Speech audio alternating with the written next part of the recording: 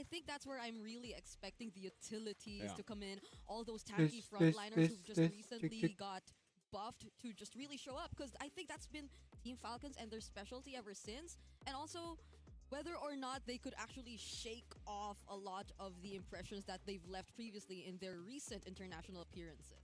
Yep. And again, we have 8 best of ones. We're going to continue on forward. Mongols, VSG, Hung Esports going up against Teams Falcon Meta, Mongols, KOG, and then ending off with Esports going up against VSG. That one we're going to be having Gideon as well as Naisu on the desk just to help us out. But yeah, I agree with Merkel. Maybe the first one we'll be seeing those assassins. So far, I've seen teams try out different things. Hello, Lane Victor. has not worked. No, no. Victor, cannot, Victor. like with Akai running around with Fred. Hello, hi. That's not possible. I believe I've seen one rare saber. No, that was not Asian. That was a different one. That's that Pilindo right there, Albert. Yeah. No, even in Malaysia. Yeah. Hazel.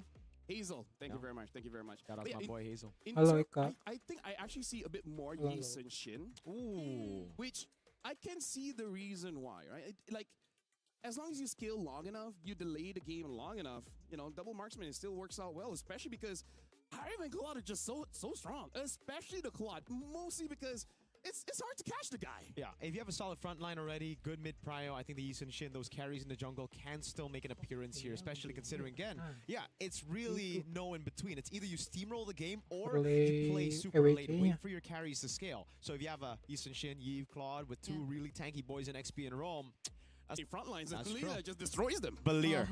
Belir, yeah. Which I also think plays a huge role, because if steamrolling and just getting that early snowball matters so much, then it'll be really difficult if you get to the point where you need to just fight for the objectives overall. Because the junglers that we're seeing right now have just so many ways to guarantee these wins in terms of the objective takes. So objective fights have been a lot more, you know, tricky this time. So right now, let's actually focus on the teams that will actually be starting the wildcards here. Let's talk about Mongols, because for both Mongols as well as FUT Esports, they're kind of the wildcard specialists in the previous M series. They made it through to the wildcard, both these teams. But again, this time it's just one team. So let's talk about the Mongols, right? Some of the players are there. Zixora, the Coach Summer, and K. Yeah.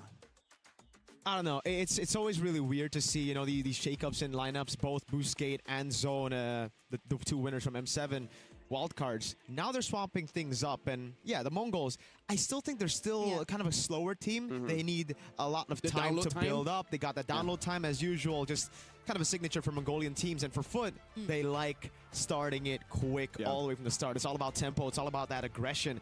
And they were able to get 6 games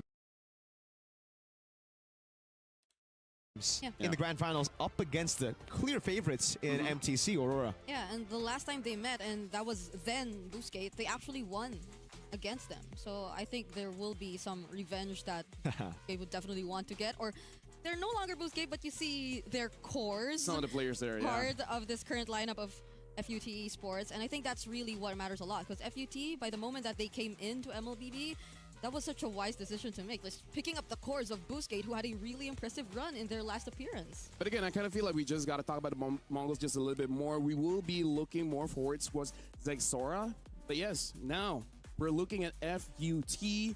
We're thinking that they will be the ones starting off stronger here, at least in the early and mid.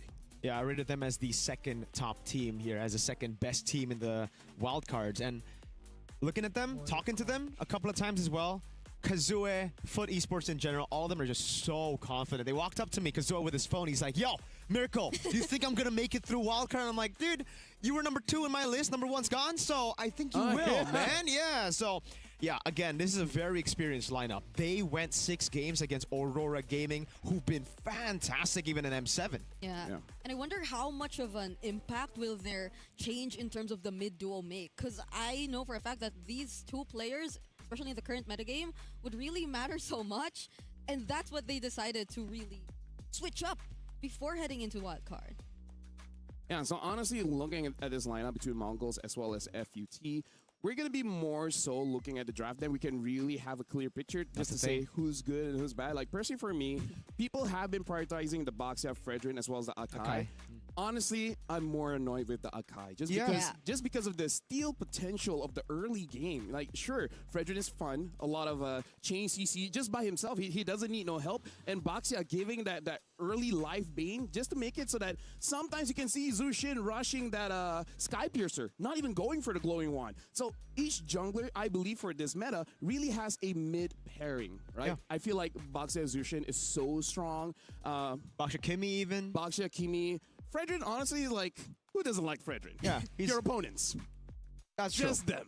He's a good all-rounder, man. So everybody has their own strengths, and I agree. Objectives really are very, very important in this current meta, but it then comes down to the players and their play styles. Yeah. If they're more of a brawly team, if they love going in, playing those brawls, long brawls, they can't really utilize those Akais. Yeah. They have to go for more of those Bakshas, more of those tempo picks. I feel like Akai is an amazing pick if you have an amazing gold leaner.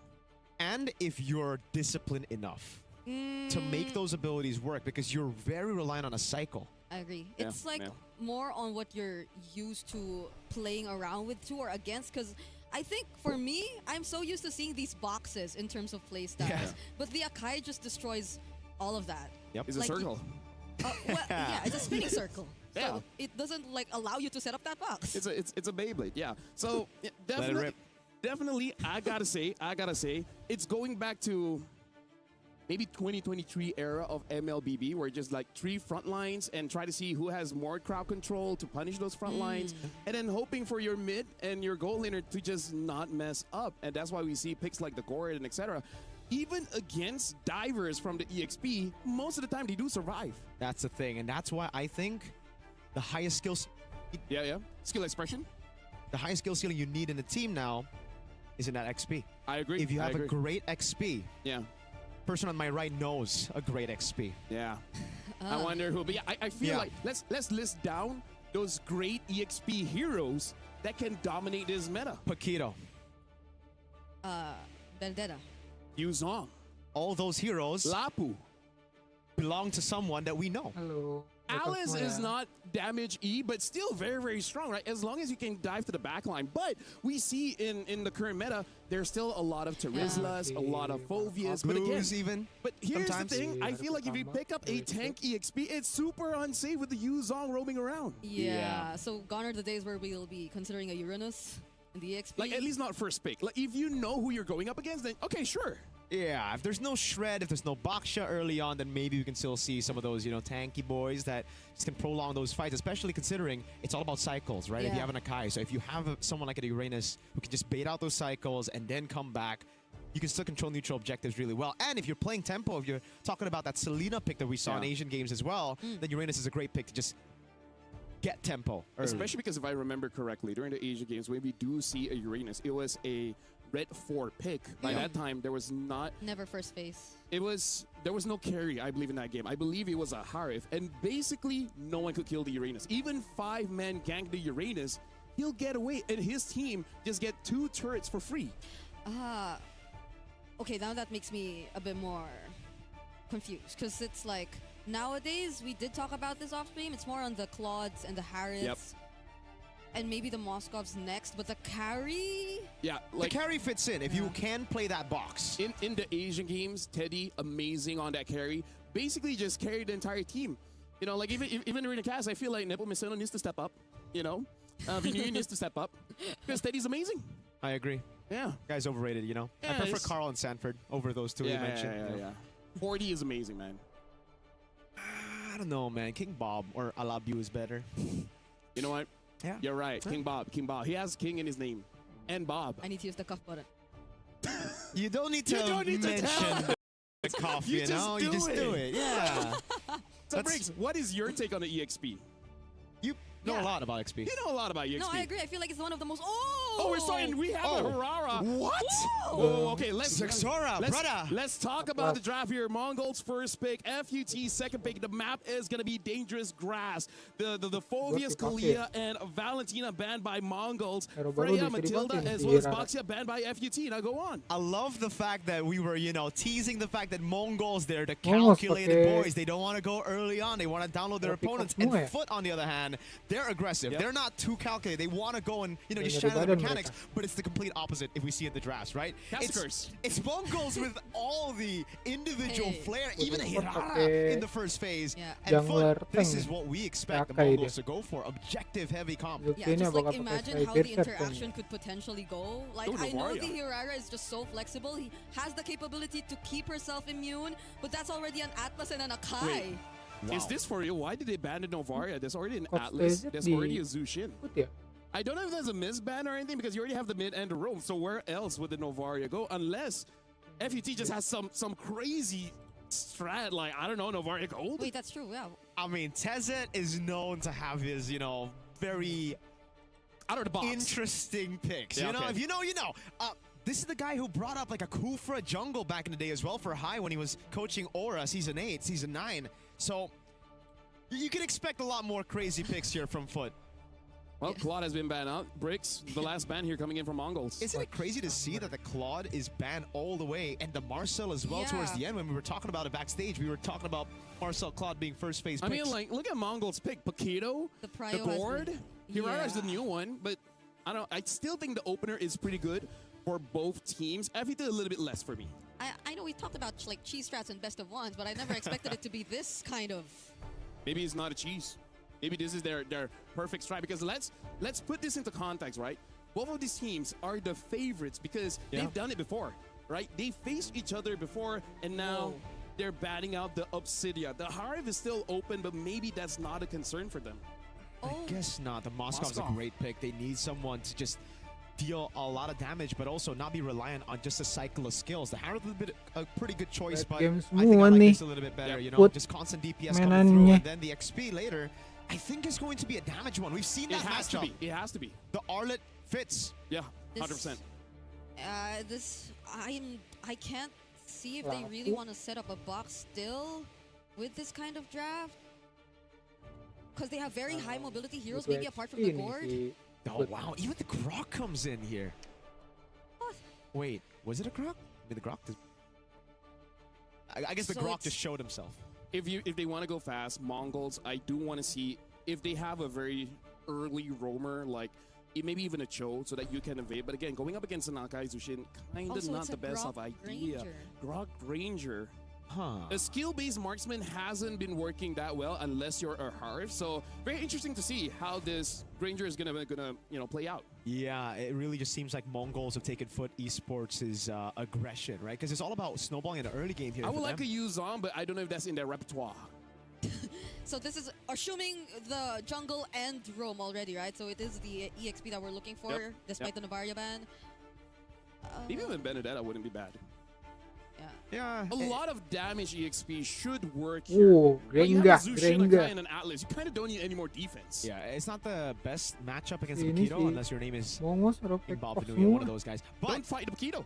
What's so hard about that? Exactly. I mean, a lot easier said than done. They go for just even more CC. They're just trying to overwhelm the Mongols with crowd control. Man, look at the amount of crowd control they got. I mean, like, personally, my thoughts in the first phase of that turtle, as long as no aggression happens in the first 2 minutes, I feel like FUT has got it. Especially the sword just dives in with the lightning form. They should have enough damage and heal to secure that turtle. But with that being said, we're going to be throwing it over for Mirka and Brigida to cast this game. Mongols against FUT. You guys got this.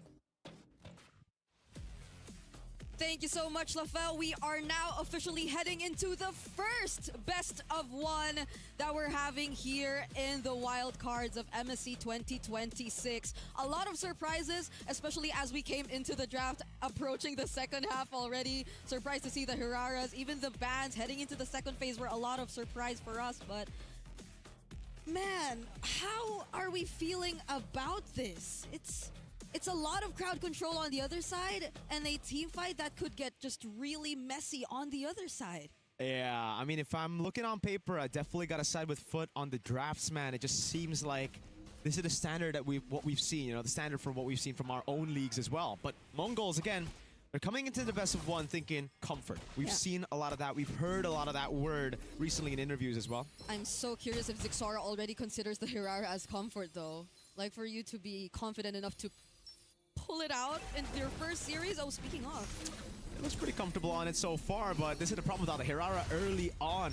Once, well, where do you don't have cooldown? It's gonna get really tough. XC burns out the flicker, tries to go in, but the lantern flare knocks Ox up. It's gonna be Kazuma with the rotation as well. Ox, he's gonna have to flicker out the safety. Psyche, no mana to take him down. What do we say about Mongols wanting to be the more disciplined or careful team? That's like a very brawly start to this game number 1. Well, understandable. That's one of the more common rotations you're seeing, especially considering that they're still sticking with a quote-unquote assassin jungler. I think you would consider the Hirara an assassin still. But then Foot, they were so aggressive to fight back. That was a flicker burned by Exi early on. Yeah. They really wanted to get that kill early, man. They really wanted to stop the snowball from happening here for Zexora. Great start to the game for Foot, I'd say, man. Again, with the Hirara, you're just constantly going to have to take it in an early game. You're not going to have enough cooldowns to just spam your skills. But look at this rotation quickly into the bottom lane. They're playing that strong side, as we mentioned, Zexora. Zoning RX, Retri even going to go for Zexora. Zoning RX, Retri even going to go for the kill. RX has to flicker out early. Survive that. But then it seems like Mongols had their eyes set on the bottom side of the map. Could this be the approach? They do not want to fight FUT Esports in terms of objectives, considering that that's an Akai, and he's already an entire level ahead of Zexora because of that rotation. I love the approach, though, you know? It's kind of like Mongols know that Foot will have the lead early on when it comes to neutral objective battles, so they try to go for the strong side, gold lane, K, helping him out. A lot of damage plays down with the perfect match. It'll force out a flicker from K, but I think that should be it. Yeah. Mongols are quick to sense that there could be something happening right after that objective take. Look at Kazue. He's just showing himself. Still, the level gap exists. And there are going to be in the slight advantage against Foot, but K, no flicker left for K. The strong side gold lane is if you leave him, yeah, the hard CC and tanky boys are just going to get him out. No flicker, as you mentioned, Brigida. It was just such an easy kill, and they didn't even need to use any ults aside from the SOD. Yeah, we haven't seen Bloodspet really use that Fatal Links just yet. Not even the heavy spin, there was no contest whatsoever to that objective that we saw. And now they take half of the energy shields down bot. RX is having a really good time. Ox doesn't have level 4 yet. But look at Zexora. Again, something that we kind of know from him is that he is very sporadic. He knows how to think on the go, and he's already seen that rotation go straight up top, plays with the strong side that he has in XP to take the orange buff, and this means Kazue is going to be behind in XP despite getting Turtle 1. Oh, that was quick for Mongols to catch up, and now it's Foot who's just mostly staying down bottom. They get to find Ox isolated here, though. Lantern Flare. Oh, the perfect match. Even a body. Oh, wait a second. Kazue with the heavy spin straight up. The Spear of Misery kind of helped him there, too. Yeah, that was a bit of miscoordination. So I feel like this time we'll see the EXP laners actually be part of this upcoming fight. Let's see how it goes, because Mongols this time might actually contest. But we're seeing Zexora just starting to make his way. There is no heavy spin, though. Oh, Psyche passing Crimson Beacon. Good shifting closet to pick up as well on Mumu. As nice goes for the knockup with the tectonic charge. Zexora gets a kill on XC. And it's RX trying to run away now, as that's going to be the cutoff as K rotates over Mumu. Takes Bloodspet out, and it's a free neutral objective for the Mongols. Okay, Foot probably did not want to be in that position. They just made things so much easier for Ox and Mikey. Mikey didn't have to put himself out there in danger to use that Mystic Gush, and that was a quick way to just use the tech charge. Now it's Mongols stealing away that small lead that Foot had earlier. And Mongols are just using that aggression so well. They're forcing Foot to play those team fights. Foot, you got a composition to play neutral objectives. You can't be brawling early on, and a few of those abilities. Yeah, I think it's Mongols who's capable of finding those kinds of pickoffs in the mid before the objective rather than Foot. Foot might want to just really fight the objectives head on, and especially considering that earlier they did not have the heavy spin. We mentioned it, but they still decided to go for the fight. Those cycles are very important, especially for Foot, because if you don't have the shifting skies, oh god, wait, Makey. Good projectile, man. So much poke coming on. Psyche. Zexora steals a camp away from Kazue. Panda's walking up, though. He's very tanky. This is interesting because I feel like Mongols, their lineup doesn't really require you to just go full commit. They're fighting it with range because of the Granger and the Gourd, and the ability of both the Paquito and the Hirara to just go in and out is helping them so much and just baiting out stuff from Foot esports. Okay, gonna be safe.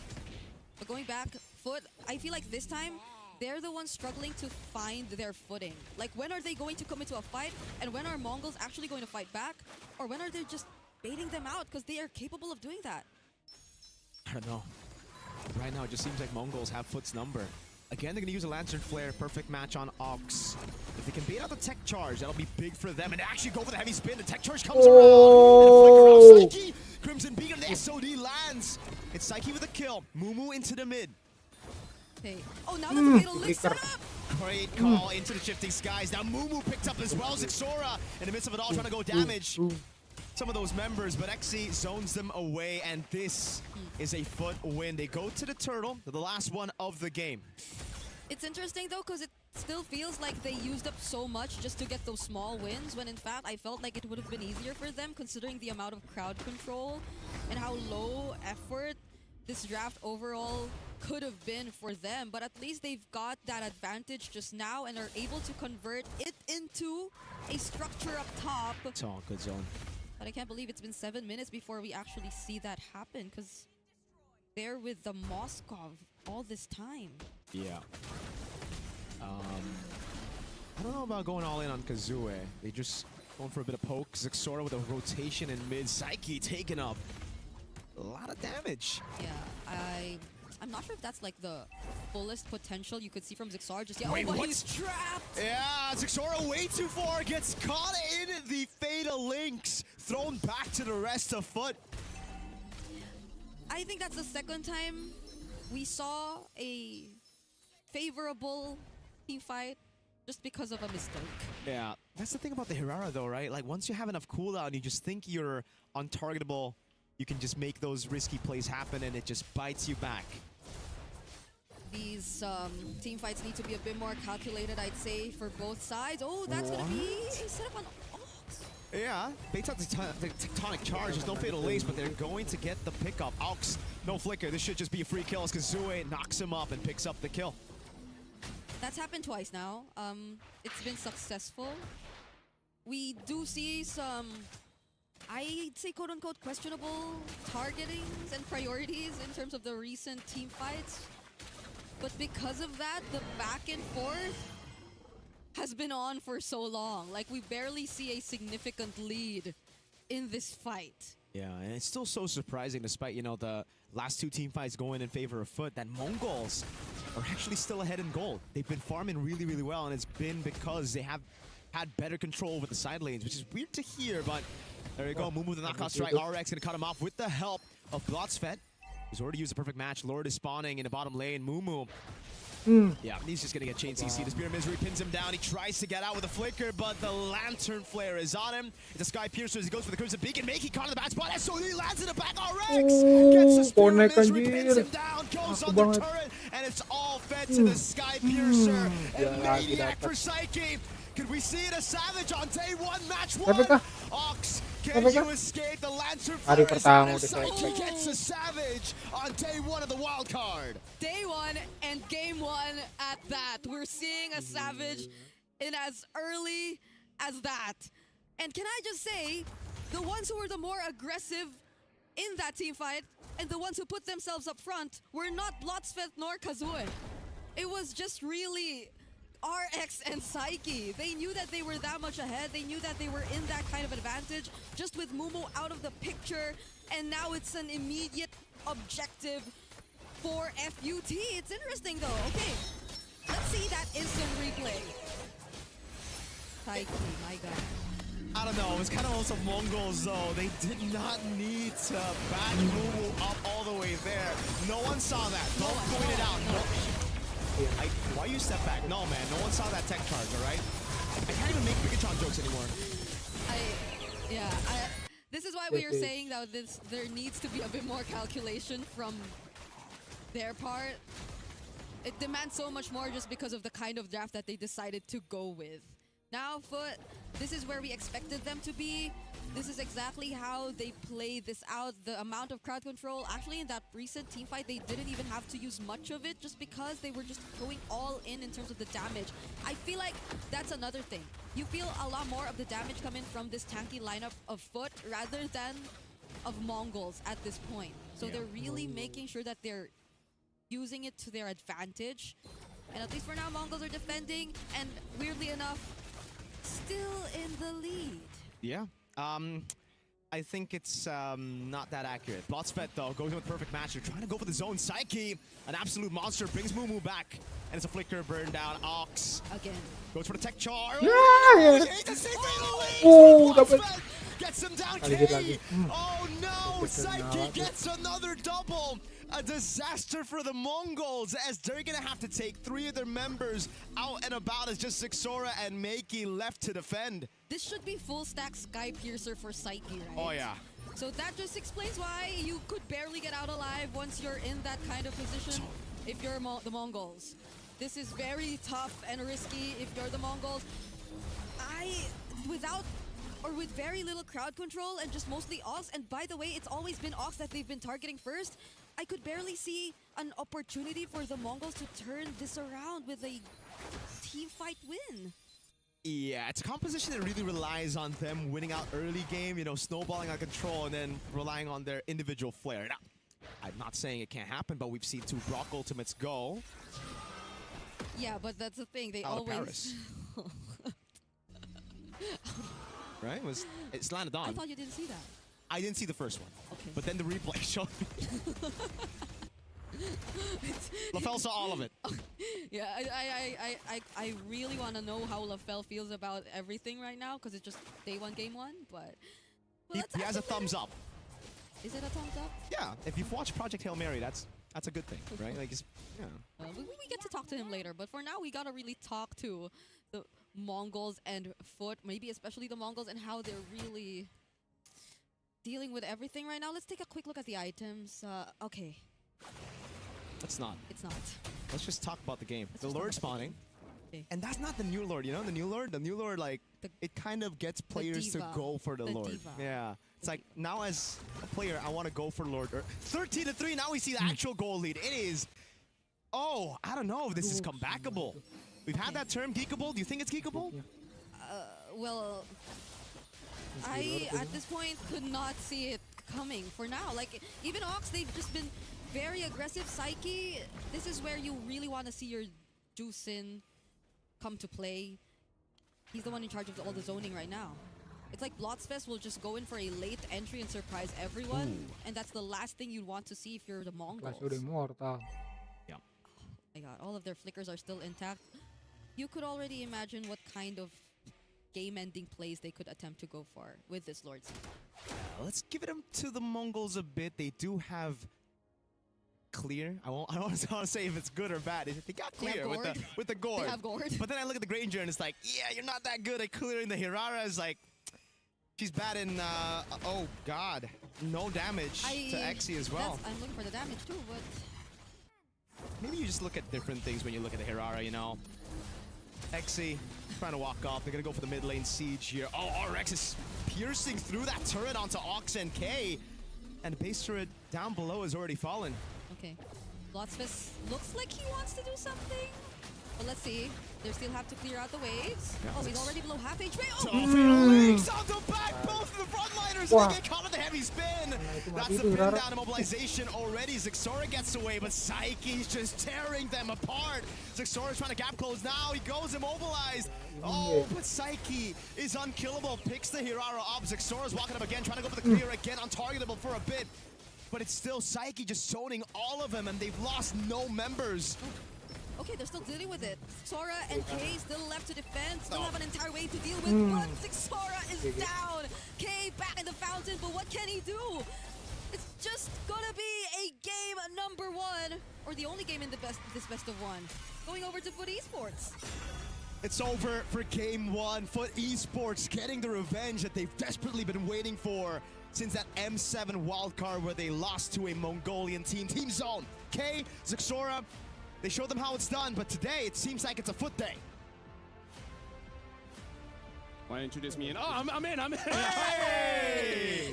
So first of all, let's just say congratulations to FUT for winning that one. But my TLDR, my summary of this game, the reason why Mongols win and lose is because of their mechanics. Because the only time that they won in the team fight was that incredible tech charge into the Mystic Gush. But then after that, any kind of team fight, we've seen mistakes coming in from Zixora. We've seen mistakes coming in from, of course, the Grok from Alp. So I really feel like this might be one of those situations where you probably just need to warm up just a little bit, because there was a lot of unnecessary situations where I believe Mongols had the kit to outplay that, but that just didn't happen. But when we're talking about a draft, Ranger is not really one of those geekable heroes, because it's a hero that heavily relies on the Skypiercer stacks. What if you get 40 Skypiercer stacks in the last team fight? That's good enough.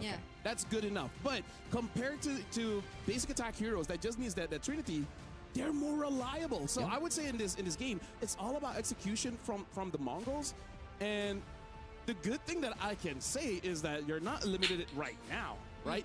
As long as you make it to top 4, that's still fine. So, hey, maybe a warm-up after this, they might look better. Yeah, because there was a clear game plan from them anyway. Like, you saw their first rotation, them just deliberately letting go of the objective and wanting to focus their resources onto one lane. But after that rotation, I feel like we no longer got to see the idea anymore, because we got to see, like, the team fights that feels were a bit accidental. autopilot-y, honestly. It doesn't feel planned.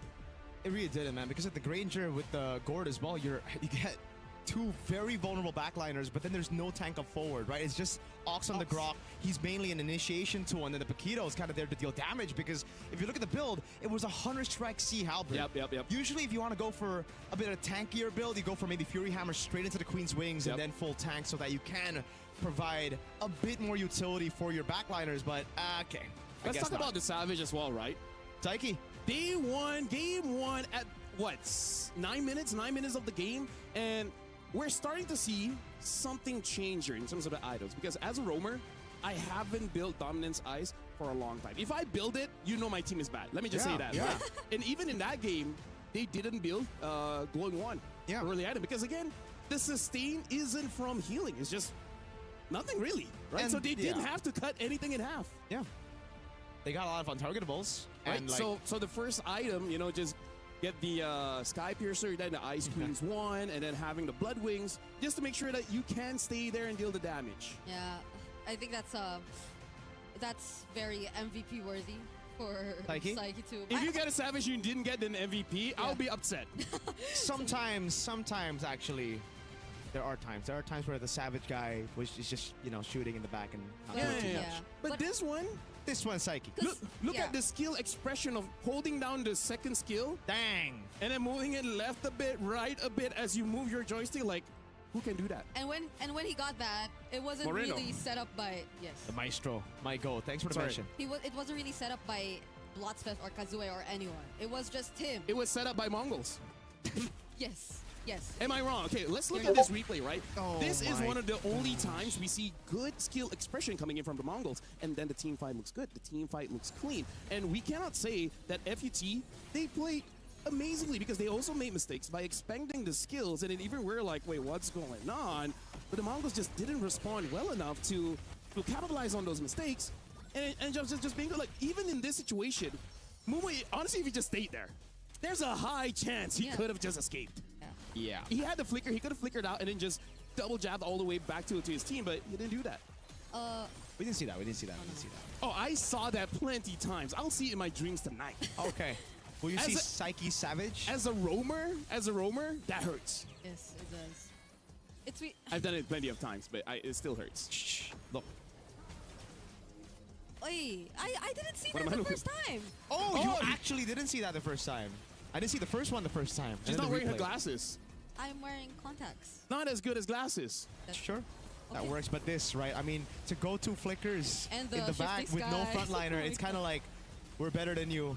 Yeah. That's literally what they thought, right? Like, you have to have that respect. You're up against a composition that is just full CC, dude. If you don't get caught by the Atlas, you're going to get caught by the Sora. If that doesn't happen, then the Panda's going to spin at you. And this is the lineup. If you don't get like 3,000 gold lead by the first 2 minutes, you're kind of done. Because Gort, once he's finished his skills, then what? Ranger, once he finishes skills, then what? Hirara is pretty fast to finish her skill and no damage. And then what? Yeah. Right? It's just a composition where you kind of want to blow everything instantly and hope it's enough. And, you know, newsflash, usually isn't. Because I think even the sides weren't able to accomplish much in that game. Like Mumu, not that he was held in lane by his counterpart, by Exy, but whenever he did try to go or catch up to the fights, it's a bit too late. Yeah. Or like Ox is already gone, and what can he do as the only other quote-unquote frontline when he actually went for damage build? Yeah. Well, so far we've seen Hirara in the game hasn't been performing so well so far. We got 7 more best of ones for today. So who knows? Maybe someone else wants to give it a shot. Maybe. Please don't. I don't know. It's Whenever very you play, risky. whenever you play Hirara, it just feels like it's a tickling contest. You know how? Yeah, because you're not doing any damage to any of the tanks. The tanks are just gonna stop it, bro. Yeah. It's just a little annoying. You're kind of hoping that your goal laner is like, I don't know, Kelra? Eman, bro. Eman. My goat. Yeah. So even if you try to go for... No, did we actually see him reach the squishy targets? I can't recall. Here's the thing. We might know a little bit more if we talk to Foot themselves, but we're not going to be talking to them. Eterna is standby there. So let's see what Eterna has to say with FUT Esports. Ask about Hirara, please. Eterna here. Thank you so much, casters. And of course, I am here with Kazue for the Kadia City interview. So once again, congratulations for this first best of one. How did it feel to find this victory here in the city of Paris? Yok Paris. Güzel bir turnuva. İlk maç oynadığımız için gayet mutlu hissediyorum açıkçası. Güzel bir maçtı. Hatalarımız var. Daha iyi olacak. Burada olduğum için çok mutluyum. Bu kadar. It was good to play the first match, and we also win the first match. That's also make us very happy, and we love the city, and we want to go to the main stage. Okay. We did little mistakes, but we will fix them in the next matches. And we're excited to see your next few matches. Now, your first opening match here, it looked like a little bit of a revenge story because technically they were the ones to knock you out at M7 stages. How does it feel to find this win against them? Mutlu hissediyorum çünkü gerçekten geliştiğimizi hissettim. Yeni rosterımızla beraber daha iyi olduğumuzu düşünüyorum. MLBB'den sonra kendimizi geliştirdik ve gerçekten bunun karşılığını görmek beni çok mutlu ediyor. Kendilerine çok saygı duyuyorum. We respect them, but we changed our roster, and now I feel like we really improved ourselves from last tournament, and we are also happy about it. We also respect them too. We're seeing that. We're seeing that. A very decisive victory there in that first game. Now, we have a question from Mirko. I think you're familiar with him. He's asking, were you surprised with the Hirara pick coming through today? Yani evet, o piki beklemiyorum açıkçası. Şu an çünkü metada tanky jungle seçiliyor. Ve Hirara'nın turnuvalarda çok iş yapacağını düşünmüyorum. Çünkü bence güçlü ama ranked da güçlü. Turnuvalarda iş yapacağını düşünmüyorum şu an için. Çünkü meta biraz değişti ve Hirara çok slow dönüyor bence. Yavaş dönüyor ormanlara. Actually, I was not expecting the pick. I think this hero is a ranked hero, not a competitive matches, and I don't think any other player will play this character next of the tournament. Okay. So the first time we've seen the Hirara, and it doesn't look like it's doing too great. Maybe stick to rank games, right? All right, Kazue, final question. You are going to be up against VSG next. Do you have a message perhaps for that team? Biz onlarla aynı bölgede olduğumuz için onlarla çok fazla scrim atıyoruz. Bizim scrim partnerimiz. Onları seviyorum, saygı duyuyorum. Güzel rakip. İnşallah biz kazanırız. Because we are of the same region, we did a lot of scrims against them, and we love them, we respect them, we wish them luck, but I hope we will win today. Okay, we'll see if you guys are going to make the win. But once again, congratulations for your first victory. We'll see you later on. And we're going to throw it over back to our casters to maybe break down some of what Kazue said earlier. Let's go.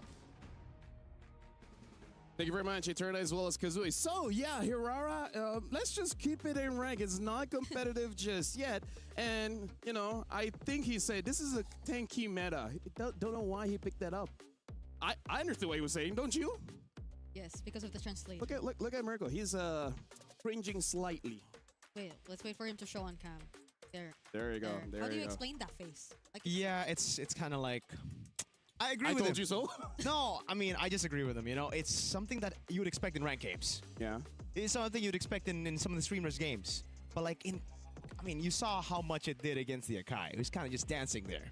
Yeah, there was probably some bit of attempt to cheese. No, I think I have the same mindset as the Mongols. You know what my mindset always is? What? What's the worst that could happen?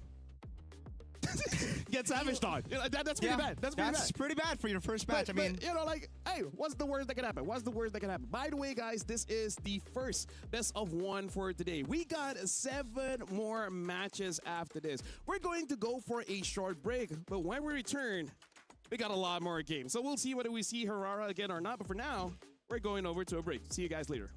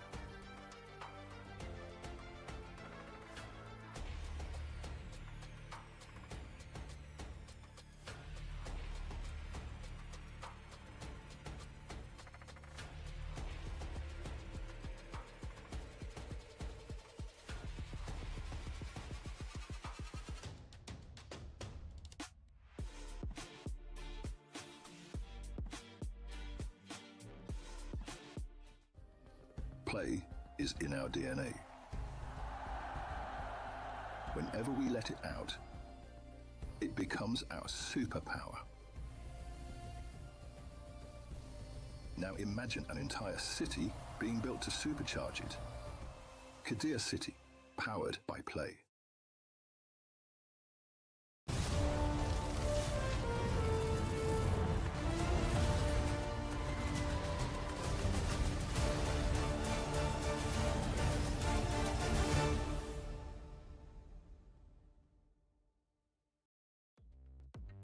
Welcome back, ladies and gentlemen, to the Esport World Cup 2026 here in Paris. We are here at the wildcards, where we just finished watching Mongols going up against FUT Esports, where FUT won that best of one, and they even secured a Savage. My name is Phil. Alongside with me is Mirko as well as Brigida, where we will be talking about the newcomers coming in from East Asia. They might be the new wave. We're talking about Sunset Ravens going up against the Huns. I'm at Sunset Ravens, yo. Are I they flew nice? in to Paris with them, with Coach Raizan. Raizan, Indonesian coach, was the coach at Dewa United, so I know him. Spend some small time in Malaysia with KGE. There you go. A little bit of time in China with Rare Adam. There you go. And now to Japan he goes with Sunset Ravens and Mui Minette. So honestly, Sunset Ravens, it's a Cinderella story. If you really look at it, right? They were able to beat, well, Mui Minette was able to beat his ex-teammates in Junichi and 10 all the way in the Japanese qualifiers. So I'm really excited to see what they have been cooking up, because they actually boot camped in Indonesia. Yeah, they were the more familiar names when it comes to the Japanese teams before. And I think there was also one player from 10S Gaming Frost who they were also able to defeat. So they're definitely making a statement for themselves. We're just really looking forward to see how it's going to fare now that they're in the wild. Enough introductions about themselves. We're very familiar with a lot of their players as well. These are like the rest of the Team Zone guys who we also witnessed in series number 1 from the Mongols. It's just that now they're split up and they're with a new lineup. If we're going to compare between the Huns as well as the Mongols, you would say that the Huns are more, I would say, micro heavy. They really want to show their strength very, very early on. The thing is, we expect the Mongols to play a bit slower, but then their draft didn't really say that. Yeah. And then they didn't fare well. So, I don't know, Huns is going to be playing slower instead. I don't know. The thing is, will we see more assassins in the jungle? Because Hirara already doesn't look great. So it's going to be very interesting to see what Huns is, well, the Team Huns is going to go for. Yeah. Let's take a look at Mui Minette and the boys. His first Sunset Ravens coming in as, I guess, well, for everybody except for Mui Minette and Ryzen, no international experience. They're coming in here trying to prove to the world that Japanese MLBB. Yeah. And that's why Mui Minette is the captain. Yeah. He will be leading the charge. Let's talk about the history of Japan as well, right? The entire history of Japan? Yeah, because, okay, fast forward. Okay, fast forward to M1, right? Oh, okay. Fast forward to M1 with Tenseka Gaming. They revolutionized that period of MLBB, bringing up the Rafaela, bringing up the Exborg jungle, right? And then 10-second gaming Frost, and they're very lovely people, you know, like very easy to talk to and very humble as well. So we always love seeing Japan come here because they might bring something new, and it's something that we didn't think of, and they were like, huh, that does work. And we miss seeing Japan in the international stage. I remember. Konnichiwa minasan. Yeah, we did a trailer, right? Do you remember that trailer? Of like when Japan finally returned. Oh. And we went to the jungle. And then we were just like celebrating. So that one was the one with the leeches. Yep, that's the one. Shout out Remar. Shout out Remar. And Gideon Q. Gideon Q. Oh God, nice. You know what? I love times. jungle. Love the jungle. Not as much, but yes. Okay, you know what? It's in my top 200. It's in my top 3, but like I've only done like 3 shoots, so.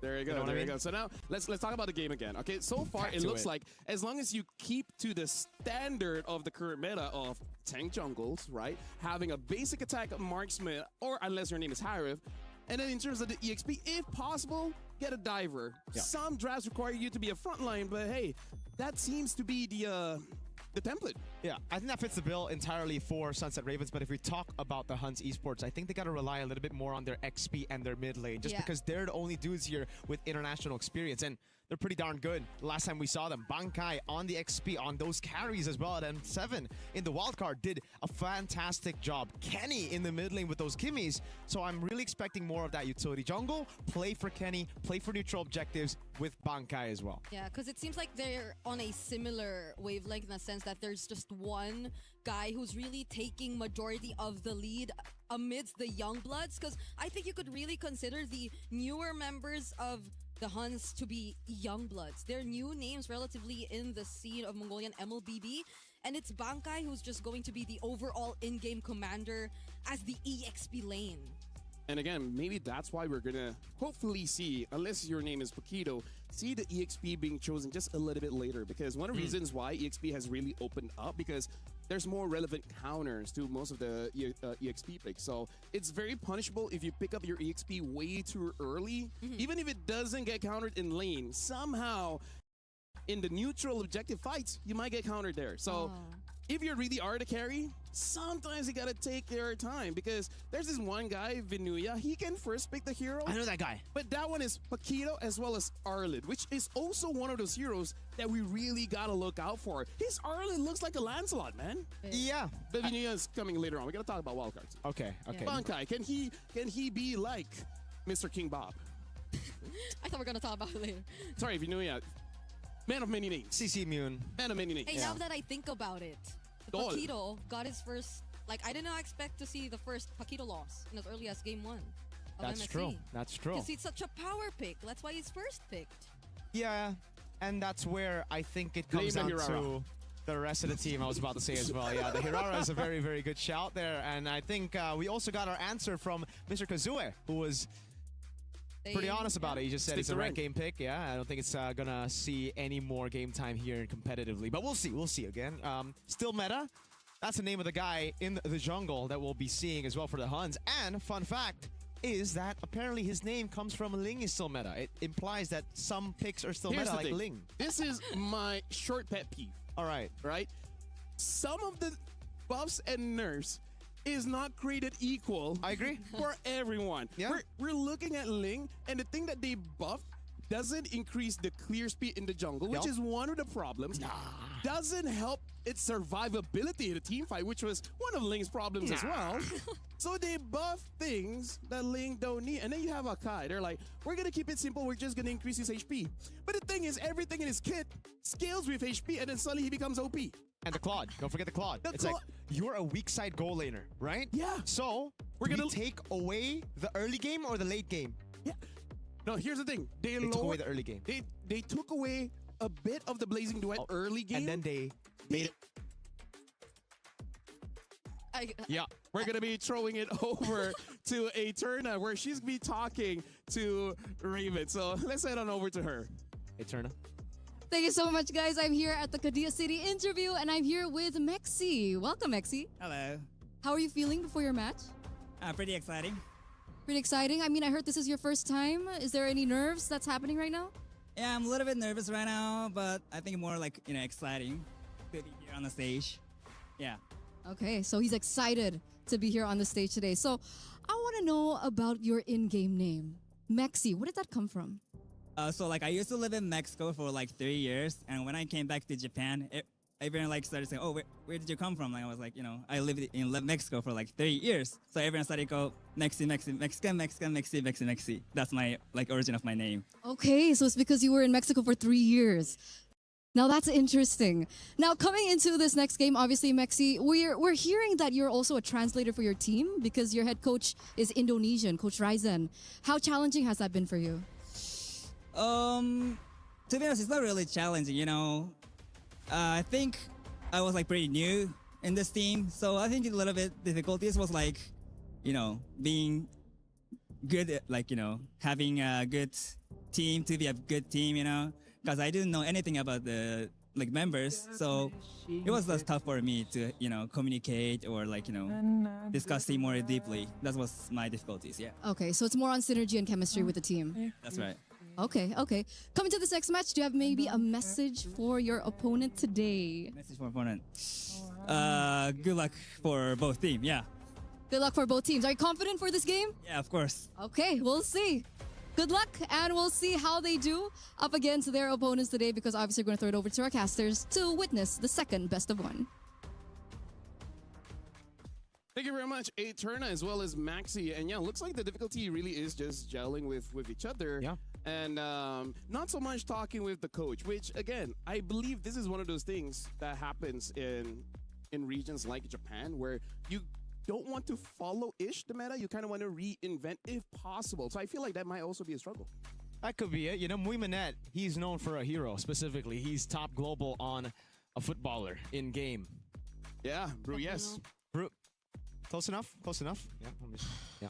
Bruno. World Cup. Bruno. Shoutouts. World Cup. Yeah, actually for Mexi, it's pretty cool because he's Japanese. Japan are out, but he can always just go and support Mexico now. Yes. They're still in. There you go. But yes, now we're going to be talking about this one. We're hoping for Hans to have a better game compared to the Mongols before, because so far, the prediction is that games will either be so snowbally or nothing will happen, and then we just approach the late game, right? We've seen the snowbally part. Somehow I just have an instinct. I feel like that's going to be the same story for game 2 here. Oh, I thought you were going to say we're going to see a late game. Yeah. No, as I was thinking about it, maybe both teams might be just a little bit nervous. The a little bit more nervous Game one 1 was like 14 minutes though. Like in between of our like. I guess 40 minutes for some people is long. For me, it's quite short. It's quite short. I agree. It's quite short. I agree. It is very underwhelming. So, hey, maybe if the draft just has scaling gold laners and then going back to the tank jungles, then yeah, maybe we can see an extended game. But now we're going into the draft here. Hans is going to be the first pick, and the Ravens will be the second one. Expanding Rivers will be the map. Already banning out the Phoveus as well as the Marcel. And I also want to talk about Freya. That nerf means nothing to this girl, man. Okay, She's still super strong. It means something. I don't think it's like completely nothing. Bro. I'm more afraid of Freya than Paquito. Huh? Okay, I'm actually more. Oh yeah, well. I don't in know. the lane, Okay, listen. In the lane, yes. Listen, if you're a mid or gold laner, you kind of don't want to deal with the Freya, because even if you don't kill her, she's already done her job. She's just there to disrupt. That's true. That's true. I think she's still a very, very good pick. But I guess the small reduction gives you something. Yeah. Hey, like in the range, in terms of range. It's not about the range. It's about how you utilize it. And most Freya players utilize it very well. Okay. Bro. I agree. If they made her die faster, then that's a good nerf. I think they should do that next patch. I think they really should do that next patch. I don't want to see a Freya in the next 6 months. But the Baksha gets spanned out. The Huns have taken out the Marcel, the Phoveus, and even the Baksha as first pick. Yeah, really great bans. Because earlier, I think the Marcel was something we saw in second phase. Baksha also banned out. I wonder if they really just want to go for more DPS, something like a Kimi, something like a Claude. The first pick is going to be very interesting for me, because I'm hovering first picking Claude, the Akais. Okay. Those are amazing first picks for now, because there's not a lot of counters for those picks. But if you prefer Fredrin, then I can see that as well. There you go. Aerith gets banned out. The Juicin is left open. It'll always be first pick if it's left open to Huns. One of those heroes that no matter how you nerf her, she's flexible. She's adaptable. Yeah. She's like Mahoraga. Oh, wow. Yep, and a Savage game 1. There you go. This is what we expected, right? Claude in the first phase with the Akai. There you have it. Yeah, these are really good priorities. So this should be a Fredrin. Yeah. A Fredrin, and then maybe a carry just to fight back with a Claude or Moscow, whatever you're comfortable with before he gets banned out. Yeah. Because those are the only two, I think. Not unless... Whoa, wait a second. We did see a Navaria banned out just earlier. The Atlas into the Akai. Where is Novaria going? Is it going? No. Bus. What's the jungle? Is one of these... Novaria sama Juxin. Uh-oh. Was it a mistake? Is Zushin somehow going to be EXP or something? I don't know. I mean, I've seen that. I've seen that too. Yeah, but we don't know the matchup, so why? Yeah, and I think it's a confused Sons of Ravens. You can already see Coach Raizan say, don't think about it. It's not just them. Yeah, they confuse more than just Sunset Ravens. The Eve comes up for that matchup against the Juicin, but or is it the Juicin? Exactly. A good thing about the Huns, they could be like, psych. Maybe it's just a Mongolian team, because again, we did see it banned out. Banned out when you already saw that there was a roamer and a mid. So where could it be? Yeah. The thing is, is this a cheese that we just don't know of? It's been happening in scrims? In Southeast Asia, we have not seen this. No. Not even on TikToks. Unless that one guy that just farms his one-shots, you know? Yeah, TikTok is just all about Hirara right now. Yep. By the way, Fredrin banned out as well as the Uranus. So for the Ravens here... so is it gold? They're still not considering it's a jungle. So Yeah, no, I wouldn't think it's a No, jungler either. Fredrin Yeah. gets banned. where does it... I'm so Because confused. the only thing that they know is a Claude gold lane. No. Let's also think about it this way, right? What are you setting up with this Novaria early pick? Because using the Echo, it makes it so that your projectiles hit easier. Yeah, So the Atlas will benefit. But but then there's an Atlas-ish. Akai Yeah. who can just push you away. It's like, I'm thinking of the damage. What is the damage setup gonna be? Yeah. Is Well- it just selfish so that she can hit her shots? This is confusing. Carrie gets Oh, but banned they ban- out. Yeah, jungle and gold. No, because if I was them, I wouldn't know what to ban either. Yeah, I just ban out the heroes that are annoying to my composition. I agree. The Khalid gets banned out from the Huns. Sunset Ravens, if they can actually play the Cho, it would be a pretty good pick here against the Atlas. You can get mid-prio as well. With the Eve, if it is a Juicin matchup, if We just don't know. okay, I'm sorry, man. Yeah. But yeah, and then the XP lane for Sunset I'll be Ravens. so upset if this is I'm Atlas sorry. jungle. The Val. Oh! Okay. It's Woohoo. a I think it's a Mongolian Mongolian thing. It's a Mongolian thing. They yeah, really like Hirara. I mean, I don't blame him, but And then a Moscow. So this it's is XP. Wait, who is the XP? Zushin or Novaria or Atlas? What is would it you rather Atlas use XP? against the Sora? bro, None of the above. Okay, you know what? You know Bucinnya what? pasti di. Let's be fans. You know, close our brains, enjoy the game. I like it. Yeah. Like is a very strong word. Let me just say that, right? Like is a very strong word. So now, Sunset Ravens, the final pick here for the roam. I do agree. The Cho is the easy pickup if you want to go for more, I don't know, healing, something like Matilda tapi might jadi still be atas. able to work. Cover Yeah. 4, bro. yeah, honestly, the Matilda is I pretty feel good like it's too, yeah. hard for you to get a bad roam here. Yeah. It's pretty hard. You already have a very good composition. I mean, this. Okay, sure. Yeah, sure. Miller. Yeah, wait for them to initiate, then grow your trees out. Yep, Hirara comes in, doesn't go out. That's the kind of game that I want to see. Untargetable, by the way. So I think she might be able to get out, but the team might be baited in by the Hirara. Oh, and Moscow as well might have some difficulties. Yeah. Okay, you know what? Let's just see where Wait, everyone where's goes. it going? Where's it going? If it's wait, who's no Bankai? XP Novaria. Ladies and gentlemen, I'll be throwing it over to Merkel as well as Brigida, where I will just enjoy in the backseat to see what's going on with game number 2 here. Folks, you create space in the XP. That's what you're meant to do. And what better pick to create space than a hero who's in space? Novaria, right? I mean, right? Okay, yeah, let's just not. Lore-wise, she's in space. Yeah. Eve's also in space. That's Eve's right. in space, but okay, that's true. That's true. There are all, I don't know. But like, you see what I'm going with it, you know, XP, getting space. You Yeah. know a lot about XP. Let us not talk about nor consider the matchups anymore. The 1v1s, none of it is going to matter, I guess. Wait. No. So it's not Novaria? Yo, ladies and gentlemen, welcome to game number 2. We're in the line of dawn. So Tiba-tiba jadi Arlot. I see the that- resemblance, yeah. Sure, but yeah, okay, so that we were confused for no reason. I don't know. We should have just known. We should have known it was a different Tiba-tiba visual, you jadi know? Okay. Arlot, anjir. Maybe Novaria and Arlet are just different in Paris. No? Okay. But hey, all right, so let's talk about the Arlet. Now that it's an Arlet, they can actually have some combos with the rest of the team, right? They can actually Yes. bait out some purifiers as well. They have layers upon the CC, not just the Atlas. It makes sense. It makes more sense. Yeah, okay, and thank was it like goodness. if it, because I'm trying to recall like the sequence, then maybe it was also some sort of deny for the Atlas Arlot to just whoa. come together for Sunset Ravens. And somehow Bankai is really doing a great job so far. Oh, Wait a minute, that's way too far away, the BMI. What? Menit 1 udah kena first blood. he did not expect that, but if he did watch game number 1, he should have known that the Hirara is likely to go there. Yeah, okay. Let's take a look at the emblems real quick. Mexi's not having a good time. He's not. Okay. So I'm assuming these are the accurate emblems that we're seeing. Still the same for the Hirara as we saw in game number 1. I think it's except the Assassin. Yeah, it's Master Assassin coming down. The Bargain Hunter is something that we actually have been seeing quite a bit as well. Good zoning. Bankai's going to hit 4 before Mexi. Depends on the XP crab. They're going to have to fight for him. This is the thing about the two roamers. And Oyu, Oh, yeah. they're this is not going to have ultimates here for the first turtle. Hey, we could say his IGN by the time he uses Wrath of Dryad. That's true. Wait, good taunt. Okay, Lexi here will use the shifting skies, captures one, but Bankai responds with the final slash. That's actually an outplay that we get to see from the Huns, and they force out the heavy spin as well from Trap. Now he's trapped. Can he get out? Gets knocked up, and is picked off by the Huns yet again. They seemingly are going to get the clear advantage in this fight. Really well played by the Huns. Bankai again. Something that we mentioned in the pre-show as well is play around the XP.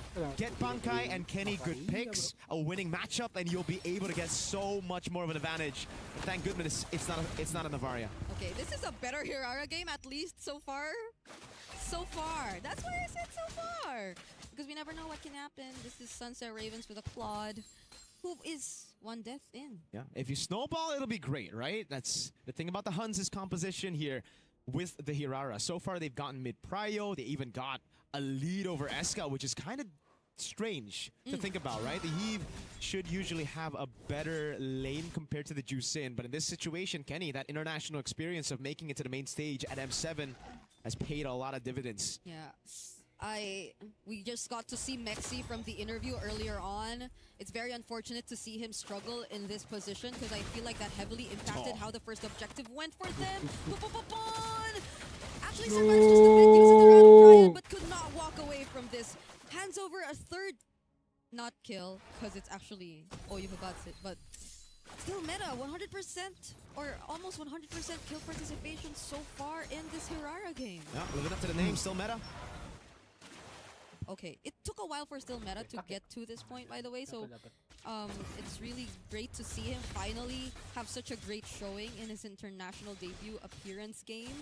And it's so far really snowballing well for the Huns, so they've clearly got the advantage. What is SNR going to respond with? They're not gonna really commit to the fights just yet, but they're gonna show up here down bot. Okay, at least Muimanek gets it with Art of Thievery there. Picks it up, Bankai up top, man, a menace against Mexi. Still meta, living up to the name, at least, right? The Hirara is still meta, according to him, and he's doing really, really well. They're doing a good job. SNR, though, what they need to do is focus more on the neutral objectives. They have a composition to play around neutral objectives, but it just seems like they're getting baited by the Huns to take these fights, and this is a good way to do it. Bait out the heavy spin before the fight. Oh, the final slash was used onto Eska, forcing out the flicker, but now the heavy spin responds. And the real world manipulation too. Now they're in the trap. And they get to find the shifting skies from Mexi, but the response to the fatal Muimanek goes in with the blazing to it, and now it's all the Huns. They take sama Sora ya. out 3 Gila, enak banget members itu from kena the 3. Huns. Sunset Raven actually turned things around. Sunset Ravens have a cycle to play with, but the Huns did not respect it at all. They just went in all in, even though they baited some of those resources, but there is a silver lining. They did get a turret up top, so they got a trade, but that early lead that they just built is almost all gone. I don't know if it was... I think it's just a big mistake that they didn't respect the cycle of skills. Trap. Okay, Trap gets to walk out of that. SOD will not connect. But yeah, the moment that Huns sort of overextended in that moment, then it was just Eska freely laying down that real-world manipulation. And even though they did respond with the Fatal Links, they were still inside of it. So there wasn't much that they could do. Whoa! A flicker into the Wrath of Dryad. Muimanek didn't go in with the Blazing Do It just yet, though. Does not decide to fight. He was able to calculate that it was a bit too risky. It's a zoning ult. Trap needs to get purple buff, right? Right? If they didn't ult there, purple buff might have been stolen. And the flicker we didn't see, right? So like, he just blocked them from crossing. Mui needs farm. Right now he's getting farm. It's okay. The roamer can die a lot of times. Trust me, I know. I casted a lot of Geek Fam games. Beloyski dies like at least 7 times before the team starts winning.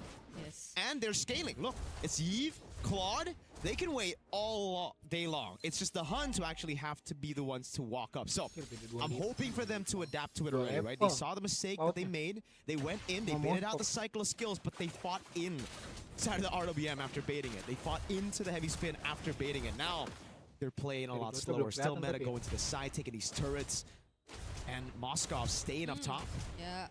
Look at how well the Huns are actually able to manage the map so far. They're slowly taking control of majority of SNR's resources. And that is going to be a bit tricky for them, considering that the lead is still existing between their junglers even. Trap is a level behind so far, and there is an objective that's coming next. We're already approaching the 8-minute mark, but the Huns have solidified their lead so far. So Sunset Ravens, are they going to risk it? Whoa. Tapi Trap sendirian goes doang in, dia. forced to use the heavy spin, but it was a bit too late. They've already Well, secured the Ericnya kagak objective kuat, long man. before they arrived. Ini ya, Who knows? damage Maybe ya. delay it for a bit, right? They're gonna go for the siege now, trying to convert on more objectives, and it's just been the Huns who's dominated this game. Yes, a good fight for SNR, but after that, back to the control, over the side lanes, getting prio all around, still meta, a whole 2 levels ahead of Trap, and it's just been the pattern everywhere. Everyone's ahead. It's Yuki's 2 levels ahead of Muimanet. I guess it also has something to do with what their lineup is capable of, considering the lead. Maybe they are forced to play the more passive approach. They do have the Belleric either way, so it was something that we expected from Sunset Ravens. If ever the Huns do become aggressive and just go all in, but this time around, okay, they might find one. Bankai uses the flicker to survive though. Oh man, Yuki's just picking up turrets for free. Up top, they're utilizing Bankai's pressure so well.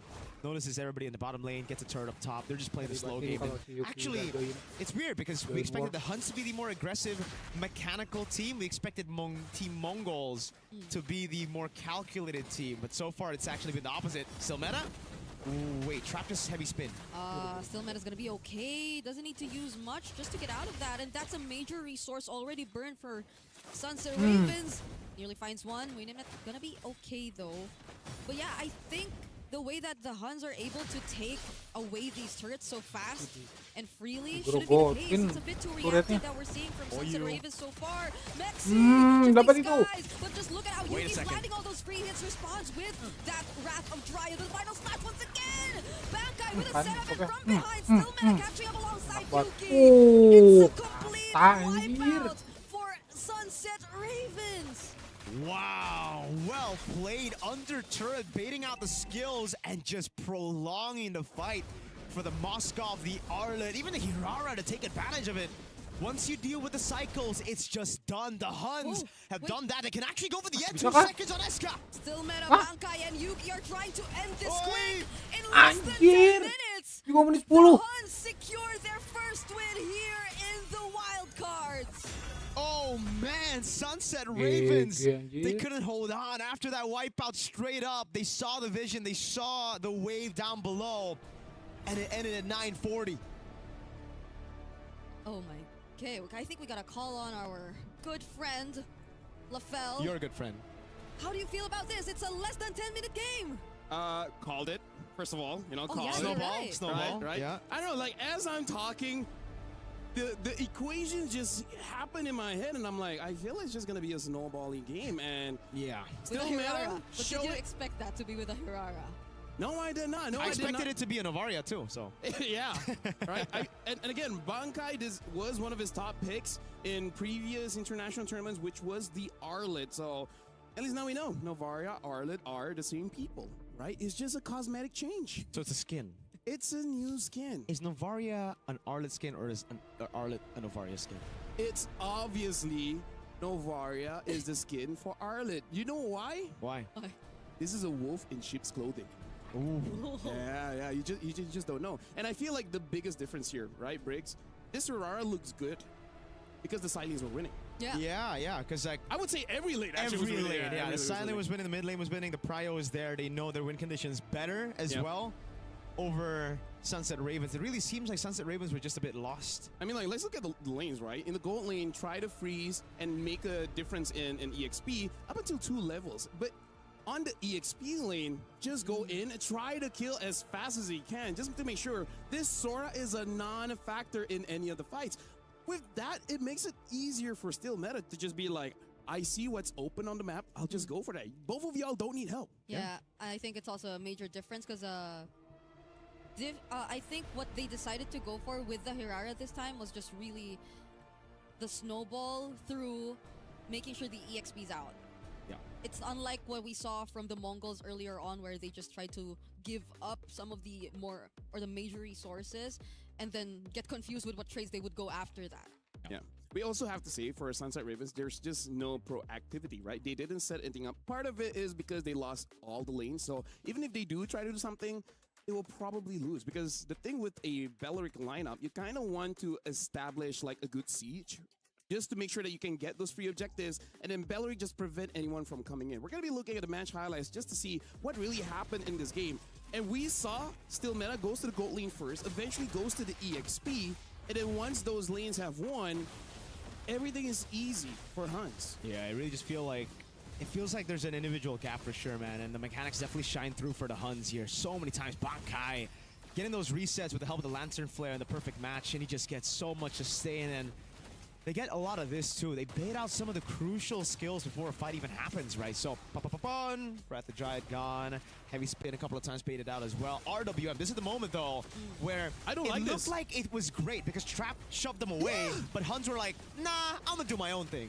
Yeah, exactly. They're like, oh, no, we're safe. No, we're not. We like danger. We like We go in on that one. Yeah, I honestly thought the moment the Fatal Links was laid down that it could have been like still the Huns winning that fight, but it didn't really happen. Yeah. But sadly, that was the only moment we really got to see Sunset Ravens with the more favorable reaction. Because I feel like their reactions a lot of times really didn't give them much value. Like, that's something they might want to, or we would want to see them work on a bit more, is like finding trades across the map despite whatever the opponents are actually doing. Because a lot of times we just saw them like waiting and on standby, I guess. Yep. Even especially after that one failed attempt to contest the Lord, if I'm not mistaken.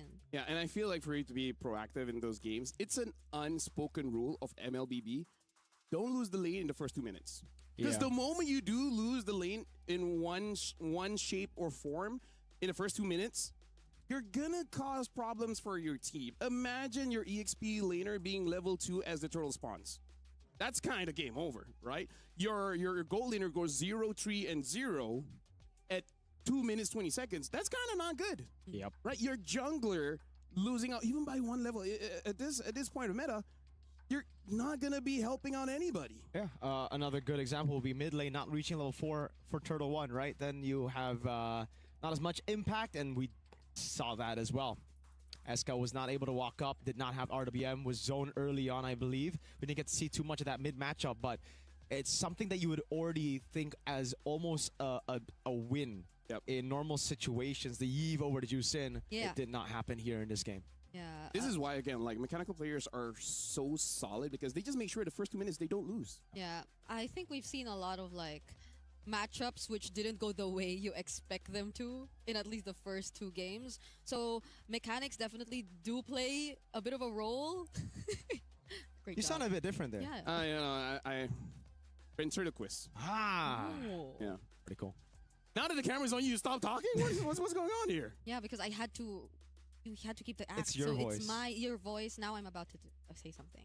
So yeah, I agree because it feels like we could go to a break right now. Yeah. Really? Honestly, it was a pretty short one, but yes, we have more games for today. That's the second best of 1 true. We'll be jumping to the third one after this, but for now, we're going for a short break. Make sure you guys don't go anywhere because we'll be back in like, what, 5-10 minutes? We'll see you guys then.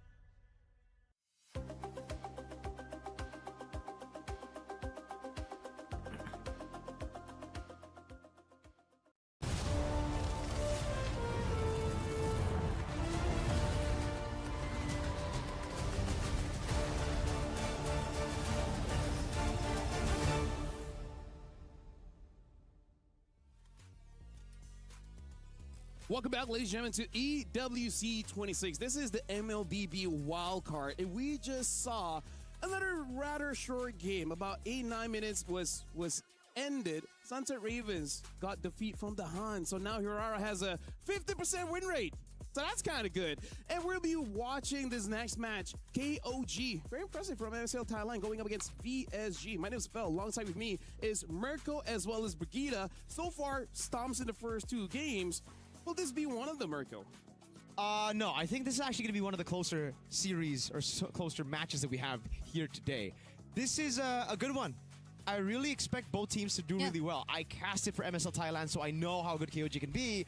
VSG, I've heard great things about them. And I also watched some of the VODs of their games, and they got, you know, my favorite player, one of my favorites, my GOAT, ex-VTR, by the way, JM. Yeah. Yeah, speaking of, both teams have Filipino DNAs, Brigitte. Let's talk about that a little bit. Exactly. That's why I think it will be a much closer fight, because they're able to bring much of what we're familiar to in terms of gameplay to the international stage. And this time around, I think it's almost the same in terms of numbers. Like, there's 2.5 on KOG's, or no, on VSG side, 2.5 Filipinos, and then there's 3. Because even the coach for KOG, So has some Filipino DNA. Oh. Must be nice being you, huh? Why? I feel like good at MLBB or something? I feel like we talk about this every year, and it's just a stream like she's just talking about how great the Philippines is, and then we're like, you tossed me the question, so I just had to, you know. That's true. Yeah, but it's every year. It's every year, man. It's Yeah. almost like Filipinos are good at MLBB. Yeah, or right. something. Anyways, yeah, we gotta talk about KOG because they were very, very impressive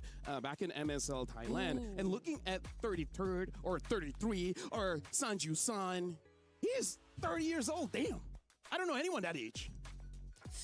I don't know myself, so I'm Okay. Yeah, that's true. I don't know myself. He I think aside from that has been here very long enough. Which, by the way, I fought against him in SEA Games. It was the first SEA Games. I was the coach, he was the player, but we had an interaction there. Yeah. Dang, 2017. So that was some So you're history. batchmates. Yes. We're almost same age. Damn.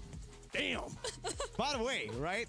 Payan, amazing goal laner. I think the star of the day for me has to be Payan. Just seeing his Claude, specifically his Claude at MSL Thailand, I think this is something that VSG are going to have to take into account when they ban out some of those heroes. We saw the Claude just earlier, unfortunately not game number 1, but game number 2, respect the Claude, please, VSG. Yeah, which is exactly why we're all excited to see Carvey too and his resurgence here in the international scene, because he's the one who's going to have to go up against Payan.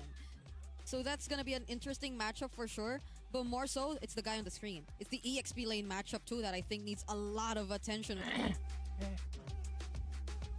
I would say this EWC, right? Anyone that, if there's any game that there's an EXP diff, I really feel like it's just going to be snowballing. Yeah. Right? If other lanes, you know, lose a little bit, I think it's still survivable. But if the EXP lane has a clear gap, I don't think it's going to be a long game. I think the game will end by the first Lord. That's how impactful the EXP laners are right now. Having a massive hero pool helps a lot because again, a lot of things can be countered. So if you're saved all the way to the end, then you're going to be good. That's why, good XPs, they win you tournaments. And earlier, Bankai was able to show that, right? Yeah. Let's see who is the better XP here, because 33, he's got the experience. JM, he's Filipino. Yeah, but unfair advantage. He is Filipino, and he will be going up against a team who might be one of the closest to the PH macro, though. So yeah, one thing about KOG that's really, really great is, like you said, the discipline, the macro, the way they play. They understand their win conditions so well. But it was all with assassin junglers. That's the big question now. Has Kaizen readapted to that utility jungle? Because he was known as a utility jungle, but then he had to adapt to the assassins. Now, is he back? Yeah, something about those assassin tank conversations. Junglers like using the assassins slightly, especially the gold lane. They like the tanks. Not Mobazane back then. Saber, I guess. Yeah, you know what? Yeah, Saber's good. Saber's good. Saber meta-ish in rank with the buffs, making him able to go in and out of the fights. But we're not going to be talking about that unless it has been brought out. But we're going to be talking about KOG here, which, again, we've seen a lot of them. They're looking pretty good. BSG, and here's the thing. You were saying that this might be a close game. Yes. And I do agree. But yes. in the first 4 minutes. Oh. If I see a clear gap in the EXP, probably not going to be a long one. Okay. And I feel like it might, because 33 in during the time of MSL and I think a bit of Asian games. I think he tried to make the CC work. It worked for him. It didn't work out for the team. Yeah. CC did get buffed a bit, but I think it's not enough. I agree with that. I agree. I think it's also because in Asian games he couldn't rely on his jungler maybe True. or his goal laner. So now that he has KZ and Pioneer, he can go back to what we see more often in MSL Thailand for him, which was actually some crazy picks like the Esmeralda. So it's tanks in the XP just to enable the rest of the team. Yeah, I still like to think that this will be our first, like, longer game. Okay, let's establish what would be a longer game. For me, if it's above 16. I think just above 14, above match 1, I'm happy. Yeah. Around 15 plus. So you guys are comfortable with 14, I'm comfortable with 16? Above 14. Above 14, above 16 is above 14. There you go. Bang. Because, I don't know, I feel like, you know, 15-ish minutes still... It feels long if... 30-minute game. I've had a 33-minute game. 33. 33. Hey, that was Malaysia against Indo. Oh Yeah. my god. yeah. It was game 2 or game 3? Was it game 2? Game 3. gue Game dapat 3. It was game 3. It was game 3. Yusin Shin in the jungle. Right. Paquito goal lane. Yeah. But still, honestly, that was a fun game. I'm glad that was fun. I'm glad that Malaysia won, but still, that was a very, very fun game. Very, very fun game. So for KOG going against VSG, we haven't talked enough about VSG, so we're gonna make sure that we touch on them just a little bit. Maybe during the draft. And we read some of the comments. Everyone is very interested on Hirara, and it's split, Miracle. It's very split. Some people are Hirara defenders, and some are just haters. And you seem to be one of the haters. Yes. Dude, no, don't get me wrong. I love Hirara. It's just in-game, bro. It's different. You know what I mean, fam? It's bad. It's not a CEO. It's not a CEO? Meaning, like, in my opinion. It's not a Suyo. Yeah. I heard CEO. Okay, yeah. It's not a Suyo. In my opinion, Suyo drops into the same category like Cho, Zushin, where it doesn't matter the change, you can make him work. I don't know. No, because he has the kit for it. Right? He has ways to defend himself. He has a lot of dashes. He has ways to secure turtle lord. Like, there's a lot in his kit where even if it's not S tier, in the hands of a good player, they can make it work. I just want to say... Also, Lancelot is in that tier for me. I just want to say, in the official trailer for Hirara, she couldn't even kill a Hanabi. It's her boss. It's her boss. It's her boss. Speaking of bosses, Eterna is our boss. You guys might not know this. CEO. She's a boss lady, and she's with 33rd. So let's see what she has to say with 33rd. Combined age of Or 60. 33. Thank you so much, Lafel. I'm definitely not your boss, but if I was, I would cut your pay for sure. But on a serious note, we're here for the Kadia City interview. And the first thing I gotta ask you, are you Framesy, 33, 33rd? What's going on here? Just call me 33. 33, okay, confirm 33. Yeah. Now, you are a familiar face. We saw you back in 2017 when you were able to win MSC, the first ever MSC. Now, we see that you were absent for a bit and then you decided to come back. So what motivated you to come back professionally as a player? ก็ผมอยากจะพิสูจน์ตัวเองอีกครั้งหนึ่งครับเพื่อให้คนรุ่นใหม่เห็นว่าแบบเราพยายามแค่ไหนเราก็ยังกลับมาเล่นบนเวทีระดับโลกได้ครับ He said that he wants to prove for a new generation of players for our country or everyone who playing MLBB that if you try hard, you can be able to be back in the global stage. Okay, so no matter the age, no matter no whatever. matter the age, because I think our age to people 60. We are 30 right now. You guys are 30? Yeah. It's okay. Both of us are 30. I'll be 30 soon. So we're the 30 gang. 30 gang. Yeah, we are 30 gang. With 33. With 33, that's true. Yes. So we need someone that's... Okay, never mind. Forget that. Anyway, so this is definitely a very interesting matchup. And obviously, MSL is very new. It's in its first season. But what do you think about the competitive landscape in Thailand as a whole? And do you think they'll be able to compete regionally against the more established regions? Oh, okay. I'll repeat. It's loud in here. It's loud in here. What do you think about MSL? Considering that MSL is very new, do you think that despite MSL being new, that they're still able to compete against the more established regions? โอเคก็คือตอนนี้ลีกของเราเป็นแบบลีกมาใหม่ใช่ปะเราจะแบบเราจะซัดกับเขาไหวไหม ก็คิดว่าน่าจะสู้ได้ครับเพ เพราะว่าถ้าเราเตรียมความพร้อมมามากพอคิดว่าสู้ได้อยู่แล้วครับแล้วก็คิดว่าในรุ่นหลังๆมาแน่ Okay. We say that we are new, right, in MSL, but we doing like we prepare so well, so we able to fight with other regions for sure, 100%. And he said for the last that even now we can fight, right? But our younger generation, we will be stronger than us. So everyone should prepare for it. Okay, everyone should be prepared because even the younger generations are Yeah. on the way. They're loading right now, right? These are the words from uncle.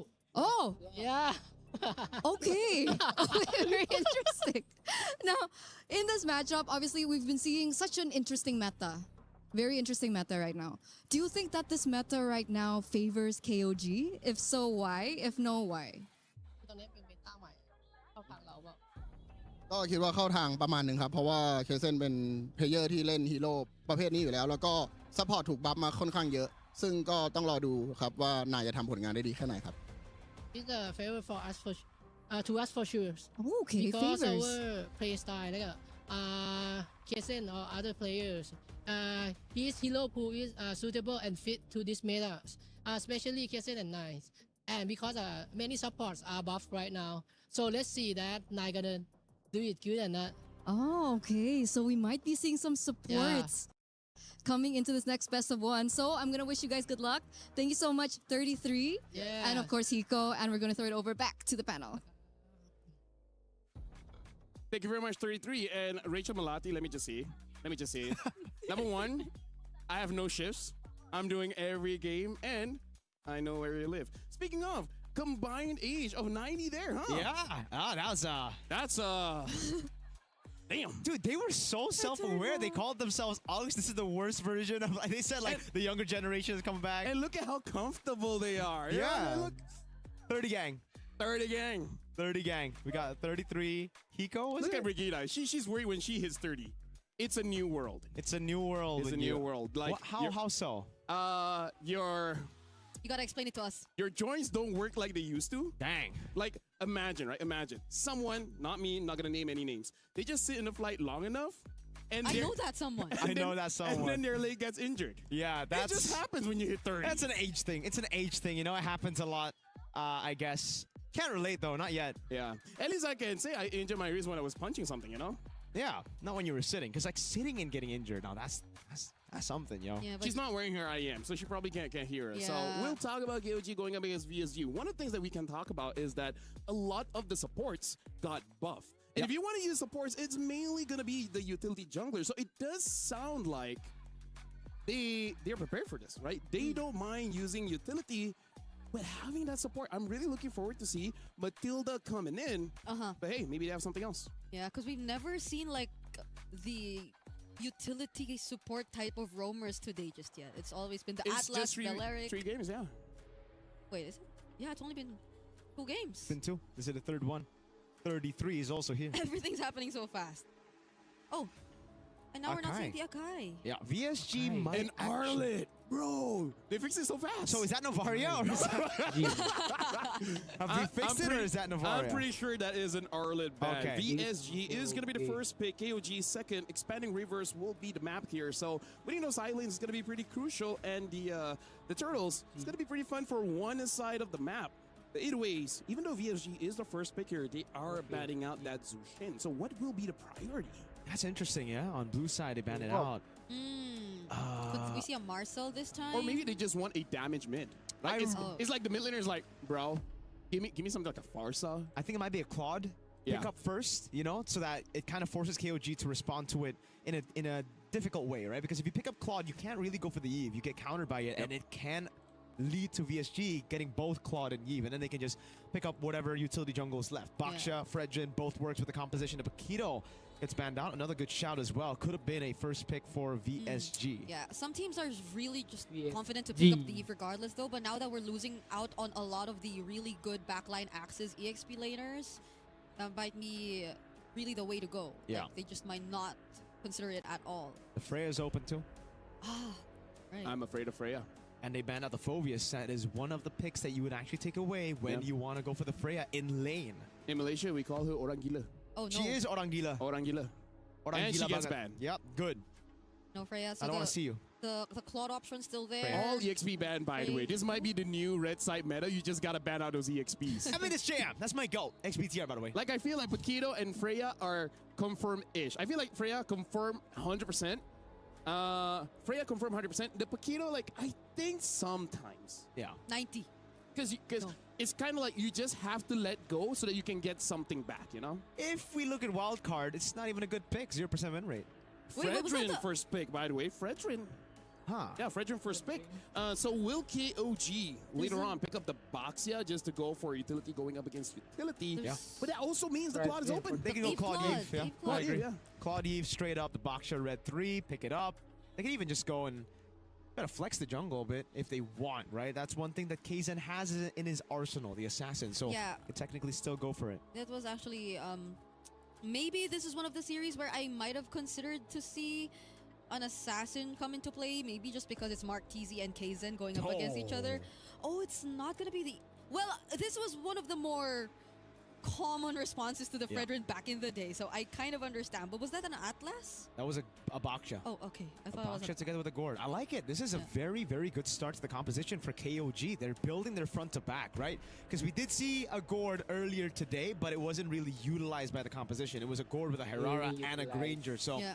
you have a good back line, but you don't have any front line. Here, at least you already have a Boxia. And they took out majority of the threats in the EXP lane. So like the only ones that are probably left out there that could really pose a massive threat to this lineup could be what, the Yujongs or the Lapu Right. or the Benedettas if we actually come down to that. And they are still capable of doing that since they have a Fredrin, a utility jungler. So I think that'll enable them to consider a damaged EXP. And what was that they went for? The Eve and the Atlas Oh. is what they went for. If they have a prior EXP, something like a Yuzong or something, I guess Yeah, that's it why, is because good. they can afford to if it's a Yeah. Fredrin. I feel like, honestly, thinking the Claude is going to be pretty good. A Claude +1, able to deal with the Gore, not so great going up against the Boxia. Or if they just prefer a Harith. I'm honestly a Claude fan. I'm more for Claude than Harith. Oh, there and you then go. they go for Matilda or Atlas and Eve. Yeah. Mathilda Boxia as well. So Oh, all right. You had some Yeah. feelings about this. yeah, I did. I feel like, I mean, for the Boxia, you already have enough mobility. You just get mid-prio in mid, Maybe then it's- you would rotate to get to the Maybe Boxia. it's for the Gord. Oh, that could Yeah, be it. yeah, That's yeah, true. yeah. You can go circling Eagle, guiding, then- win the Gord, and you can follow through. Misty Gush just turn things around. Yeah, but I don't know if you want to actually gap close Yeah, no. against this kind of Yeah, that's true. composition. Hey, hey. It's just to get out. VSG. No, here's the thing. You can go for an EXP or a gold laner as well. Because Yeah. sometimes they just bring carry forward and somehow the carry gets free and it's still good enough. Wow, is this going to be an all XP ban? It from- might, yeah. They're really respecting JM, and I agree right it's now. justified. It's justified, and KOG are going to try their best to leave the Claude open because they can still pick it up red 4. Yep. They can pick it away from VSG. And I think they've just done such a good job at denying some picks away from VSG, right? Like even the Gord pick here, it could have been a great combo with the Fredrin. The Yeah. Lapu gets, yo, how Yeah. many? 1, 2, 3, 4, 5, Benedetta. 6, man. Yeah. What's left? Benedetta. JM, you ain't playing, man. Eventually we'll just go to the tanks. The Alice. Terizla. Terizla. And a Sora against Banda. All right, JM. Okay. Say goodbye to your heroes, bro. Wait. 5 XP bands, bro. 5, 6, 7. Yeah. 6, 7. No, I was counting Yeah, but like 5 from KOG, VSG 2. What other XP is open right now? Alice can dive. Knowing 33 though. CC. Yep. And Yep. Esmeralda. It's Esmeralda. still there. In MSL, it did play it. In terms of the dives, That's a lot of crowd control, though. Hey, Gotta yeah. take that into account. hey, I mean, as long as your gold laner is super good, and it's Which we okay. don't know yet. Yeah, I think it'll be wise for Claude VSG is still to... open, by the way. For I was KOG gonna to- say it would be wise for them to ban Claude, man. Payan. No, I think this is an ego thing. It's like, oh, you trying to ban all EXP? Well, we can play your game. Yeah, Uranus gets banned out. Imagine if KOG doesn't pick up a Claude here. That'll be kind of crazy though, right? Because it is Payan's most picked Yeah. hero over at MSL Thailand, at least in the playoff stage, and he's done fantastic on it. You can go Purify to deal with the CC. You can just Yep. walk through the Eve. everything fits. But there you go, the Oh. CC, yo. It's kind of like I know this guy or something from years ago. Holy moly, Holy 33. moly. He's had quite a long career, Journey. a journey. CC Mathilda. He's been through a lot of it. He's been through a lot of it, that is true. Yeah, so now in terms of VSG, dealing with the CC, not a lot of good picks yet. Still here. Jam can play the Benedetta, Yeah. I guess. All right. If That's you want to the carry. only damage left. Yeah. And If not, then what? is there Terizla? a reason not to pick up the Claude here? Is that a Suyo? Suyo XP. Oh, God, Or JM. Or Frederick? Oh, yeah, probably. No, is. they're digging deep. This is a pick that we've actually heard Yeah, about yeah, a yeah. couple of times. Shout out to Kin from Dewa United who actually told me about it and the carry pickup. That's why they don't care about the Claude. They Yeah. want this good matchup anyways, and they're trying to build that box. So why, KOG just don't pick up the Claude? I feel like it should. They Still, it's like... still No, just ego challenge, no? Okay, Right? okay. If they don't want the Claude, then what's next? Obsidia. I think the Moskov is a pretty Moskov, okay yeah. choice too. Suyo XP. Oof. Can you use Harv against this one? Going up against Not Eve against is the carry, gonna I be- don't think, man. Yeah. But then into the Eve, like Claude is just, Yeah. you should. If you're talking about just the Eve matchup, I agree with the Claude, but then you're going to have to lane against Carvey, an experienced Just be player better. who's done a good job on lane bullies, M5, remember? Harvey carry. Yeah. So I think it should still be the Claude, but it could be Shout outs. a Moscow. That was Coach Jeff. Coach Jeff, yeah. Yep. He was there when I was held by the police. Oh, he was. Yeah, he got caught by the police, huh? He laughed at you. Yeah, kind of. Either ways, yeah, Harv has been picked up. Quite an Whoa. interesting draft here. KOG looks like they're just going for their own comforts. Yeah. PSG with the Suyo EXP. Now, this is going to be interesting. So, ladies and gentlemen, I'm going to be throwing it over to Mirko as well as Brigida to cast this one. PSG going up against KOG. Let's jump in. They needed a banget damage pakai XP on JM. 5 bans from KOG towards JM. 3 XP bans from VSG towards 33. And we have a CC and a Suyo. Yeah, That's the glad. result. I'm so glad we're still seeing him pick up an XP laner of his choice. Because I thought, JM, we thought he wasn't able to play anymore. Or I What's think JM stand for? Yeah, you're right. John Marl. It's his name, bro. You know his real name? Of course, that's my goat. I don't just call people my goats, man. Yeah, I know Sanford Vinuya, I love you, guy. Yeah, he memorizes the full names of all of his goats. All right, Right. folks. Here we go. Welcome to the Land of Dawn for game number 3, our third match of the day. It's a best of 1 in this brutal group stage. Okay. So now we're seeing at least the comforts getting picked up here more so by KOG.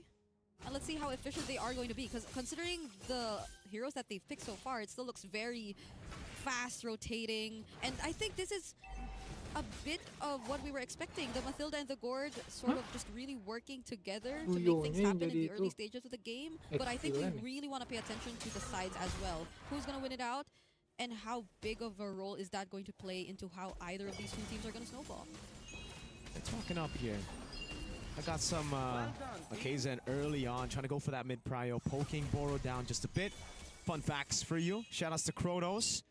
So, JM has played a lot of Suyo games in MEC, in XP, and that was before the nerf. And now you can see it with Master Assassin as well. You get so much prio from your clear. And with the Master Assassin, you actually even win out against the CC. So far so good. Bargain hunters across the board, as we've been seeing on the mid laners. Yeah, I wonder if that's also like regardless of the matchup that you see. Because right now KOG, they're going to meet here down bottom. Does Kaizen decide to go in though? Will actually bump into one. And that's going to be JM as the first casualty in this game. Not so good start for VSG, and Kaizen just gets out of there. A big weakness point of the Suyo is the fact that you are just so easy to kill against magic damage, and KOG's got that. Enough of it. Something about the new Mathilda, man. You deal so much damage with the glues, plus the Mystic Projectile, and you have a box shit to deal with, so JM's got to be a little bit more careful. He tried to get the XP crab, and now you can already see him getting poked again. Turtle, though, was not started. Kaizen decides to go on the other side of the map. Hey, Curtain Call not available, but the real world will be. Dixon lays it down, and they actually secure the first objective. after KOG got a kill off of VSG. Zen. Risky choice, double retry. Okay, Martisi trying to block the way, but the guiding wind is just gonna keep him safe. You did say the backshot Mathilda was a bit weird, but when he's not rolling, I think it's kind of okay. I say okay if they want to play it in this way, right? And they've done a pretty good job, actually. KOG, instead of just corralling over the neutral objective, this is what I mentioned about KOG. They're really smart. They know their win conditions, and with the backshot, there's no real reason for you to go 50-50 against a Fredrin. Just go onto the other side of the map, utilize that mobility advantage to get some more XP, to steal some camps. Great retry too from Kaizen, shows that composure. But Carvey, as expected, will actually be zoning Pai, and he's winning by quite a bit. Yeah, it's Kaizen doing a majority of the shot calls, and just as I say his name, how did they find Martisi there? Was he attempting a steal? I believe he was. He just got caught by a shield unity, and I think a Mystic Gush. Zed has it on cooldown, so just a pure burst on Mark. He's gonna need a robe real quick. Yeah, seemed to be a cross-map play supposedly for VSG right there, but KOG have been very quick to react so far, and they have been at least holding their lanes. Looking at Carvey, and even with a death on JM, but KOG will be the next plan. These two utility junglers are really just going at it. Kaizen, oh! What? Dang! Doesn't make it in time. The knockback? Fatal Links already committed here. They got not a kill! Zed is still okay. Flickering from Dixon, but he's going to put himself in danger. Kaizen trying to get away from this. No guiding wind available anymore. The knock of the energy eruptions. They're keeping him safe. But the Mystic Gush! Martisi's the one to fall! Oh, that was disastrous for VSG. They didn't know who to target. Everybody went for their own target, and they all got completely outbrawled. Kaizen got away with a shield unity. Great escape by Zed with the help of the guiding wind. And then the Mystic Gush comes up just on time, and this is the value of the Mathilda. It's not necessarily just that mobility, but the healing you constantly give to your team, and the underrated damage of the just recent buffs that you see has gotten KOG a 1,200 gold lead, and it's without a single neutral objective. Yeah, that really felt like it shouldn't have happened. That teamfight took long enough for the guiding wind to reset its cooldown, and he was able to survive. Kaizen with a 3-0 stat line in this game. All kills are in his hands, and now we're seeing a turtle fight coming up next. They focus on to Boro, circling Eagle. They bump into everyone. Martisi still secures the turtle nonetheless, but there's Payen with the Zaman Force. Forces VSG out. At least you still have complete control over neutral objective with the Fredrin and the Suyo. You skill 2, skill 1, and then you retry. But the fights are just going to KOG. They're so aggressive right now. They're not letting Martisi go. He could not even reshroom his jungling because he's put down very low. JM has to get out of this, but 33! One more hit, but he dashes to safety.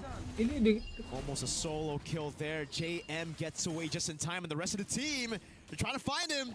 He's not there. He's left the premises. It is KOG with a 5-0 lead. Again, no neutral objectives, but they've just been faster than VFG. They've been taking the fights better than VSG as well. And now it's just reacting for VSG. Over, they catch Zed. Martisi all alone here, will dash out of it. But yeah, I think that's one of the best ways to put it. How KOG has been playing faster compared to VSG, which is essentially what you really need to expect from them with this kind of lineup. But I think a lot of the miscalculations from VSG just accelerated the pace for KOG as well. The way that we kind of get confused with their targeting shouldn't really happen, considering that they have so much layers that could potentially come out of this lineup. Or will he find a setup here? That was already a resource burnt out. No Mystic Gush. They could actually try to take this fight, but yeah, Kaizen. Oh, no perfect pair available. They use the Fatal Links instead, but they counter attack with the guiding wind and the circling eagle. Dixon is gonna be okay. Can 33 find him? No, gonna be blocked by Martisi right there. And again, it's just clean from KOG. They get a kill. They just technically use 2 battle spells there, a retry and a purify out, and this should be their first neutral objective. They've gone 4,000 gold over VSG. They've gotten turrets all without the neutral objective, and now with the turtle buff, it's going to be a heck of a lot easier for them to force out fights. the cleanest I've seen so far today, honestly. It's only been 7 minutes in. Very good. I'm not sure if we're hitting the 15-minute above mark if things stay this way for VSG. Yeah. Because majority of their scaling too is just gonna come from Carvey. They'll have Dixon as well, so technically clear should be good. The thing is, Siege is pretty solid for KOG as well, as they can actually just look to zone. It's in the base turrets that we're going to have to think about later on, right? Because that's where KOG's Siege will actually start falling off. Outside of it, the Baksha, the Mathilda should be able to zone them past these outer turrets. So right now, for VSG, it's all about turtling in their base. They're going to... Okay, they're gonna have to take it from Kaizen. Wow, it's Dixon who they actually find first. Nile picks up the kill. Mystic Gush committed as well, but that's just all to take this turret up top. While the only trade VSG could find is this tier 1 turret down bottom. That's the only thing they're able to take away from KOG at this point, who are already leading by 6k. Mark TZ dashes away from that. Payan still has the Purify, but there goes the Holy Shield. Oh my goodness. Dang, that's the only thing they could do on Suyo. You usually see it in the jungle, just going to the side lanes, clearing it up, going for trades, but yeah, getting a Holy Shield before the Lord even spawns in the game is a massive advantage. I don't know how much of an advantage it will be. It depends on where the Lord spawns, the second one later, right? But if they get far late over this first Lord, it'll be crazy. Equipment check real quick. It is the photo for Nile. He's really been able to do such a good job healing. Kaizen hasn't died a single time thanks to the healing, and the Holy Crystals built up for Payan. That's the massive power spike we're waiting for. Yeah. He actually skips the Feather of Heaven, straight into Burst he goes. And for VSG, we're still looking at that Swift Trinity for Carvey before they can actually do anything. Okay, Kaizen finds another target. Honestly, the way Kaizen has been playing this Baksha just really keeps you on your toes. You're not really sure if he's going to bump into you or not. Majority of the times, he's just doing it last minute when you already think that they're actually going to disengage or not commit. Now they might just see Lord JM far away. They're not going to do anything. This is a free Lord over to KOG. VSG. This is... Wait, they're chasing. They're chasing. No, okay, Should they won't catch up. Good decision by JM. It's a tier 2 in the bottom lane. They know they can't fight. There's no way they can fight right now. Radiant Armor for Martizi. That should help a bit, but right now, I think KOG have scaled past the Radiant Armor. They're going to have to wait for Carvey and Dixon to start doing damage. And they're going to have to hope for JM and Mark TZ to just hold their own up front. That's the thing about the Suyo. You don't do that. You're not someone that can actually tank up all this magic damage. Yeah. Now the only one assigned to block would be Boro and Mark TZ. That's a flicker burn for JM too. How often do you see the flicker Suyo? But it's here. And he no longer has it before this Lord Siege. Imagine that. Payan also burning the Salmon Force, and he's able to drop Mark TZ's HP down to half. Good rotation by JM. He clears it out in the mid lane. Circling Eagle. Okay, now he might not have a way out of this. Kaizen is gonna run! But JM still survives. It's Boro instead who gets taken down. And look at the Lord. It's up top. The Holy Shield has already been dealt with. Can they defend? Payan has the Zaman Force once again, but they're saving it for when they actually make it into the base. There you go. Zaman Force already committed. Mark TZ couldn't hold the damage. Real World coming in from Dixon. It actually pushes them out of the base, and it keeps them alive for now. Good news for VSG is that KOG did not get the far lane, but still, it's still bad. It's still really, really bad. The base turret fell with Lord 1, and VSG just seemed to have no response to it. Even with the Harith walking up, Carvey just has so many people to target that he cannot get just a single shot onto these tanky boys. Kaizen constantly moving back and forth. Yeah. And now even the mid lane, Payan looking to siege it down. They're gonna force at least another base turret. Do VSG have enough resources to actually go for a setup? I think not. They really just have to play it safe for now. This is an almost 8k gold lead we're talking about. They barely or have 0 kills yet on the board. Massive goal difference. You can already see it here right in front of you. Even the level difference is quite massive, man. 2-level lead on Nile against Boro. Boro is a squishy Atlas, and those two words, you don't want to hear them together, bro. He got the Radiant item first, but not even that is able to deal with Nile and Zed and their early capabilities. Dash already used by Mark TZ, but they might just be okay. They see Boro. And they're gonna play it safe 20 seconds before the next objective. I think, yeah, I agree. Like, so much of this has been because of how Nile and Zed Waduh, managed buka the boost kah? game. A lot of damage. Waduh. Did not Buka expect boost tuh. that. KOG just waited for the perfect Tuyonya. opportunity, and now they take out one right before the objective. Now what's the call? That was pretty Kumar of my go. JM just walked up. That was so naive of him, dude.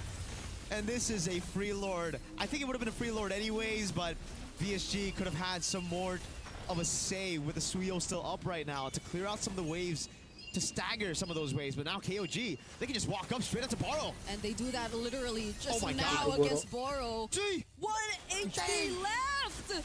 And he's gonna survive. Okay, so that's why you see, who do you really assign? If you're VSG, who do you assign to walk up to those?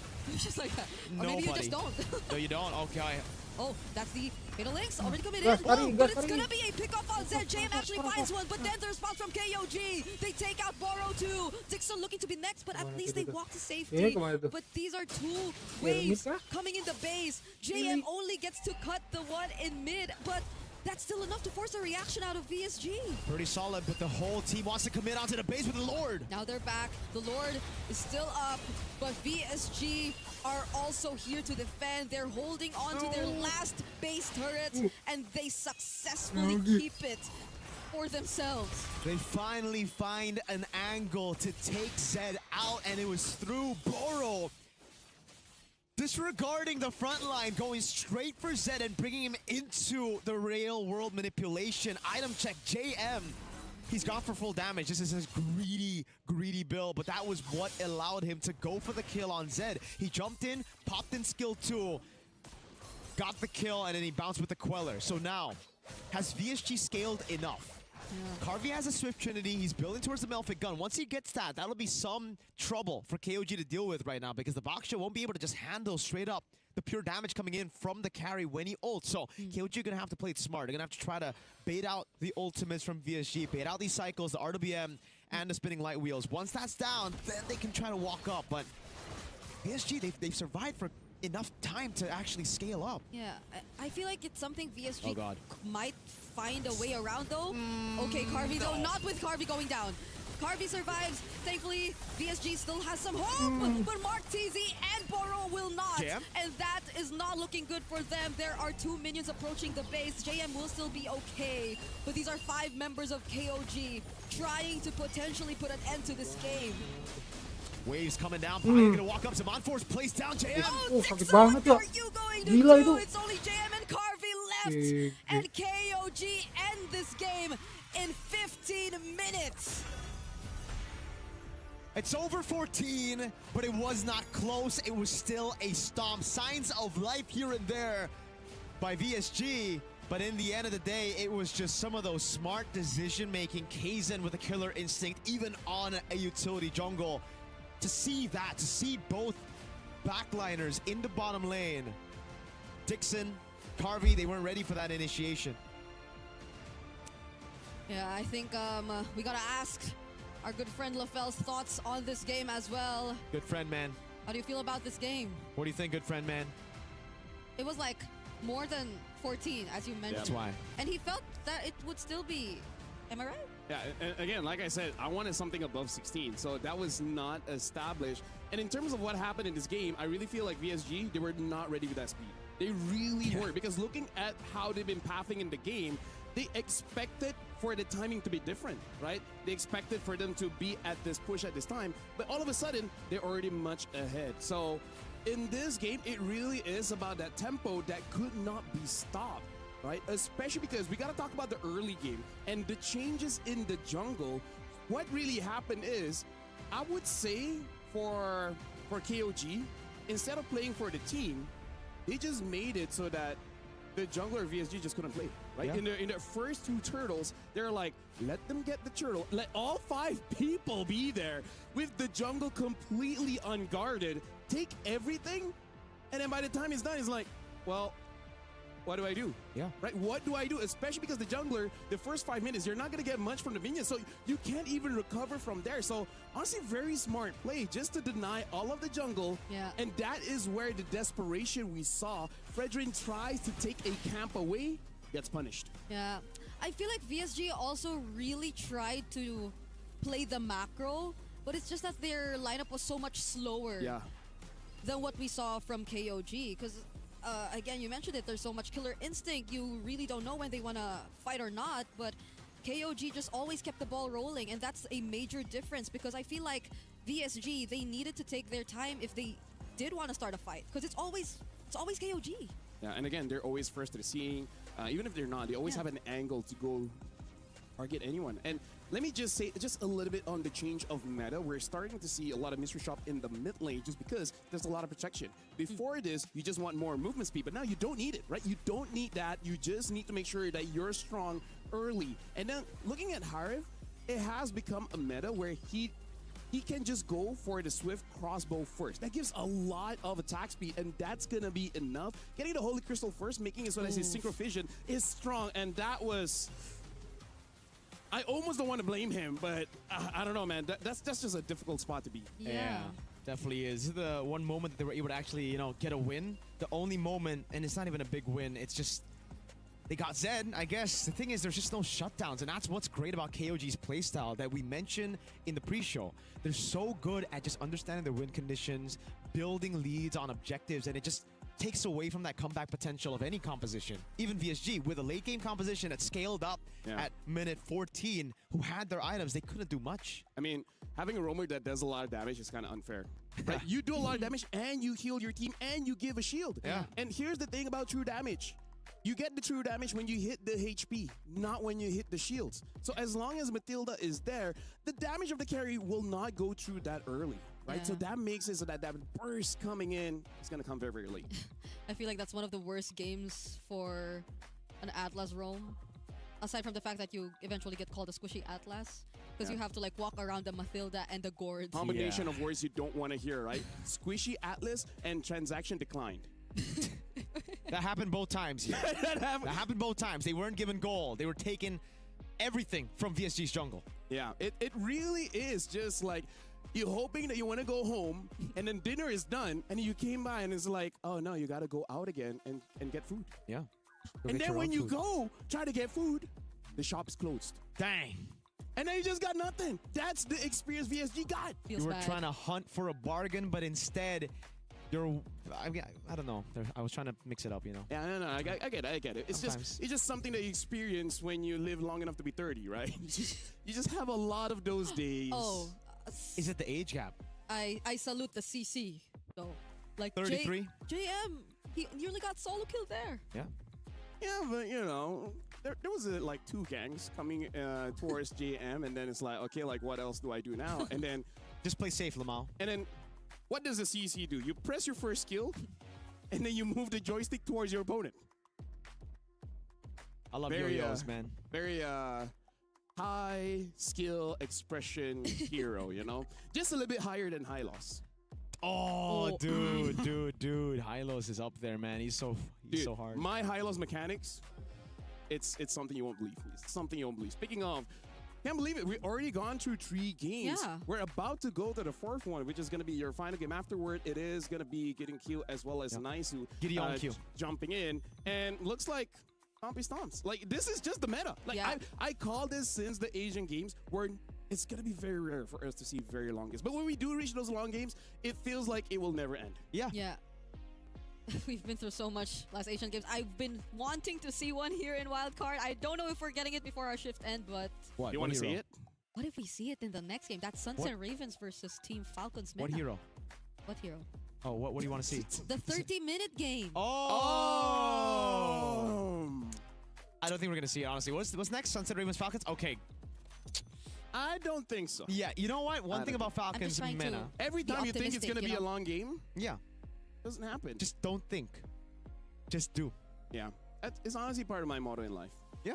The more you think, the less you do. The more you think, yes. It's called analysis paralysis. Analysis paralysis. Happens to me a lot, so I stopped doing it. Speaking of, we will be going for a break, a pretty short break, for us to get ready for the 4th game of the day. If you guys are here enjoying wildcards, thank you very much. We're going for a break. We'll see you guys right after this. Yeehaw.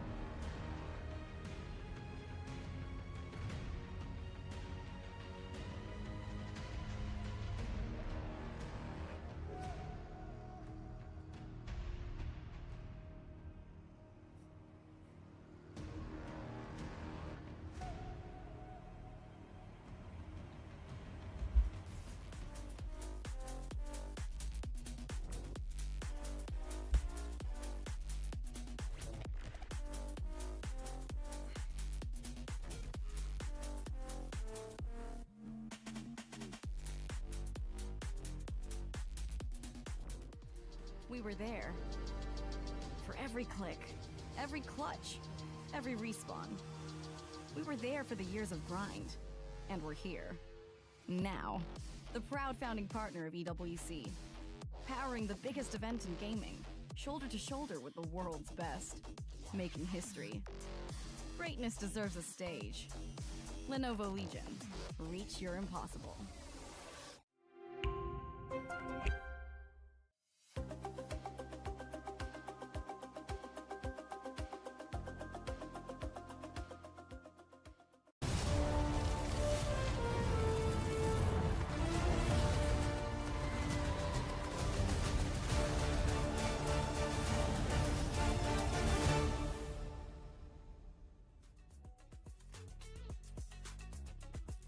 Welcome back to all you bang bangers. Welcome to the EWC 26. This is the wild cards, and so far 3 games have gone by pretty quickly. My name is Afel. Alongside me is Mirko as well as Brigida. Where this is going to be the bird of prey. We're going to have Ravens going up against the Falcons. So far games have been quick. 9 minutes. The longest is like what? 14 something? 14. Yeah, it was 15. No, was it not 15? 15. It was 15 earlier. I am an official bang banger, by the way. I Yes. play MLBB. We all bang bangers. Yes, sir. Yeah, and we are welcoming some new bang bangers in the sense that they're doing their first series today. No, not Sunset Ravens. Not Yeah, but Sunset Falcons. Ravens, Falcons. Yeah. Speaking of, we saw their game earlier. They were unable to be productive because every lane was losing, right? EXP, gold, Yeah. mid. So, and here's the thing. I don't even think it's 100% of the draft. It really is just on this experience to deal with a lot of these international players. And Falcons, they are known to be very strong in the early game. So we might have another fast one.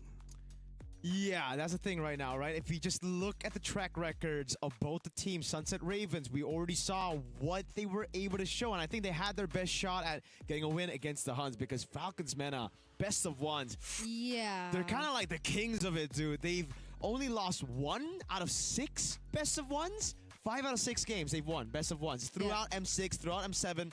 But they kind of have a wild card curse going on for them. I'm hoping to see improvements though. Like if there were any first game jitters, I'm hoping that they were able to shake it off already heading into their second series of the day because Team Falcons, man, I agree. They have this connotation that they tend to be inconsistent whenever they do appear in the wild cards. And it's mainly because ever since they did appear here, it hasn't been too good for them. Like their runs haven't been that great. They haven't really been able to make it back to the main stage. But that's the thing. They've been doing this long enough, and we're hoping that this time is finally going to be their breakthrough year. Because together with Boya, this lineup, they've been sticking together for so long. And if Sunset Ravens have admitted that it's chemistry that's the problem, that's something that shouldn't be a problem at all if you're looking at Team Falcons meta. So Brig as well as Mirko, if we're looking at the drafts here for this meta, we have to add another layer when it comes to the drafts. Because usually we look at crowd control, we look at damage. Now we got to look at rotation speed, right? Because I really feel like the roam jungle combination, if we do see Matilda plus a tanky jungler, the momentum is just going to shift so fast, and there might be nothing that opponents can do. So we got to look at the drafts right now, seeing as who can move faster, right? Who can actually go to the side lanes and actually influence it. Yeah. I think that last game we saw with the Matilda 2, or the utility With the approach in Boxia, the draft was the cleanest very we've clean. seen ever today. And I think it's mostly because of the meta. It's just really working out for these teams, especially if they really know how to make it work. But now we're back in the draft. Marcel is going to be the first ban for Sunset Ravens. Yeah. So, I mean, they've got a really good read into the drafts, I feel, Sunset agree. Ravens. It's just their execution hasn't been on par. They actually banned out the Matilda as well. Something that we did see from Falcons way back when it was meta. They did play that game quite a bit. But the Paquito gets banned out by Falcons. They're still going to respect that XP threat. Maybe Powie Burn got a little bit of a tip from KOG. Just ban out 5 XP. Yeah. Hey! They're doing it. They're doing it. Hey, just one more, and that's going to be the Arlet. Because if not, maybe I'm actually okay if they want to ban on the Jushin. Okay. Nice. Sunset Ravens are the ones that ban. Yeah, they banned it themselves. Interesting. Good to be right, just not the one that I thought it would be. Good to be right on the other side. So it's the thing, I think the thing that Akai is still there. I like to ban the Akai. Yeah. Bovius, Arlet are both open. Yeah, because I've watched one Kung Fu Panda, and that's enough to convince me that the Dragon Warrior is the real deal. He can pinch your finger and all of a sudden the city is gone. Are they gonna let it through though? I think they will. The Dragon Warrior. They're thinking about it. I love Toy Story, man. Dude, like, seriously, man, SpongeBob is amazing. Yeah. We actually have him in game. Yeah. With the Darth Vader skin. Ah, wow. It's been a while. Valentina. Interesting. Are they going to try to go for a Sora early? Yeah. Or an Akai. Akai, yeah. It's about Baksha first Yeah. pick. Sunset Bro. Ravens, bro. This is an Akai and a bro. Sora straight up. No, okay. Or a Claude. Follow me for this one. Where are you I'll going? follow you. Are you familiar with tier list? I'm familiar with tier list, yo. S, A, B, C, D, Yes, correct. yes. Akai starts with, A. B. Baksha starts with, B. there's a clear sign. Fredrin starts, okay, no. Fredrin is not F. Fredrin is definitely not F, bro. Not F. Akai is S, though, for real. Yeah. No? Yes. Yes. Akai is S tier. So, I mean, they're like, taking their hey, time. you can't spell the Dragon Warrior without S. Yeah. Anyways, Are you saying yes? Claude gets picked up together with the Atlas. Whoa. I feel like No Alice a bit too Akai. soon. Huh? I mean, like, they can pick up the Akai later. I was hoping for maybe an Eve. Muy Minette. The Hey. ego's got it to him, bro. Comfort. wait. Comfort. His comfort pick is here. Raizan knows it. If you want to win, you need to utilize Muy Minette's best pick. He's got a Bruno. I wish there was a Mathilda still though, but they took it out themselves. Yeah. So what are they gonna pair with this? If I don't know. Usually you'd go for the Eve. You want to set up the box, but there's already a Claude on the Yeah. other side. Akimi might still be good. Yeah, And then I have agree. a roamer like a Cho, maybe even a Yep. Hylos. As long as someone that can be in the front, it's good enough. Zetian? Oh. I think a little bit too early. They could have prioritized something else, but they did get the Bruno. So here's the thing. It's scaling-ish, right? It's scaling-ish. The Bruno is strong early, but the Zetian gets a little bit more better at level 12. Getting to that point is not that easy. And now Eve gets picked up I by like it. Falcons. So now, in terms of what both teams don't have, it is that EXP. Yeah. It's a great pickup, by the way, the Eve here to deal with the Bruno as well. It's great range against the Zetian.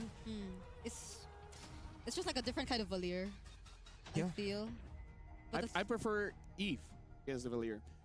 You have no idea how many times I've been pushed. Yeah, you outrange Like, I can't believe at my age I'm still getting rejected. at the fine age No, of by 22. 22. Hey. as if he didn't reveal his age earlier. Yeah, Yuzong gets banned out. Hey, you know what? That's It's another XP laner, by the way. stem cells, you know. You just reverse your age. All right, bro. Sounds like Cope. Sunset Ravens. What do they ban out? Shout outs to the what's he called again? Something. The guy that reverses aging. I know, but it's yeah. Unk something. I forgot. But either ways, right now, Fredrin gets banned out. Yuzong gets banned out. Lapu is still around. Wait, are they letting the Akai? No, they can ban it after this. They're Yeah. gonna ban it, of course. You know what's There's no crazy? I way. think it's not a bad game for Bauman. Oh, I'm okay If, with that. if I'm the okay Akai with- gets banned, obviously. I'm okay with that. No CC, right? Like, I mean, they do have CC, but you already have that shred, physical defense shred against the Baksha. And you control neutral objectives, right? A big bang with the lethal counter. Yep, boom, bang, bada bing. Boyet likes Akai should be banned here. neutral objective picks. They're really thinking about They're it. not. So they ran out of Wow. Guinevere. It could have been a crazy combo too, not gonna lie. Especially with yep. the new skins coming out, man. You know Man. what happens when you get those new skins, you know? It looks pretty. Pretty good. yeah. Very. A lot of volume, for sure. And yeah, I hope you guys got your diamonds for that. We do. I Well, don't think I have enough, though. I mean, like, we have a fighting chance. We have a fighting chance We have a chance. You have a chance to get it, bro. to get one. Yeah. So this should just be okay. They go Lapu straight up right here. Okay. Lapu. What does Sunset Ravens even go for right now? So many XPs have been banned out.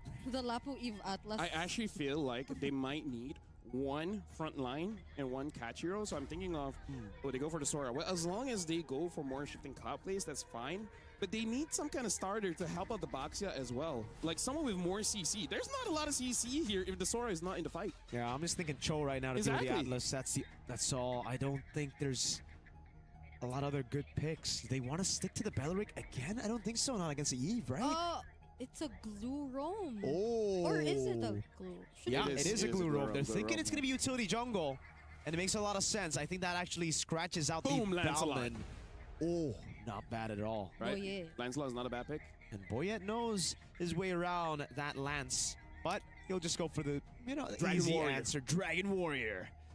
The grab, you still get to grab the heavy spin. He can't pull you over. Yeah. He can't pull you over. So at that point, it really is not that big of an issue. So And the now, Atlas is pretty good against glue. either way, right now, we are jumping into the game. Two birds going head-to-head here. So I'm going to be letting Mirko as well as Brigida be in charge of this one. So good luck, guys. Thank you so much. And this is going to be the fourth best of one that we're witnessing today. It's going to be a glue roam coming into play alongside a backshot that was prioritized and then Akai that came in for last in the draft. Who would have thought that that could still happen in the current meta? But how are you feeling about this? Do you lean towards the Akai draft a bit more, or are you looking at the glue?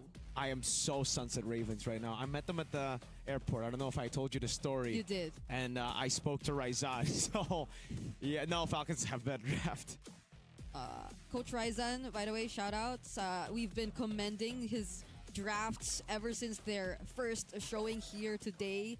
But it's just that we really want to see a bit more of the execution right here, that we are officially heading into their second series of the day. Team Falcons meta though. No way. Oh, boy, it's Dragon starting Warrior. here. The Dragon Warrior's a thief, yo! He just took it from Trap. Yeah. That's not very honorable of the Dragon Warrior, not gonna lie. Trap, though, wants to He- go in. Shield Unity. Oh, Okay. flicker early. Yeah. It's I think the first time we saw the Akai come back again, they do go for the green camps, but it's in their jungler. So this is really a bold move that we're seeing from Falcons meta. Not that anyone could just really block his way though. Oh, but Cuffin!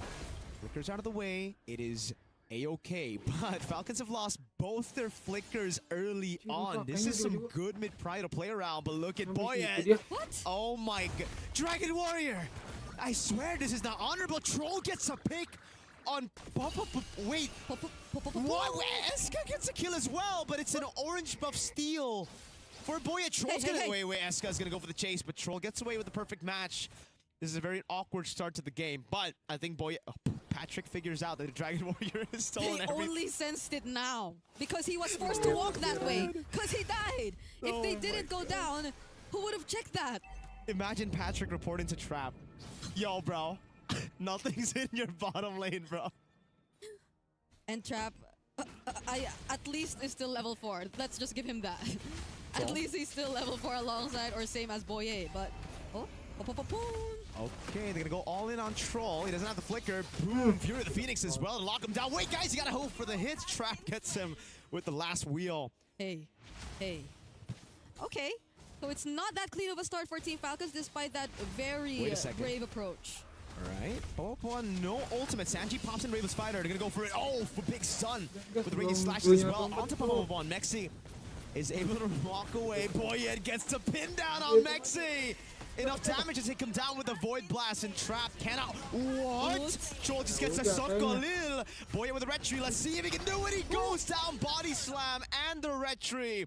Trap is trapped against 4. It's a fatal links to pick up the heavy Baksha, and it's even a kill to Troll.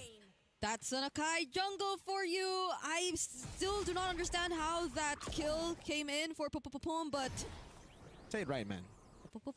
There you go. Okay, LaFell is coaching us on the sidelines. But yeah, this is Thanks, coach. Team Falcons eventually getting back in this game.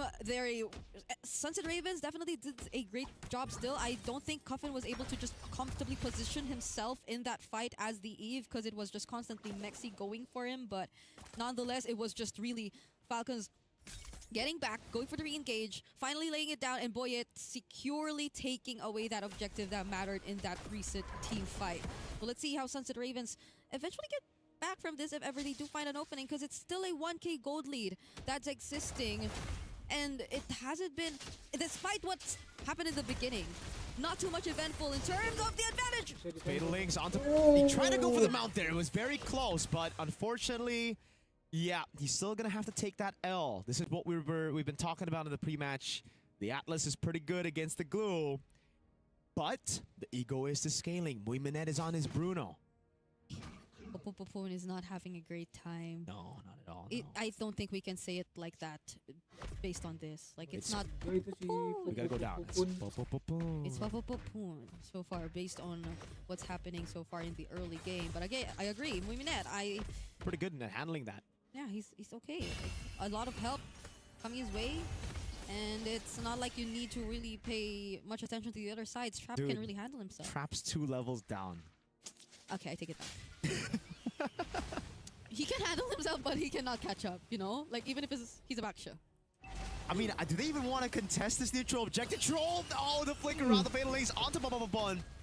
And they bait out the Fury of the Phoenix. Almost a Sokolil up top. Sano getting gapped by the egoist. Hold on. Sanji goes in. Bravest fighter, cancel that with the shield unity. He's just gonna go for the zone and Trap gets chain CC'd. Popopopon walks up again, next with walk up. That's a mount, but it's only onto Troll. Shifting skies and flicker out. Oh no! Patrick, wait. I swear it was Patrick earlier. Oh, what is happening to all the skins? Let's go! Oh, no flicker, gets caught, thrown back again. Popopopon, no! He's gonna get thrown back all the way. Boya takes him out, gets the retry in as well. It's 7-2, and 2 turtles to 0. Yeah, I saw the burger. So yes, it was Patrick. It just got the Krabby Patty. It just turned back into blue for some reason. The crab. Okay, I apologize. It's not a burger. It's the Krabby Patty, the secret recipe. Okay, Sano, at least now, though, we'll get a bit. Oh. Hey, that's pretty good, you know. Sano's gonna get caught with the shield unity, blazing duet. And now it's a flicker out. Troll comes around, but the rest of the team, Muiminette, has got the balls to zone Troll. Okay, Sano will be able to recall. Troll now all alone here alongside Boyet. Still goes for the fatal links. Under turret, Boyet's gonna try to go for the combo with a heavy spin, I believe. Trap is trapped. And there's no heavy spin. It's okay. It's Troll. Man, you gotta stop taking these kills, bro. It's 4 times now. Troll is 4-1-2. Okay, I'm cuffing because it's not going to cuffing. I don't know. It's cuffing because it don't go to cuffing? I'm cuffing because the kills are not going to cuffing. Can cuffing use the cough button is the question, though. Cuffing? Yeah. But he's playing. He's not. Yeah, okay. Okay. It's okay, you know? 4 kills on Troll. Now, is that Troll? LaFell's like so stressed right now. He's trying to drink water, and we just can't. We just keep on cracking up jokes here. I don't know. What do Sunset Ravens even do right now? Yeah. Because I'm trying to think of like what are the best hero synergies to work around with if you want like a major turnaround play, but I don't think even a team fight would be like the major option if you're Sunset Ravens at this point, because Falcons are just clearly outscaling you. So it's play for Muiminette. It seems like that's the... Yeah. Muiminette has to be the only way for now. Uh-oh. Mexi. I don't think he's ever experienced this. He spent 3 years in Mexico, but a panda and a Filipino hero comes at you. Fatal links onto Popopopon. Flicker out, but he goes slam and a pass over to Cuffin. He's gonna get some free Void Blast, and that's all good. Muiminette is scaling, man. Yeah, they're doing exactly what we mentioned, playing around Muiminette, but it's just that they're losing a lot on the process. Oh, Trap's getting trapped again. Boyet. Oh, a pin down onto Popopopon. Sanji with the walk up now, the bravest fighter. Into the back, goes onto Muiminette, a purify out, and he's able. Oh, Cuffin with a flicker, but it's okay. Muiminette is saved. He's off cam. He is going to be safe. Like I don't know though. I don't know. He's gonna be safe. If we didn't. Okay. Yes. He's safe because of the It's more delayed than safe. But Cuffin doesn't have the flicker anyway. So like, wait. That's true. That's true. What? No, I mean they were trying to chase for him, and now they burned majority of their resources. So I don't know if they're still able to cross that wall because none of their heroes can cross walls. Because that's a thick wall. I think the Akai was even adjusted. The Atlas was even adjusted to not be able to. We're just like putting out so many theories right now. Fun facts, because like it's so hard to think of how Sunset Ravens could actually get out of this situation. Fun facts. I believe the Falcons are above in the food chain compared to Ravens. Ravens are good for sending messages though. Falcons are one of the fastest. We heard that fun fact from LaFell, especially when they dive. Is that an eagle or is that a falcon? Falcon. Okay. So Falcons are at the top? Or the top, like, okay. Let me just do some research. Yeah, we gotta double check on that. Maybe. We gotta buy some time for the pause. Because as of now... Okay, I got an NFL game instead of... Apparently those are two teams. My bad. Okay. Because so far, I think, yeah, this game hasn't also been like the cleanest we've seen. It's been pretty clean for the Falcons. Yeah. Just... LaFell doesn't seem to agree. He's giving me a face right now.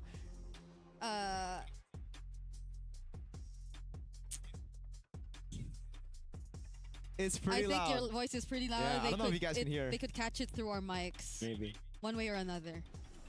But Sunset Ravens, it's unfortunate because like how many best of ones do you play in total per group? It's like It depends on the group three, right now. Because four. if you're in Group A, you have to play 4 best of ones. No, they're in B, so it's like So 3. and you are on the verge of losing 2 out of 3. Yeah. So it's a not so good spot to be in because if we recall that previous format that we did, it's only you're guaranteed to get to the gauntlet because you're in Group B. Technically, they're Either in group. way. Yeah, because if you're in group, that's why I said it's a group of life, bro. It's a group of life. Because some, yeah. So that's why. Okay. Yeah, they're literally all gonna make it. They are gonna make it. Maybe. Anyway. Wait, maybe the Sunset Ravens have What? seen through that and they're like, you know what? Why are we even gonna reveal our strats? Oh, why so do they're we saving it for Gauntlet. Exactly. The cross bracket. Wait, cross. The breakout stage. The breakout. Yes. It has so many names. It has so many names. There's Okay. a gauntlet, cross gauntlet, breakout stage. Why did you say breakout while? No. Why looking at LaFell? No. Because he has a. No, I didn't say that. Hey. LaFell is very displeased with you. No, not me. You. Wait, really? Which one? Which one, LaFell? Me or? Gotta choose one. Yo, you know what? One thing we gotta talk about is, should Troll buy a Sky Piercer? At this point, he's got most of the kills on the team. Okay, brother. You know what? The last time I saw like a tanky tank go damage. Oh. Hey, he's helping out Hey. Mexi. Shout outs to... What was I saying?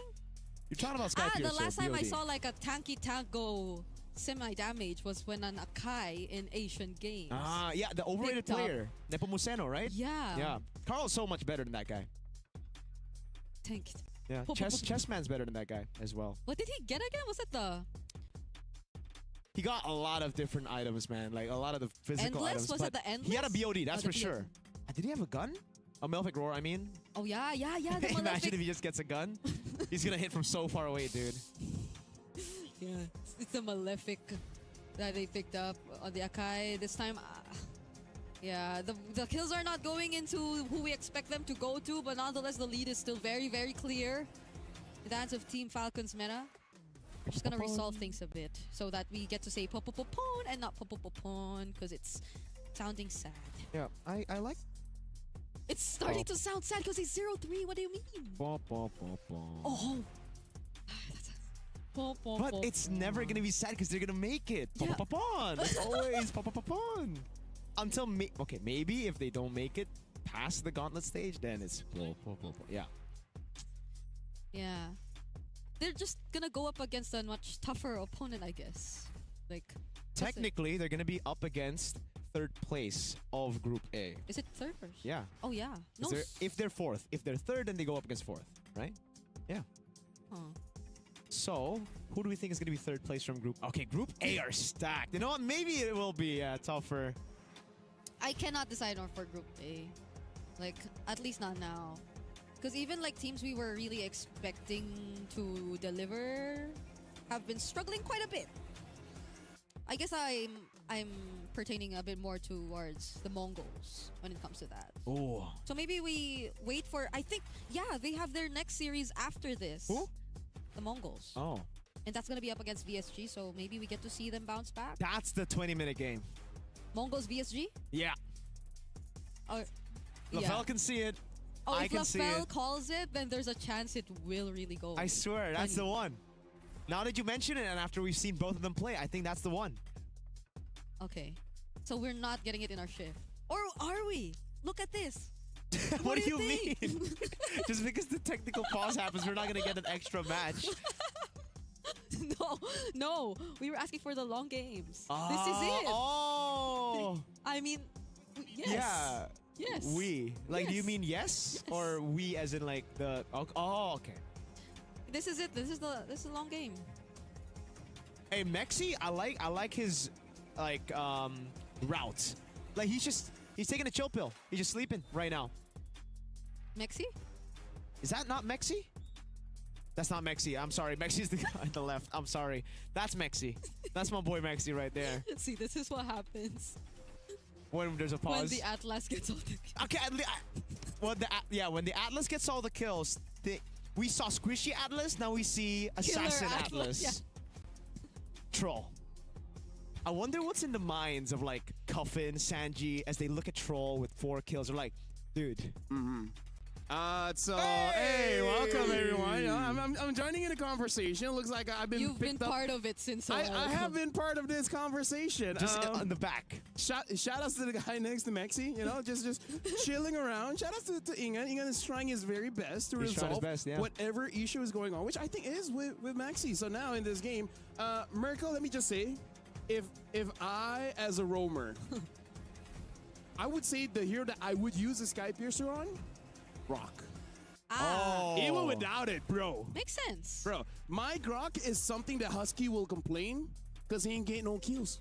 And the thing is, skill issue. Do you want to know why? What? Why? He's a Zushin with Sky Piercer and I get the kills. Is it my fault or is it his? I think it might be. It depends on the context, man. But knowing you, I think it's Husky's fault. No, yes. Yeah. I'm just too good with calculation of my damage. I know that I do more damage than the Sky No, Piercer. you shouldn't be calculated to get a kill, though. That's on you, then. You're a roamer. Yeah. See, it's this kind of mindset that makes y'all losers. Yeah, JP. Just because you're a roamer doesn't mean you No, ain't got I'm no also kills. a roamer. That's why I want to do Hylos 1v1. Then, Oh my god. Guys, if you do a Hylos 1v1, don't invite me.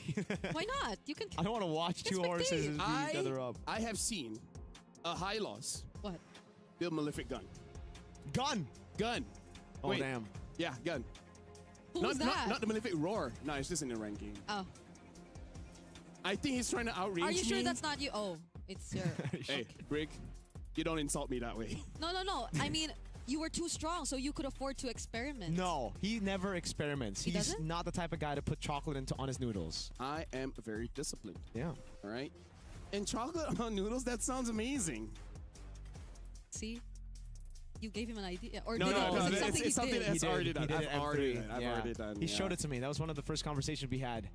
Yeah, I would say our friendship really What a blew. friendship. Yeah, our friendship really bloomed. We were walking through a And- mall yelling out.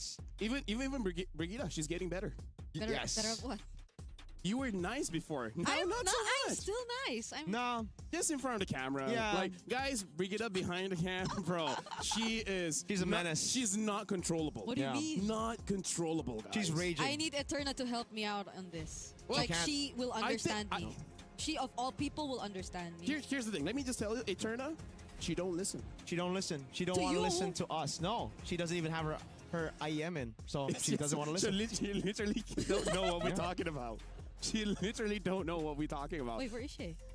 Probably in the rooms Yeah. with Naisu and Gideon having lunch. Gideon. Gideon. Having lunch. Which you Gideon guys too. will be having later on. Yep. How about you? What about me?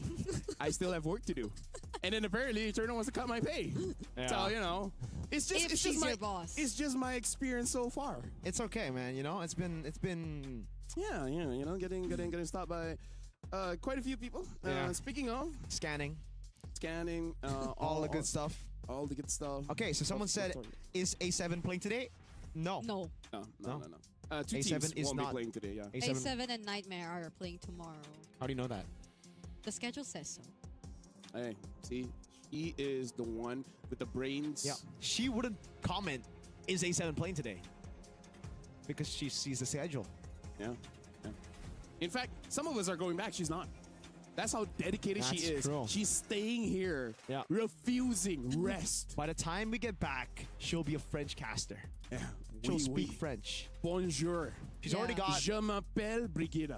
I'll think about my French Your name is Brigitte. Je m'appelle appelle. Yeah, so, okay. Oh, Je m'appelle? that sounds so Native? Accurate, yeah. compatible. Je I'm m'appelle appelle. 0.1. I'm 0.1% French. I told this to Eterna. She laughed. Why'd she laugh? She said it's insignificant. What? 0.1%. Bro, Insignificant. everything counts, man. Yeah, Exactly. 0.1% is still a percent. Do we read chat or what? I mean, you can reach out. I'm okay with that. Yeah, someone said, Miracle, you're my... What? You're his life. You Dang. are his life. Shout outs to him, man. Are you a roamer? No. Maybe Which- I'm Group B. Which, by the way, isn't it wild What? that in JJK, top 3 healers, Sukuna is there? Top 3 healers? Yeah. How was he a healer? He healed Megumi. Enough for him to stay alive. Yeah, that's true. Yeah. And he can... I'm not up to date. No, Don't spoil me. Oh. no, listen. He has the reverse curse technique that is so good that he does it on himself and other people. See, he's a healer. Yeah. Gojo does it to himself only. Yeah, Yuta can heal too. And then here's the thing. When he's cut in half, he doesn't use it. Not good enough. Why did someone say I'm crazy? What did I say? What haven't you said? Okay, that's fair. Oh. That's fair. I should have pressed the cup button. No, sometimes you just don't know when it's coming. That's what she said, yeah. Oh. Falcons. Speaking of Falcons, Boyette, Akai, Dragon Warrior. He's not so Dragon Warrior-like, man. I thought the Dragon Warrior was supposed to be honorable, supposed to be good. He's been stealing jungle camps. That's the second part of his training, right? He needs to know to save the world, right? There's a teaching in the ninja world. Okay, what is it? If you want to protect the ones you love, Yeah. you got to stab your enemies in the back. Huh? What? Yeah. Why not in the front? No, meaning to say, if you really want to protect something, then you got to do everything that you can. Running creative intake is easy because I use ClickUp. Here's how I do it without chasing down. And then that's it. Problem's done. Someone's asking him to do a Hirara cosplay. What do you think? Who? Mirko. I would pay not to see that. I'd pay not to see that too, but unfortunately, I think it's gonna happen. Huh? Because I made a bet saying if Bigachon win MPL, yeah, it's not fun. Hey, hey. Hey, Okay. Ingan's showing thumbs up. Oh, is that a... Shout out to Ingan, you know? Yeah, he went bald for like best of 5 or something, right? So he's made bad bets before. Well, No, he's not anymore. his hair grows fast. It was, I think, a year ago, so I think it's... I think If your I go, hair I feel grows- like mine will take some time. Oh, Because really? I age. thought men had like, or their hair grows faster. It depends on the protein. Yeah. Hey! Here we go! Muy Minute survived, you're right. Thank you, LaFell, for the facts. Yep, now respectfully. Respectfully. You coughed after. All right, folks. Steel leg plates coming down. All right, Queen's Wings. No damage whatsoever from Mexi. Just pure tank. Okay, I wonder if this is going to somehow slow things a bit for Suns and Ravens to actually find back their footing, because the way that seems right now... Oh my god. Yeah, he was forced to red. Trap got it. It's okay. Yeah. Still using the red tree, but Muiminet is still untouchable. That's one thing we're, I guess, looking at for this game. Oh, speaking of- whoa. That's a lot of damage. He really wanted to take on Sano. Yeah. He had a lot of backup here. Popopopon and Trap were ready, but now it's Falcons who might just actually respond. Oh, nice dash away. That slide tackle. Boyette has already used a big resource now. Wait a second. They might be going for the reinitiation. Mexi goes over the shifting skies. Oh, Fatal Links bring him into the other curve. Phoenix stalks him down for a bit. Sanji gets away. On troll. Gonna try to bring him back, but he's gonna go and fall. Sanji taken out. Muiminet doing a good job hiding away, but now he's gonna get caught with the perfect match. And that's the all-in. Muiminet taking down a double kill for Cuffin. But finally, Troll gets shut down. Yep, it doesn't seem to be enough just yet. Oh, another heavy spin from Boyette! Eska, no, he gets caught by the blazing duet. Boyette takes the kill, and it is a 4-2 trade. Yeah, it does seem like we need a bit more Or maybe it's also Muiminet just really forced to take on the tankier heroes first, so it definitely took some time aside from the existing gold lead. So now it's a free objective over to Team Falcons. Mena still in the lead, still taking charge. Sunset Ravens, we were considering their main go-to plan now that they're playing from behind to be just playing around Muiminet, but in that particular sequence, it was a slight miscalculation, I guess. They picked their fights in an area that Falcons could just easily reach them, or easily reach Muiminet. Troll in the back. RWM locks him down, and it's a pull-up again. Eska could not flicker out in time. Sano's doing so much damage on the main tank trap. And it's a free tier 2 in the mid lane, a bottom lane, and even up top. Okay, they will lose this. Oh, they actually used the retribution, so they still have that holy shield in mid. We're still 11 minutes in this game. It's all been happening so fast. Okay, Troll.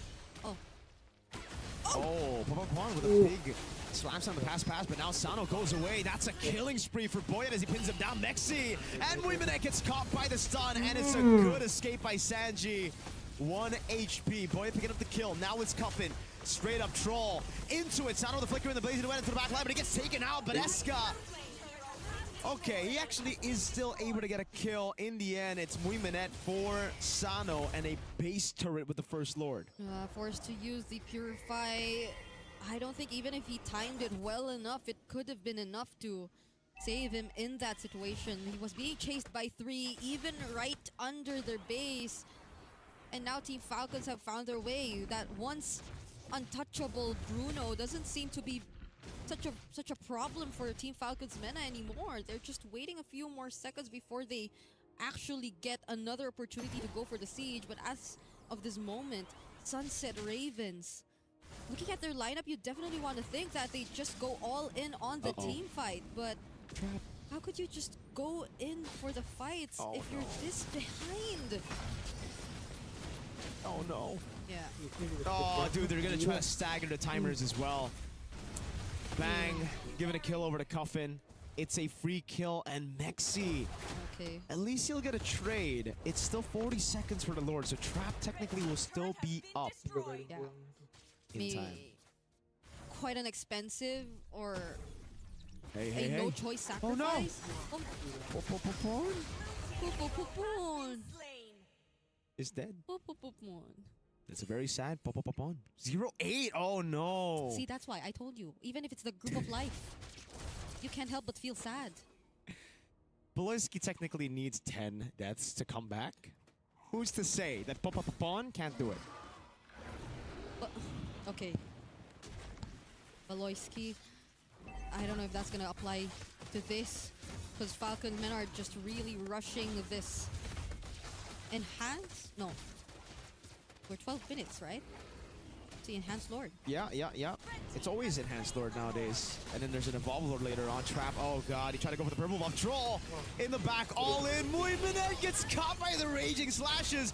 Troll the flicker with the late fatal links. He gets no! That's his 9th death. Mexi gets away. They're really trying. They're really trying to get him on 10 deaths. It's because you mentioned it. But it was very unfortunate that Muiminet had to go down with him. Yeah, the main carry, the egoist. Yeah, conceal play from Falcons Mena. They get to take down this base turret in mid first before anything, but Troll! We're gonna go for the end. That's gonna be the heavy spin, picking him down into the blazing duet. Sanji picks up the kill. Trap is gonna get melted down by the frontliners. At least we won't see an 0-10 power spike. Won't be able to respawn in time, but it is Falcons Mena getting the job done. A solid win. And another best-of-1 win to continue their impeccable run. Okay. Seems like Team Falcons Mena in best-of-1s are still terrifying as ever as they take this win up against Sunset Ravens. Now it's time we call back LaFell once again. This ended in what? How many minutes was it? 14 something. 14 something. So we still didn't break the record. Hey, maybe Sunset Ravens just haven't hit that power spike, because here Sunset comes at 10 p.m. Yeah. So he needed 10. They needed a different schedule, you know? But again, we'll see, because in this game, It was clean-ish by Falcons. By the way, good job on the cover. You didn't press the button. You got it. I did. Oh, you did? You did. Very impressive. Very Very impressive. impressive. I'm very proud of you. Thank you so much. Okay. So my pride towards you gone down a bit, but it's still on the positive. It's still on the positive. In this game, it really is just Falcon showing up that, hey, this is something that we're used to, and we're just gonna keep on piling a lot of problems onto you guys. Because here's the thing, I don't think Falcons can really use this rotation in every single game where you see the Akai take the green camp while the opposing jungler is also taking his buff, which, by the way, taking the buff early is something we don't do too much anymore. But either ways, I don't think they can do that against all the teams. Let me just say that. Yeah, he didn't start with the buff right though. He went for the golem. The golem. Oh yeah. Yeah. Stole the golem. Sorry, I was drinking water. It's okay. It's no, okay. But it's technically the same because he went to the the orange buff right.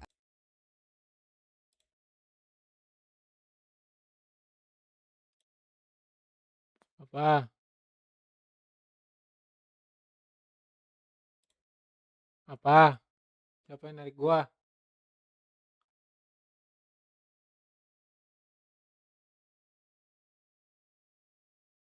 Ah. Gua tiba-tiba ditarik anjir. Iya.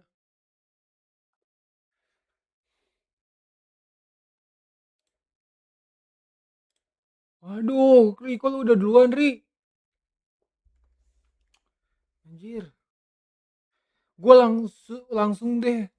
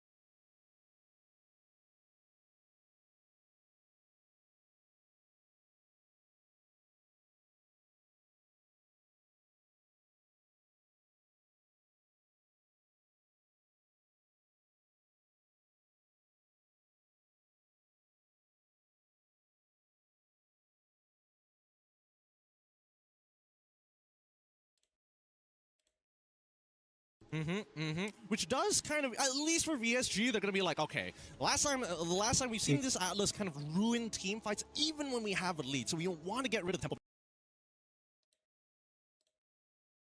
Breakers out of here. I'm loving the Mongols. First pick is Zushin. Freya's open. Out. Ooh, and Freya instantly gets picked. By the way, shout out to Kronos. He is saying Boro is the German Panzer, which is apparently like a shield or armor and something like that. So I'm looking forward to see him performing well. Because so far, there's no S tier roam in wildcards just yet. Just yet. Just yet. Just yet. And I think, you know, starting off by taking out what I feel like is an S tier roam, that Atlas that has snuck up in the ranks over the course of, you know, weeks and months in our own regions. He's been part of the highlight reel that LaFell just mentioned, where these roams are getting these highlights because someone like the Atlas is so threatening with the Fatal Links. You take it out of the picture. Matilda, like we talked about, who needs more buffs, will be banned out here.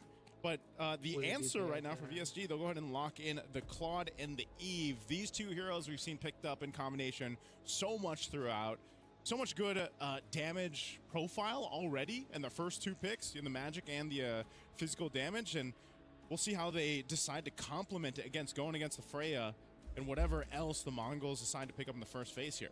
So far, based on what we're seeing, at least for the Claude and as well as Eve, it really goes to show that jungle is such a high priority, right? They don't want to get the counter pick because carry's still available. There's so many things to worry about, and they want to make sure they cover their bases. Lee Shin gets picked up by the Mongols. Haven't chosen the second character yet, but looks like Zixora, he just wants to go like one of his comforts back in M7 wildcards, going for the Lee Shin. He also played it in MCT East Asia. One of his more successful heroes, I'd say. Comfort, and they'll build around it. Gord. As the Gord guy, I'm still happy. You know, we make it to the MSC He could use a wildcard. few more buffs. He could.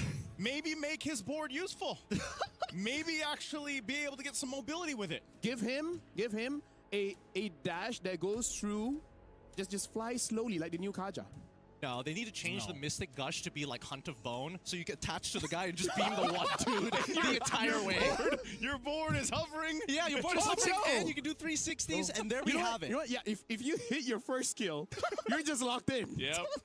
That would be the dream. That would be the dream. But let's come back into this draft, because right now, the scaling coming in from the Mongols is ridiculous. Like, this is nuts to have if they get a lead. But then we look on the opposite side, and I think that VSG, they have such a good foundation. Tank junglers are going to be a little tougher to bring out. True damage and as well as Trinity builds are in play. So I think they now need to start looking at winning lane matchups. Harley gets banned out. Pretty good for Yisun Shin as well as the Gord here. And now the Kalia gets banned as well. Pretty good ban coming in from VSG. Let me just say, Coach Jeff here looks like he is just going for just meta picks, right? Like, look at a tier list. Who's looking pretty good, and if they pair with each other quite well, they're just gonna go for it. And I feel like for the next pick is really gonna set VSG's draft, because if they have a damage EXP, they might be looking for a tankier jungle, or vice versa, right? Basically, like, who's gonna be the front line? Because they still need a front line. Cho's a catcher.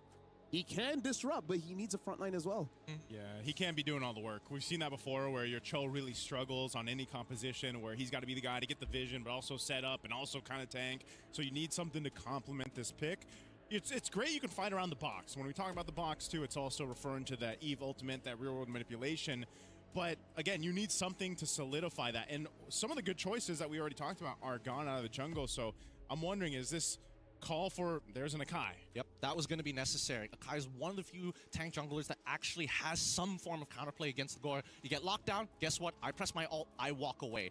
I think that the Cho is actually a denial pick, and I think I got to give it to Coach Jeff. He made a prediction here after seeing the last lock-in of that Gore. They knew they wanted single target lockdown. They banned it, and they also picked one for themselves. It's supplementary to their strategy, because it's still going to be based on Eve and as well as Claude. Yeah, one of the great things about that, too, as you see the Yuzhong picked up here, is the Cho and also the Akai, and even a threat of a Claude coming towards that Gord when he's trying to set up the ultimate will disrupt it. So if you can take down that efficiency, that uptime of the Mystic Gush even, then that's going to be great for you. And as long as they can stop him in his tracks, they're going to go for that. Now, this is interesting. A Belric plus the Yuzhong to round out the draft for the Mongols. They want to eventually get to the later stages of the game, and they want to make sure that if Claude does decide to join early, they're going to tax him for it.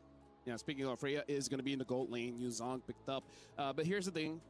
Belleric he won't have a good time against the Eve. He will be okay against everyone else. It's the Eve that I'm worried about. So now the final pick from VSGJM.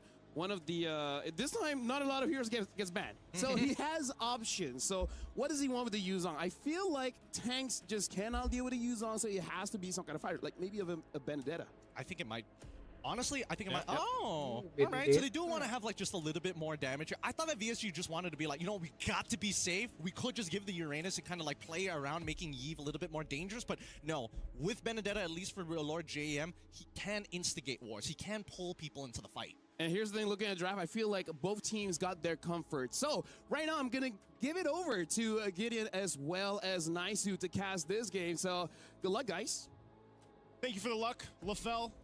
I hope good luck to either of these teams right now because they need it. Currently looking for that win here through the first day of the wildcards. The Mongols and VSG will bring out two drafts that we've broken down as much as we can. I think, of course, when you look at both of them here, Gideon, who are you favoring for? I'm going to have to lean towards, and this is non-biased, towards the Gourd, right? I want to see the Mongols make this Gourd work. I want to agree with you so bad. I think that the composition is much easier to actually execute. The big issue is that level 1, level 2, right? Belleric needs to walk into a lane where he can get harassed by both the Cho alongside with the Yve. If level 1 doesn't go well, it's over. And we might just see first blood achieved.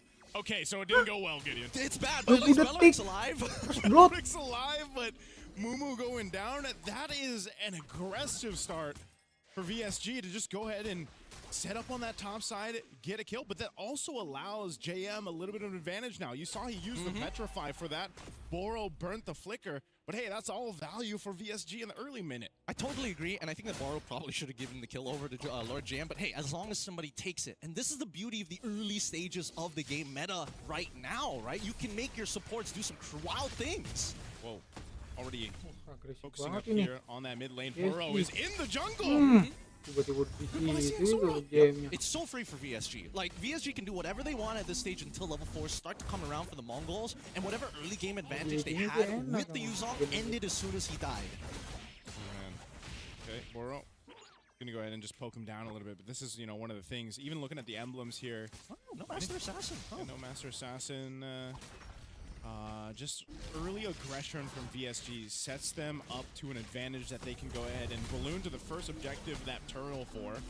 Now, this is one of the things, though, too. This lineup from Mongols, and this is why I was leaning towards them, was, it scales up, like you mentioned, especially if they can manage to get the late game. But I guess statistically today, we haven't seen too many late games. Yeah. We'll see if that changes in our 5th match of the day. The Turtle will be up here shortly, but as they drastically try to get these level 4s available for them to actually fight into VSG, that's one of the big things here.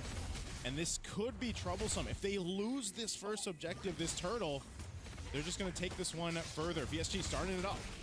Oh, they've already let the final blow right into the middle of the fight. Martisi already securing at least one. RW1 to try and slow down the fight, but it's too late. Managing to get out just in time, and Dixon in trouble. Shouldn't die to this. Manages to get away with a sliver of HP. Great usage there for VSG to use those battle spells that they needed, secure the objective, and get on out. The ZXR will go ahead and take that opportunity to steal a camp here from Martisi. He's going to be working on. He does hit that level 5. He's dealt with the pressure and was delayed a little bit, but the best thing for the Mongols here, man, is just to go ahead and set things up before the next Turtle. They have plenty of time to get there. They just need to kind of put a Band-Aid on the wound of the early game, really. Yeah, that's a thing. That's a thing. I feel like Mongols are coming to a point. I feel like they should have just given up that Turtle. In all honesty, it should have been gone. Oh, God. Mumu in trouble. Going to get hit by the way of the dragon. Like the final blow. And Ox is just like, hey, enjoy the death screen. Just get back down to the mid lane. Oh, man. This is one of the things why we were wondering, with the Belleric pick specifically. He's not level 4 just yet. They're going to try to make a play. No, he gets countered instantaneously. The interception from Boro, and Martisi is just a little too good, and that heavy spin puts the final nail in the coffin. Oh, man, that's one of the things that I was just going to say about the Belleric. You need that level 4, you need that Wrath of the Dryad ultimate. You really can't do too much before that. You might get this little bit of a taunt with his kit, but you just fall further and further behind now. Look at this blade already picked up for JM. If his damage wasn't enough early on, now at this point, that's an early power spike for a Benedetta, and that's why it was picked up in the XP lane. You know, some of those more tankier picks we're used to seeing in the XP lane, now we see teams and players specifically lean towards some damage dealers in that XP. So with a Benedetta, it just makes things worse for team fights for the Mongols. Not to mention that this one item power spike is off of 3 deaths, right? Yeah. 4 deaths, 2 coming from Mumu, another 2 coming in from Zixora. It's just been a very tough time for Zixora to actually try and secure these neutral objectives. I really don't think he should be here, but let's see how this plays out as the heavy spin comes through. Zixora's out with the traces, Boro gets a good kick, and now Zixora finally gets the first steal of the game as JM takes Miyaki, and now they go for the back line. K takes 1 back, but it's not over yet. The Electro final blow finally comes on out to secure 1 more. Martese hits the dust. Oh man, I don't know. I mean, it was valiant effort. Mumu's still here though. They gotta stop. Be careful. They gotta stop. Oh. Why? Oh man, and more. They really got it. You know, at some point, you would imagine that when you're touching a hot kettle, you walk away because of the burn, but it seems like this team, they're feeling that heat, and they're saying, you know what, just the pinky. That's all I want. Other 4 fingers, we're gonna walk out of here. Yeah, we're gonna walk out of here. You know, at that point, I was thinking it wasn't gonna be too bad, but then the Mongols got a couple more down. They also used a whole lot of battle spells, man, for that. So, you know, even if they convert a kill, oh, hold on, JM, Ox is here now.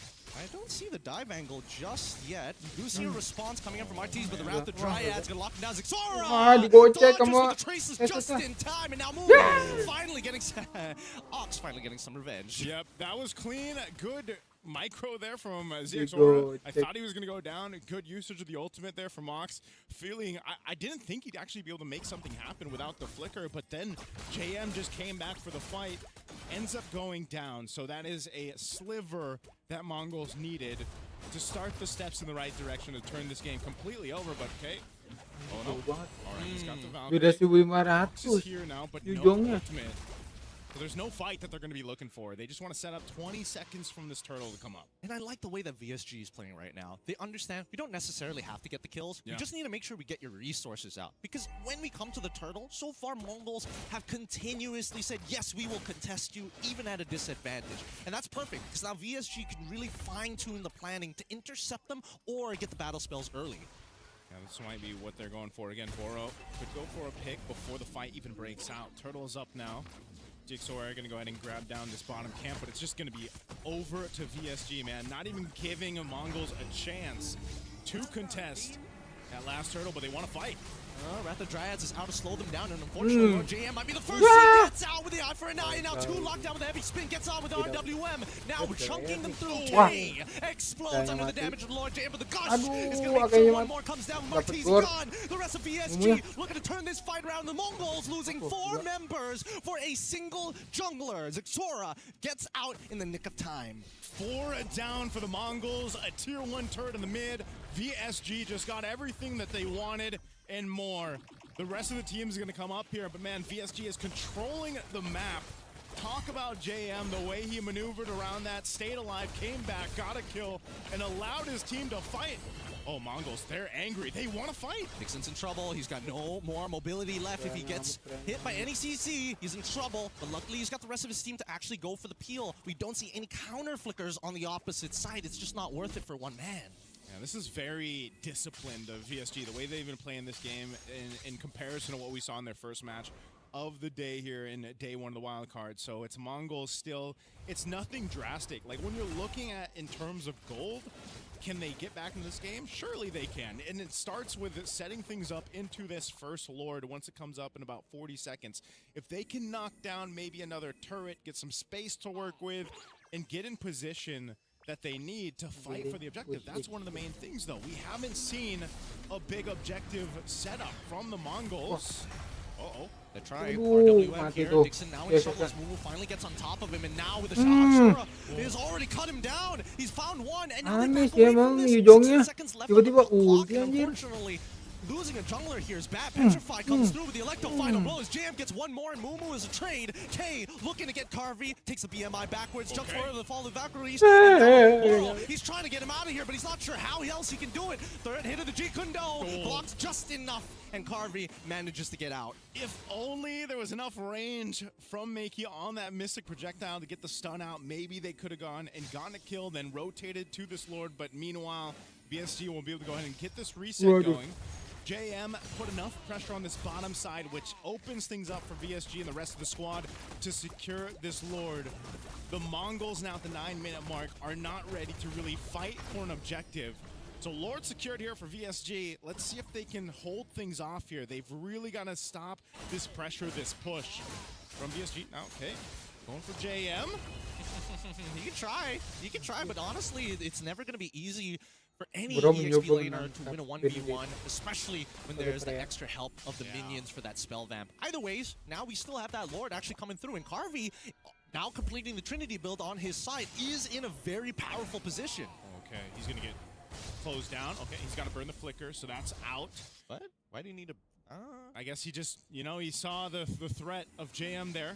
He doesn't have that now, so I'm worried on this pace defense. Oh, well, Moro. Oh, he finds a great kick as the RWM comes through. We do see that Mumu is in the back trying to make sure that Dixon can't actually play the game, but the RWM's done its job. Boro gets on out of there, and now they take 2 for nothing, and the Lord is here to crack open the holy shieldings. Man, what was he called? The Panzer? The Panzer of VSG? He is doing it in this game. The 3-0-9 right now in this Cho. This is a hero that you don't see work too often for certain teams. You know, you really have to be precise on this, and so far, it started off from the early seconds of the game, man. The early pick-off against Mumu has essentially made Mumu just sort of this vision in the sky. He hasn't been able to do too much other than provide that, and it all started off from the beginning with Boro scaling now up, and the rest of the team for VSG has gotten what they've needed. So a shield goes down in mid, they hold on to the top and bottom, but it's looking a little grim already for Mongols to even get close to contesting into the next Lord. They might be in the situation, Gideon, where they're just like, you know what, we've got to defend in the base. Is their composition good for that? I mean, maybe the Gord, he can clear some waves. I think, it's tough to say. I think they are almost guaranteed to at least lose one inhibitor just because they have access to the RWM. But the secondary problem is going to be that heavy spin. No matter how bad a situation is going to get, Mark TZ can just say, nope, I don't want this to happen now. Nah, not today. Like every jungler in your RGs. Nah, I'm out of here. Yeah, every 5-year-old who doesn't want to eat baby food is like, nah, I'm good. I don't want this applesauce anymore. But so far, if you look at the overall progress, right? Down by 500, you can tell, jungler, 3 items done. 3 items done on either side, yet it still feels that Martizi is in full control. Oh man, Black Dragon form used up. 20 seconds for this Lord, resulting into nothing. So, I don't know, man. Mongols might just give it up, trying to make a play somewhere else, but you see JM is controlling that top side of the map. Ox will take some shots here, trying to just kind of scout things out, but there's a fight up top. It's not going to look very good here. K actually has the advantage here with the endless battle, but now that Martizi has come into play, that's a heavy spin. That was the big ult we were talking about. Now it's just the RWM. They just have the real world manipulation to go through, but also things can be either delayed or started up with Boro, as we've seen throughout this game. Holding on to that ultimate, that way of the dragon. Carvey has had a hell of a time too, man. I like to call this the gold lane experience. He's had it on the Claude. He's been doing his thing. He's got the Trinity exactly when he needed. He's ready to fight if he wants to. And now Boro picks up an immortality. Oh, he flickers forward with the Raptor Giants. Catches, takes him, forces the flicker out. Ox out of there. RWM finally comes through. Do they find the trade? And it might be. Blaze into one from Carvey into the back line. Takes out one as JM tries his best. Flicker from K to get on top of Makey. Surviving with just a sliver of HP. But Carvey with the Festival of Blood holds down the line. A 2-for-3 trade. Xora gets the double. What just happened to VSG, man? I mean, I thought they were going to go for that fight, go for the Lord, but instead, it's the Mongols. Even down as much as they were, they still show some fight in them. And that just was not a clean fight that they wanted to take, but Makey picking up a Divine Glaive now. We saw the preview of how much damage a Mystic Gush can pump out. He even flickered to try to capitalize on the kill.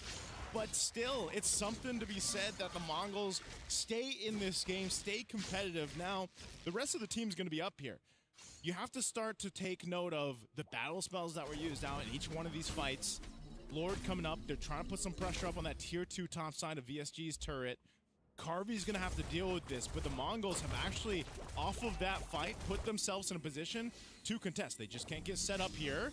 Makey. Oh, no! The Petrified! It doesn't actually connect onto Makey! This might be the game changer here as they're trying to get out of here. Lord JM tries, and is still going to recuperate, but that's shut down! How did that Petrify not connect?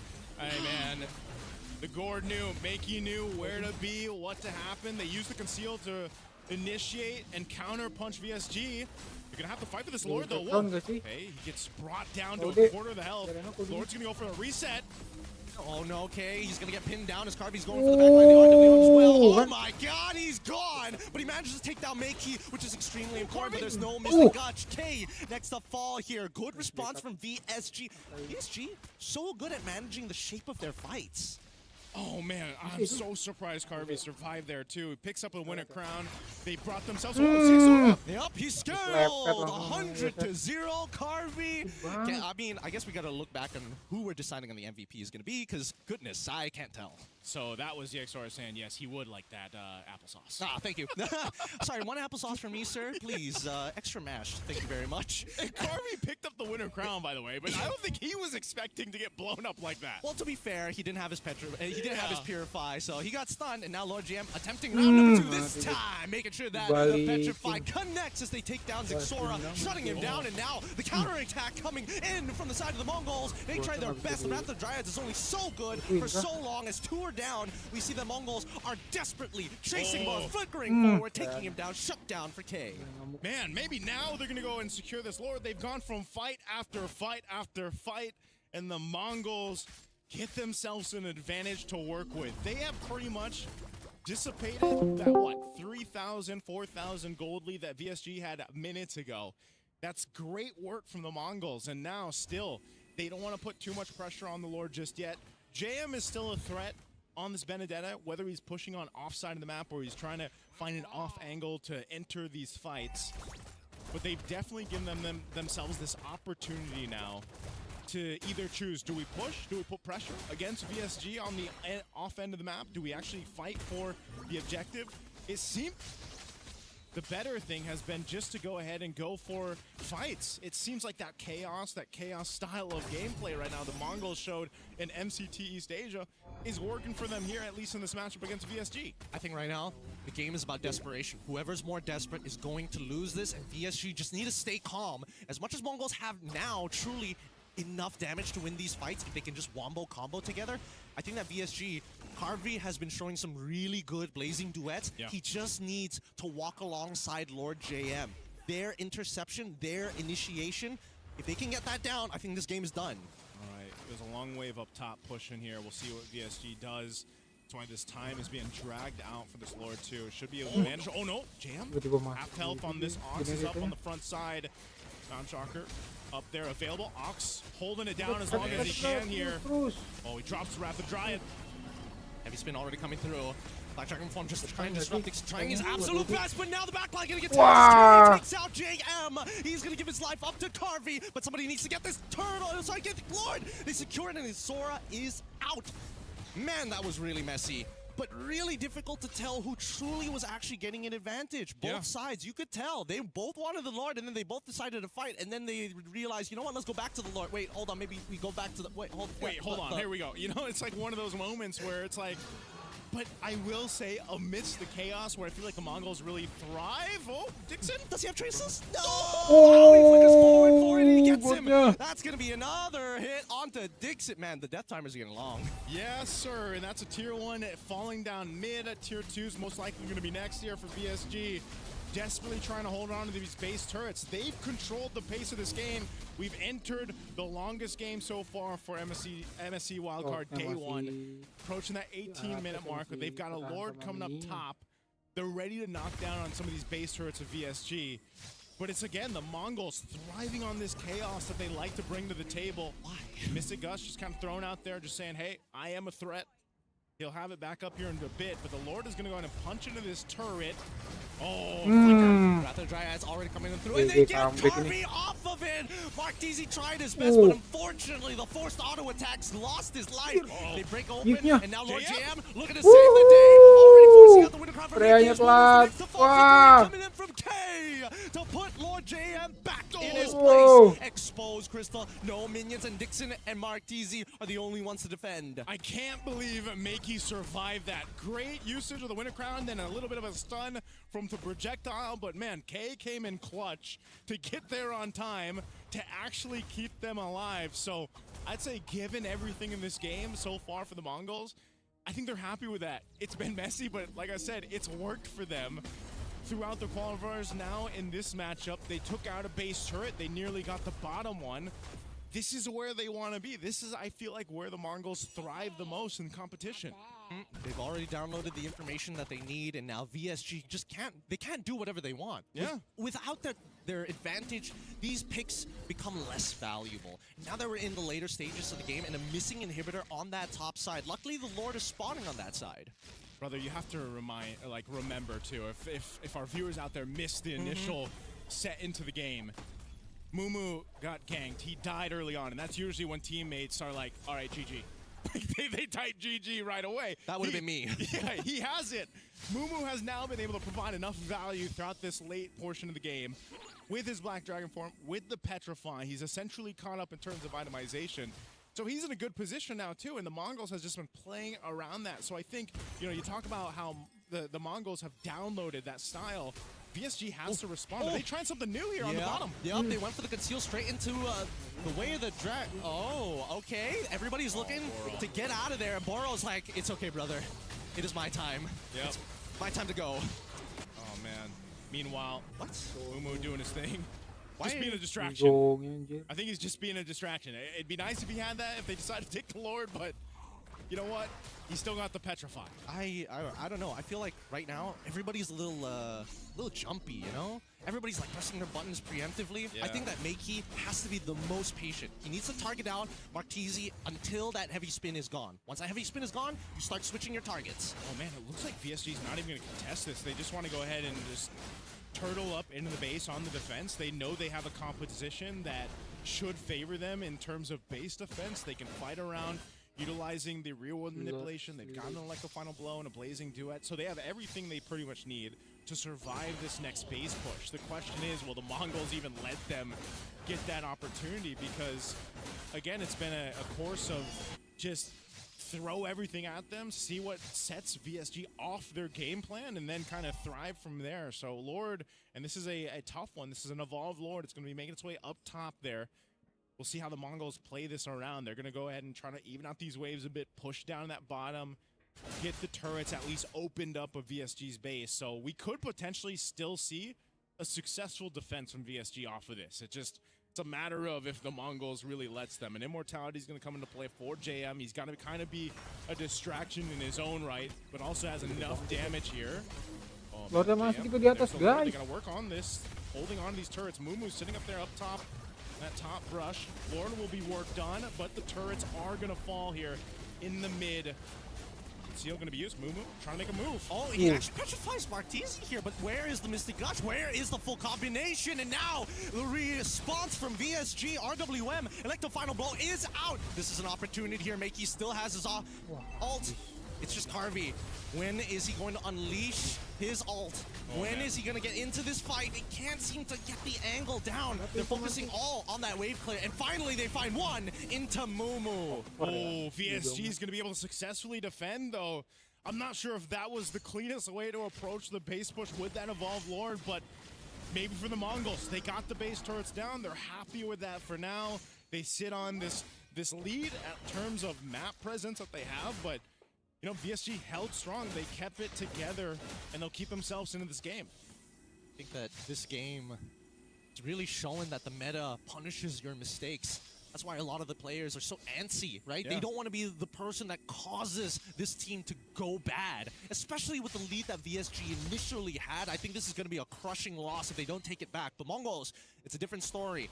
Yes, it's a bit of a feels bad in the early game, but there are things to learn from it and maybe adjust in their composition.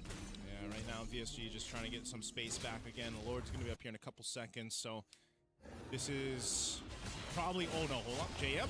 Okay, the Valkyries are already out. Electro Final Blow is close, but now he kicks him Oh. back into the Electro Final Blow, but the Raptor Dryad takes up the second half. Mystic Dodge comes through, and this is the fight that they were looking for. K alive, Dixon dead. Boro and Martese try to disengage, but it's just not enough with the Black Dragon form to chase them down to oblivion. That should be the game. Oh man, I'm not sure what the call there was to start a fight. Maybe they saw an opportunity, but this is the Mongols in the base. Unbelievable. An unbelievable turnaround game. VSG had everything, and now the Mystic Projectile and the Gush is out. Boro is down, and that's finally the first win for the Mongols, turning the score 1-1. They fought hard for this win here. The Mongols deserve that win after the early game pressure that was established by VSG. It took them some time. It was a little scrappy, a little messy. But hey, the Mongols make it work. And like I said, I think that's really where they thrive. And maybe that'll be enough to get them another win in their next matchup. But right now, this is a little grim for VSG sitting at where they are in the current standings. Yeah, unfortunately for both of these teams, as you can see on their faces, yes, a couple of smiles, but nothing really truly excited to be about. There's still more games, and the way that they won, and unfortunately for VSG, the way that they lost, it's going to leave a mark here. They're going to have to reset for later. Yeah, that was tough, man. I mean, again, I feel like they had what they wanted, you know, with part of that game. Yeah, and sometimes it hurts to be right. Yeah. Because just now talking to Mercury and Brigida, we're like, oh, this is going to be the long game. And it was. And in the pre-show, we did say that it feels like for the teams here, they're playing with desperation. And that's what we saw coming in from both teams. And that's the best way to describe that very last play, right? They saw an opportunity, but it's just one of those situations where if we make the decision fast enough, they won't be able to punish us. Unfortunately, that's not the case, right? They went in, some miss abilities, and then it's just like, yep, you're just vulnerable. You're gonna die there. Yeah, it's even a Claw walking straight into that Mystic Gush. He walked right into it. And they expended some of the battle spells and some of the defensive items that they had in the base defense. So I'm really interested on like what everything was used before it's needed. So they're like, let's go in without all of these things into this fight. You know? And Lord was coming up in a couple seconds. Well, that's the thing. I feel like that's why I don't want to say this is a matter of experience. It really just goes to show that there are high stakes in the game itself, right? This early game coming up for VSG, so good. Initially getting the first blood on that top side, immediately looking for the steal, and on top of that, Martese is really great at counter jungling with the rest of his team. I think that Zixora was always down, like almost trying to get a level above him. But in terms of raw gold, like Martese was doing phenomenally well. Yeah, he was, man. I mean, throughout this game, I feel like VSG, it was supposed to be theirs. I mean, the way that the early pressure was established, a hell of a time, man, just farming up, locking in the Trinity early on when he needed it. They had so many tools in these team fights, and just unfortunately for VSG, it kind of slipped through their hands. I feel like because we've been casting this game for a few years now, and some professional players have been through this phase where they know just because you can do it doesn't mean you should, right? Because you get that experience to know that if I go in and I get one kill, what are the chances my team gets wiped out, right? That's just something that with experience, you just get used to, because look again. He didn't even have stacks, man. I mean, like, Carvey wasn't stacked up at all. Oh, yeah, true. Like, he was, you see how slow he was approaching the fight? So I think it was just, they weren't ready to fight. They forced it. I think that Carvey kind of forgot how much damage Makey does on the ult, because it's like, oh yeah, I just need, once he's full stacks, then it's true damage. No, it's high base damage. Don't take it at all. No, I mean, I think he was saying that the Claw didn't have the stacks with the Art of Thievery. He didn't have the Art of Thievery, too. Because his movement speed and attack speed was a bit slower. I totally agree with that, but he also had Purify. In a lot of situations, like, okay, you see the gourd, how does it work? Okay, he's got to land one and then two. Most people forget that the two still hurts even if you don't hit one. Yeah. I mean, this is just one of those situations where, like Nice said before we start the game, is like you can have your warm-up game one, right? But don't bring some of that into game number 2. But with that being said, that was game 5 of this wild card. And as predicted, that's the long word. We'll be going for a short break, but when we return, it's game number 6. We'll see you guys then.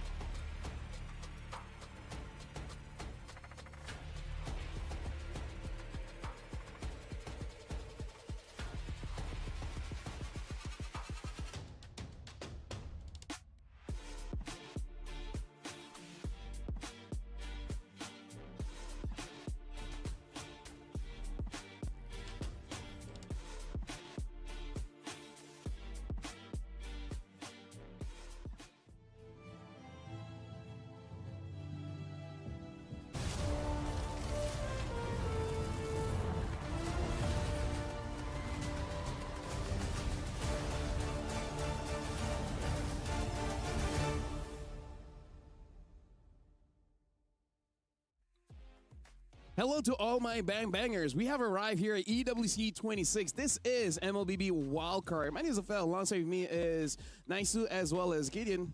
Certified bang bangers as well. We just saw a long game just now between Mongols going up against VSG, which hopefully lessons are learned. But speaking of, we're going on to the next one. What are chances Hans against Falcons that goes for a long time as well? What are the chances? Well, I think honestly the chances are a little bit lower. At least we know from the Falcons side. Like, this team has been to wildcards before. They've done this run. I don't think they're going to be looking as desperate. But keep in mind, both of these teams currently with a score of 1-0, they're looking to be maybe the favorites to actually move on to the next stage. Yep, this is an important game for both of them. I think I'm going to have to go and say, too, you know, as we get a good look at still meta here from the Huns, there's something that can be said about Mongolian gameplay like we just saw.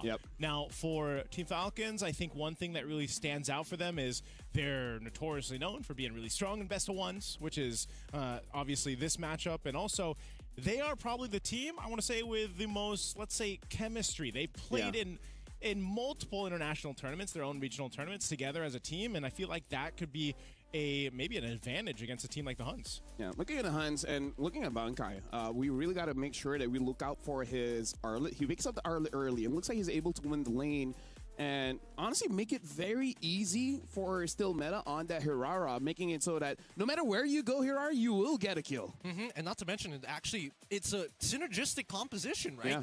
And I think that draft pattern needs to be attacked. And that's where I'm looking at these Falcons, right? If there's one thing I know about them and what they're really good at, those best of ones. These guys are dangerous. They've taken some big names in our scene just because of a best of one. Now, here's the thing. We still remember back in M7, when Matilda was a meta, they were using it, right? So, Huns, does this mean that they have one less ban because they have to ban out at Matilda? And imagine if they don't, and Falcons just, they just get it. Yeah. I think we're going to see it banned out, just like we did in the previous match. You know, you don't want to give it over to a team like Team Falcons, and you know the way that they kind of play, the way they maneuver around the jungle, I think is.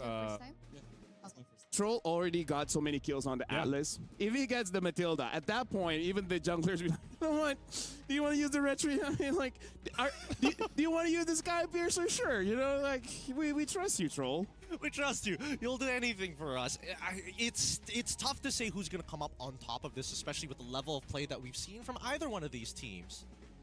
Yeah. Speak. Okay. I was distracted by you, man. You sounded like Gideon for a second. He's great at mimicking my voice. We worked for way too long. Way too long. But speaking of, do you think that, you know, maybe they've got a couple of words to say tonight? Hold on. Here's the thing. I want to see Eterna talk right now because looking at it, looks like she is with someone from the Hunt. So let's throw it over to Eterna and see what she can get from this interview. I'm definitely with someone special here, LFL, because I'm here with Still Meta. Welcome, Still Meta. Hello, everyone. I'm Still Meta from the Hans Esports. Yes, we know you are the jungler of Hans Esports right now, and you're sitting at a 1-0 so far. But I heard that there's something unique about your in-game name. Can we talk about that a little bit? Actually, Still Meta, my IGN came from like a previous a long one. It was before it was Link Still Meta, and I just decided to put away the Link part. Okay, so you eliminated the Ling out of the way. Why? Do you not think it's meta anymore, or what's going on? Link wasn't meta anymore. Okay, so Ling's not meta anymore. He has still meta still, but are you gonna change it to Hirara still meta maybe? If I could, maybe I should do it maybe. But I think the maximum character limit is just won't allow me to do it, so. Yeah, okay, well, technical problems with that Hirara still meta, but I really want to talk about Hirara for a bit because we've seen it twice, and from both teams, and from both times we've seen it from a Mongolian team. So is it currently meta, or is it just region-based on Mongolia? I think Nivero is kind of meta because she has very few counter picks, and she can snowball very quickly if left alone or in the right situation. Okay, so you still think that it can be strong in this meta despite it being more maybe tank-centric? Yeah, I think her can be a meta pick. Okay. Now, still Meta, I'm hearing that this is your first debut on an international stage alongside with 3 of your counterparts. So, can you talk to us about how that's been for you so far? The experience has been great so far. First time in Paris too, and love the atmosphere, love the people, love the staffs. Thank you, everyone. And we love to hear it. So good luck for your next match, and we'll see you maybe after for a post-game interview, maybe if you win this. Thank you. All right. I love it. I love it. You know, Rachel, All right. we love you, man. We really love you. Hey, can I ask you guys a question? Sure. Who would your hero still meta be? I would say, for me, Grok. Grok? I will put Grok still meta. He's been meta though. Yeah, but you know. Hey. How many Groks have you seen in the past 3 months? I saw one today. Hey. One. Yeah. One. Look, the data isn't necessarily behind you on this. By the way, let's just say how nice that the honesty is. Like, oh, would you put Hirara still?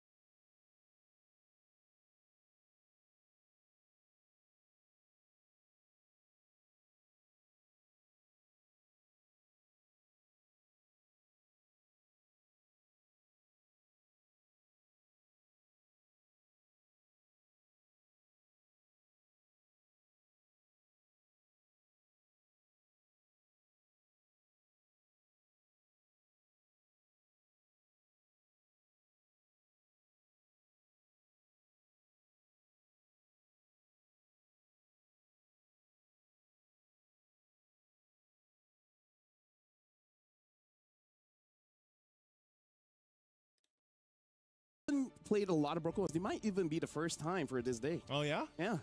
Man, eventually we're There's gonna been have a to lot get of dangerous grass. Yeah, we're gonna have to get a stat for that. You know, by the time we get towards the last couple days of wild card. I just use my brain and my intuition. Both can be wrong, but with confidence, people don't care. Liquipedia editors just like, God damn it, I gotta actually look at the games now. I can't just listen to Hirara ban, them. by the way. Very good. It does not scream meta, which, by the way, it looks like Paquito or Freya might be left open. And I think that Paquito, it's gotta go. Actually, right? You might be onto something here. I'm more afraid of the Freya just because of that constant pressure. Paquito, it deletes you, but you don't stress about it too much, too long. I think it only gets worse at this point if we do see the Phoveus end up getting banned out here, but it's looking really, really scary. This is one of the few times that we're seeing quite an open draft overall just because of this Hirara and Matilda ban. That's respect, basically, and that's, you know, imagine in day one, it's like you've already got this amount of kind of stats and knowledge for these teams competing today that is going to dictate the draft here, that Jushin will be banned out. So that's going to be taken care of. And now for this next portion, let's see where we end up going here. Last ban will be the Freya that Team Mena wants to take out Team Falcons. Now first pick priority on the blue side. Where are we going here?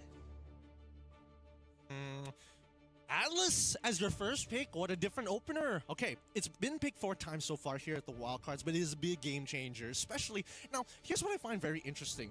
During our regular season, prior to the patches, we saw Atlas starting to come up and resurge into this meta. And it's only because the Jushin was such a big problem. And then I think, you know, most people started to figure out, hey, Jushin is actually more situational than she is a must pick.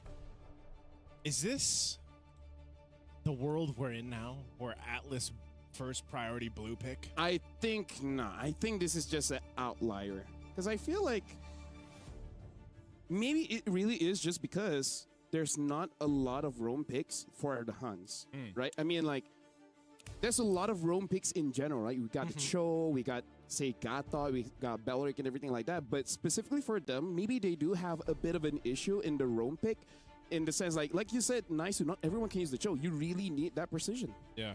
Here we go. The Paquito gets locked in. We already see Valentina alongside Claude. A very strong opener here coming down from Falcons Mina. But that Paquito, there are answers to it right now. Okay. up against this too. We'll see if the Huns want to go ahead and lock in their favorable jungle pick if they can for still meta, or they just kind of want to hold on to that. XP could be an option too. I think Fredrin and Paquito would be nice, no? Fredrin and Paquito. And, you know, you can catch the Claude with the Fredrin. Yeah. Or just be yeah, there you go. Just one shot him with Paquito. That's all you need. Yeah. There's Paquito. And have two just very good-looking guys with a squid machine. Yeah. Fair enough. Yep. Fair enough. I had to think about that for a moment. I was like, should I give this to you? Yep, you're pretty accurate on this. And overall, when we look on the opposite side, I think this is the best response that they have. Oh, you're going with this big counter engages. Oh, you're looking for these big engages. Heavy spin, always going to be a good answer. And you even have counter engagement when you see that Valentina start stealing some big ults. Yeah, I miss the days when it was Hurricane Dance, but you know what? That's neither here nor there. Really, you want to say 1,000-pounder every single time you see body Dude, slam? no, I do like that. I do like that. 1,000-pounder is great. 1,000-pounder was great. Yeah, what do you mean? That is like at least top 10. Yeah. Top 10? Yeah. Skilled it, yeah. Okay, all right. We'll go back to the worldy days. Worldy! That's also not bad. Yeah, That's also not bad. I was going to say it was fun to shout worldy. It wasn't. Bro, NetherRealm. Okay, I think that one's fair. All right? Yes. NetherRealm. Cult Altar. Imagine how sad every caster in the world would be when they change the way of the dragon. Oh. That cannot be changed. Yeah, that's too much. That's Blazing too much. Duet cannot be changed. I was going to say, Blazing Duet and Way of the Dragon are probably the two. You can't change it. Yeah. You can't change it. For sure. But looking at the second half of the bans, right? You know what they can change? What? Incandescence. Incandescence? You can't change that. I'm okay with changing that. I think incandescence is fine. No, you know what I would change it? What? Dash again. I think that's what they should change Arlet's Vengeance. They should literally call it Dash again. I'm not even joking about this. Like, it's already conflicting with the battle spell. That was great because I messed that in play. I'm always like, incandescence. There he goes. Yeah, in Malay, Yeah. it sounds like ikan dances, which means a dancing fish. Because ikan means fish, Yeah. dances is dances. Well, Gushin's not that, so. Either way, right now, fourth pick for Falcons here with the Arle as well as Povey has been banned by the Huns, and then the Gord as well as the Hire being banned by Falcons. By the way, the carry is still open if that is something that the Huns want, and I feel like they got enough lockdown to give space for that carry. Yeah, oof. The Hylos. Makes the carry look a bit more juicier. Yeah, it does. Or Obsidia.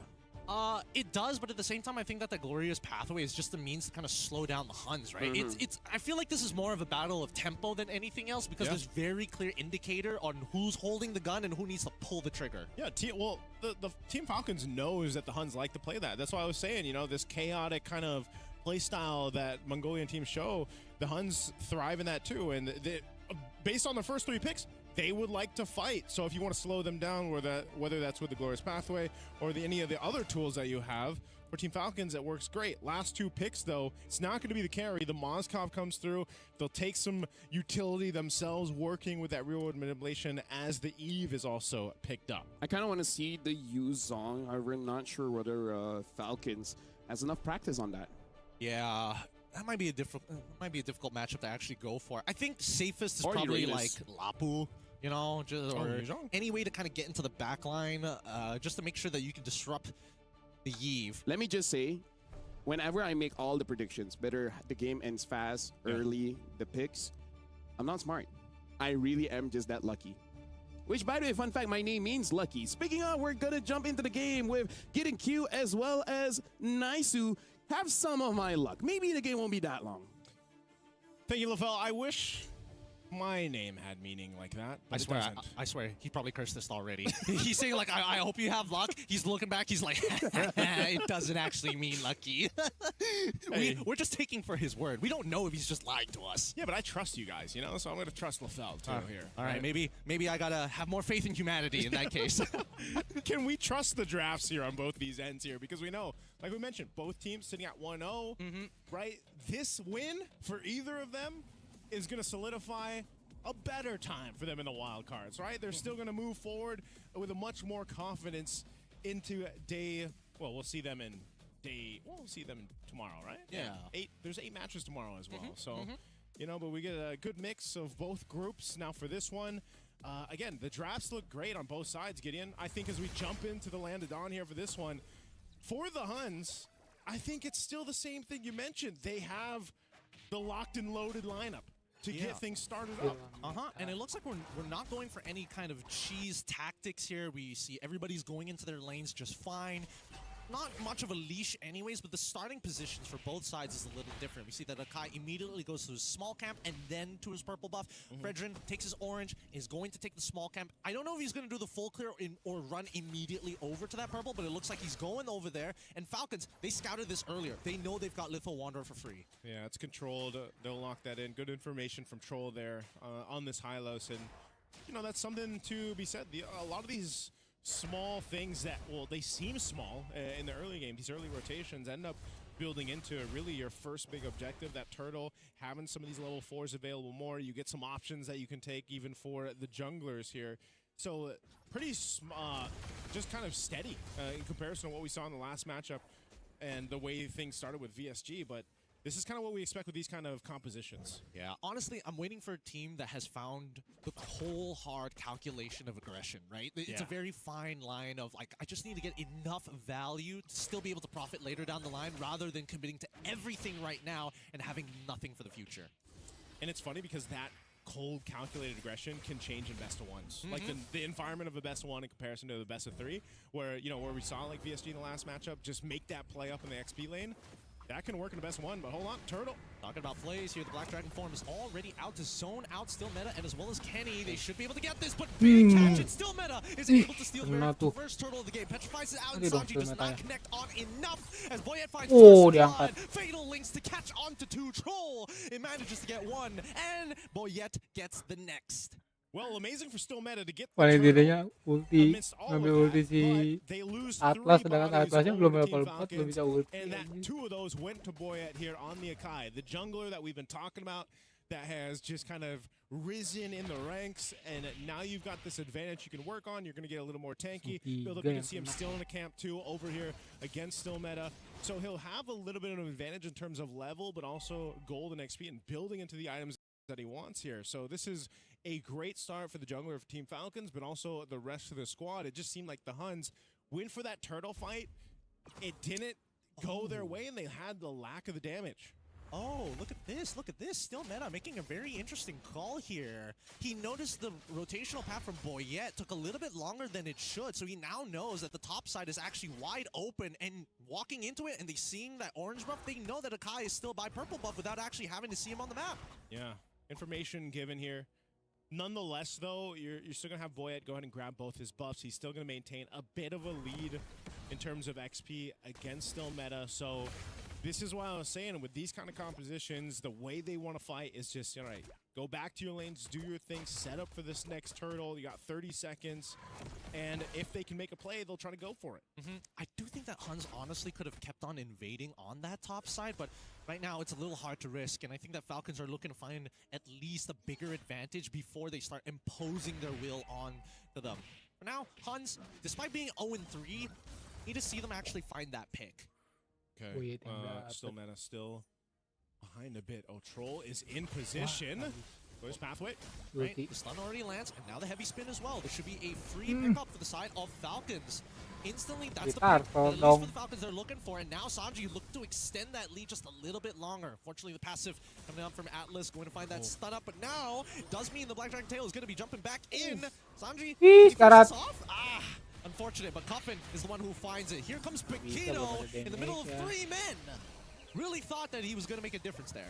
Yeah, that's unfortunately he couldn't use up his Bunkai. His Bunkai falls. He even burned the Flicker, man, and the turtle goes over to Team Falcons. They're looking to take more from the jungle of Still Meta. Glorious Pathway for Troll to get on out, disengage, and there's no buff there for Still Meta. And look at that, Boyet really taking advantage of every little opportunity. He knows that it's too difficult for Huns to 100-0 him, so now he's really playing with these timers. This is the cold calculated aggression that I like to see from Falcons. We're going in, we're taking everything. And they can do just that. Lockdown here.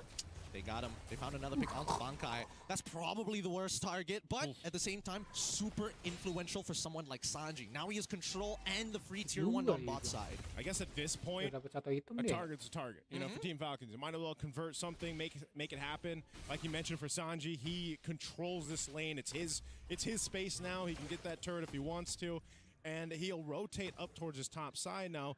Meanwhile, I'm still looking for the Huns. Where can they turn this over? I mean, Team Falcons hasn't done anything fancy. Look at this. They built themselves a 3,000 gold lead. They've got 7 kills in favor for them. They're starting to scale up, get some of these crucial items locked in too. They've set themselves up for cruising up to that first Lord after they control this turtle here. Last one in the game, which should be theirs. I'm not expecting the Huns to go for a fight, but if they actually decide to go for this fight, it might be on the whims of, can we get a multiple Fatal Link setup going? Do we have Yuki ready and locked and loaded to join this fight? And can Bankai even provide damage? This is what the Paquito's known for, but when you've been kind of stalled out, shut down in the early portion of the game, the damage for Bankai and this Paquito in general isn't going to be exactly online. Not to mention that it's also been nerfed as well. So it's like, as much as you want to like dominate the lane, he did that. Bankai was like, yeah, I'm winning in the lane. I died once. I guess nothing is happening anymore for the rest of this game. Right now, I think that Huns, their composition has all the tools, but the level of execution needs to be so high, right? Still meta needs to be able to catch multiple people. How is he going to do that? He needs the help of the rest of his team. And now Sanji, oh, gets out of there, petrified, triggers the shot residue, and now he needs to get on out of there, but no! Aduh, kena stun lagi. Spear Misery connects, and Sanji still surviving 2 shot residue procs. You gotta be joking me. That's the kind of lead that Sanji has here. That is not a interaction you expect the Yuzhong to survive. Sanji does it with the Shaw Essence procs, but man, talk about a commit from the Huns for a kill, and now here's the counterpunch. They're looking for again. He stole the Fatal Links just to get rid of the Razor's Wrath. It's out now, and Sanji finds the kill. RWM now getting unleashed. The heavy spin says, no, I will not let you. But he manages to push one out. Yuki in trouble. He ends up dying for his sins. A 2-for-1 trade in favor of the Falcons. Oh man, finally the Huns are on the board, but man, at what cost is the question? They do keep Sano up top side, Team Falcons, kind of controlling that pressure that was coming through from Bankai, but hey, they're happy with it. They're going to continue to take everything. Kenny's in trouble. He falls. He's gone.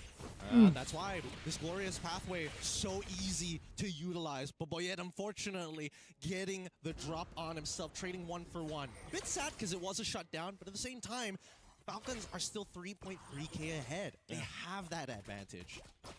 I think when we have to start to kind of take note of where the Huns turn it around again is playing into a Moskov, having Yuki online, which he still needs plenty of time with, you know? I mean, taking a look at the items here, he's almost to the Trinity, right? You've got your Golden Staff and Corrosive Scythe already. I mean, even across from him, Sano, they're pretty much neck and neck, but the thing is Team Falcons, the rest of the guys are able to provide so much value in these early team fights, and they have ultimate control around objectives is what makes them such a threat. Oh, no wonder Sanji lived.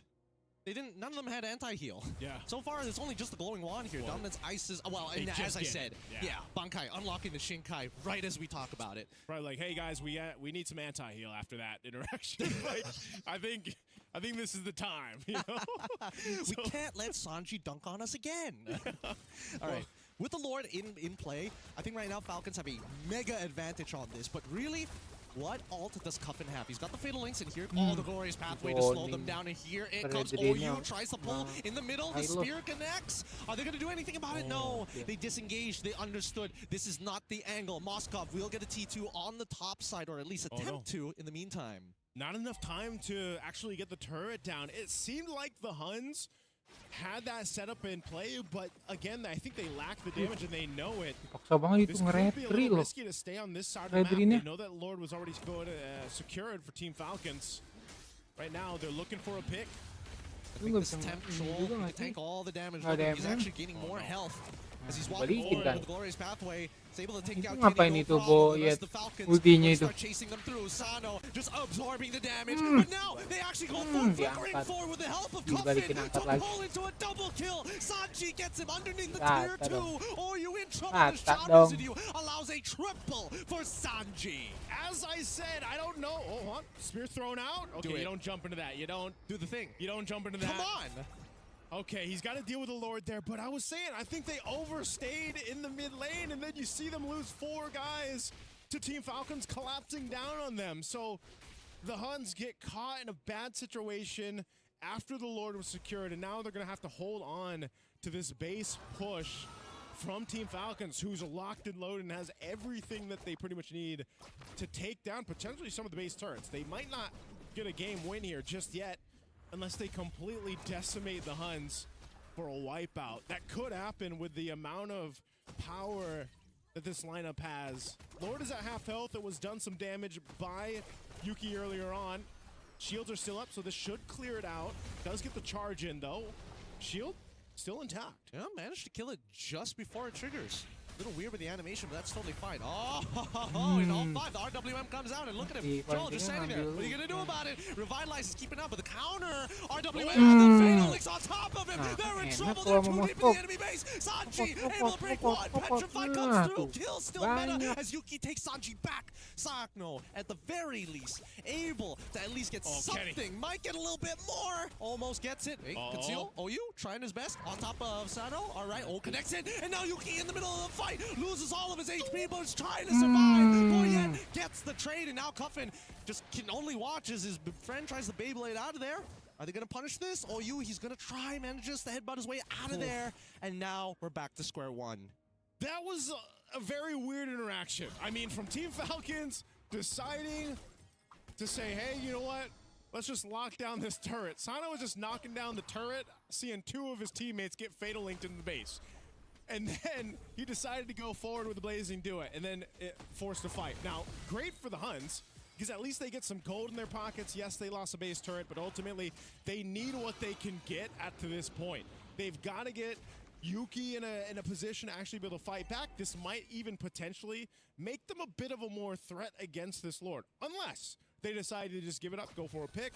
It seems like that's what they're going to go do here. OU. Half health, trying to get away. They need to start the Lord right now. OU needs to go for the recall, and I think that they're not going to be able to participate for the upcoming fight unless we see Huns try to like poke and prod a little bit. But the big issue is that everybody's scared to Cuffin, right? At any moment of time, whatever engagements you have, they also have access to. Yeah, man, Cuffin just doing so much damage. 4-0 and 11, his own Fatal Links. This is going to be a Lord secured here for Team Falcons as they prep up, get ready. A couple defensive items picked up too. Chastised Pauldrons now for Sanji. Cuffin was locked in. You saw the Malefic Gun picked up now too for Sano, so he's got a little bit more range to work with here, but this could be the push in now for Team Falcons to go ahead and end this game. Now, if they overstep a bit, make some questionable choices, there is a chance that the Huns keeps themselves into this game. Good defensive item here for Yuki too. Wind of Nature now available. He's going to definitely need that in this base defense, so they'll clear out what they can. That Lord is going to come down the mid lane for Team Falcons, who's sitting on a 6,000 gold lead at nearly the 14-minute mark. So Yuki holding down the mid. Cuffin, again, keep an eye on him. He's got his own Fatal Links.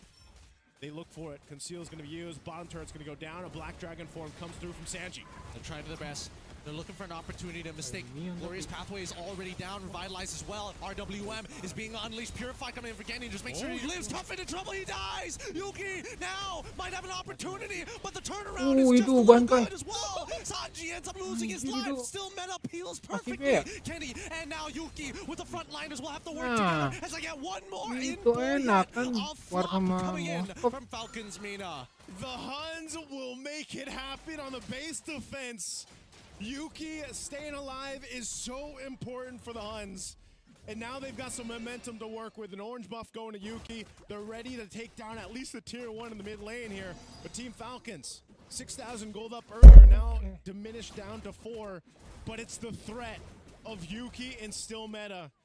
They're looking to potentially take some more from Team Falcons. Isn't this exactly what the Huns needed to turn this game in their favor? Yeah, unfortunately for Falcons, with the lead that they had, they needed to force scenarios underneath enemy turrets. They needed to force scenarios by the inhibitors if they want to get some real value. Whether they lose or win, the reward is so much more worth it than the risk. But they're doing it so late in the game now that the Huns, they don't mind. They can basically fight forever. Their whole composition is designed to fight for long periods of time.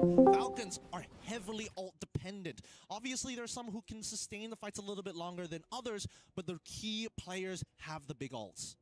Yeah, looking at this again, you know, it's just, this is also in territory, as you see how much damage OU has taken. This is something that the Atlas does so well. You know, you're able to go ahead and just be that tank, provide that vision, but have the threat of a Fatal Link. So, oh, they're going to go. Okay. Glorious Pathway to try and slow them down, and now the Black Dragon form as well. Yuki is actually going for the recall in the middle of this as they found the interception. Kenny! They've got to stop it. They can't let Kenny keep getting caught by this again and again and again. He killed Kenny. Right, it's one of those moments, basically.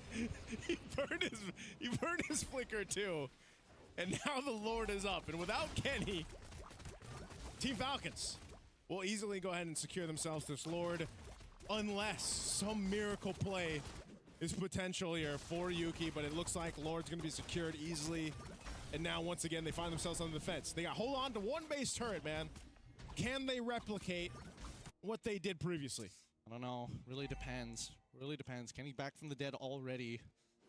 Now they're going to have to defend this. I think they should. They've got the wave clear, right? They have the wave clear, yeah. They've got Bankai to slow down waves. They've got OU to slow down waves. They've got Kenny as well as Yuki as the main wave clearers. I think Falcons, Boyette, he's going to have to try and make a... Oh, okay. Now he can't make a play. He's literally lost all of his health. He's got the Guardian Helm, to be fair, so he's going to start healing up soon, but I don't think that's a very healthy amount. Oh, Lord's already going to be worked on. They're trying to hold on. Oh, the counter play. Heavy spin to knock in the opposite direction. Great play from Boyette as the RWF comes out. They're looking to go for the end game. The fight is still happening. Can somebody hit the base or something? Because what we're seeing right now is too much. Sano out of there, swaps items, and now Cuffin able to finish up the rest. Sano, please. Okay, loses his immortality. He's coming back up. The wave is there. Nobody hit the base. And it's a shutdown on Sano too, and the base is still up.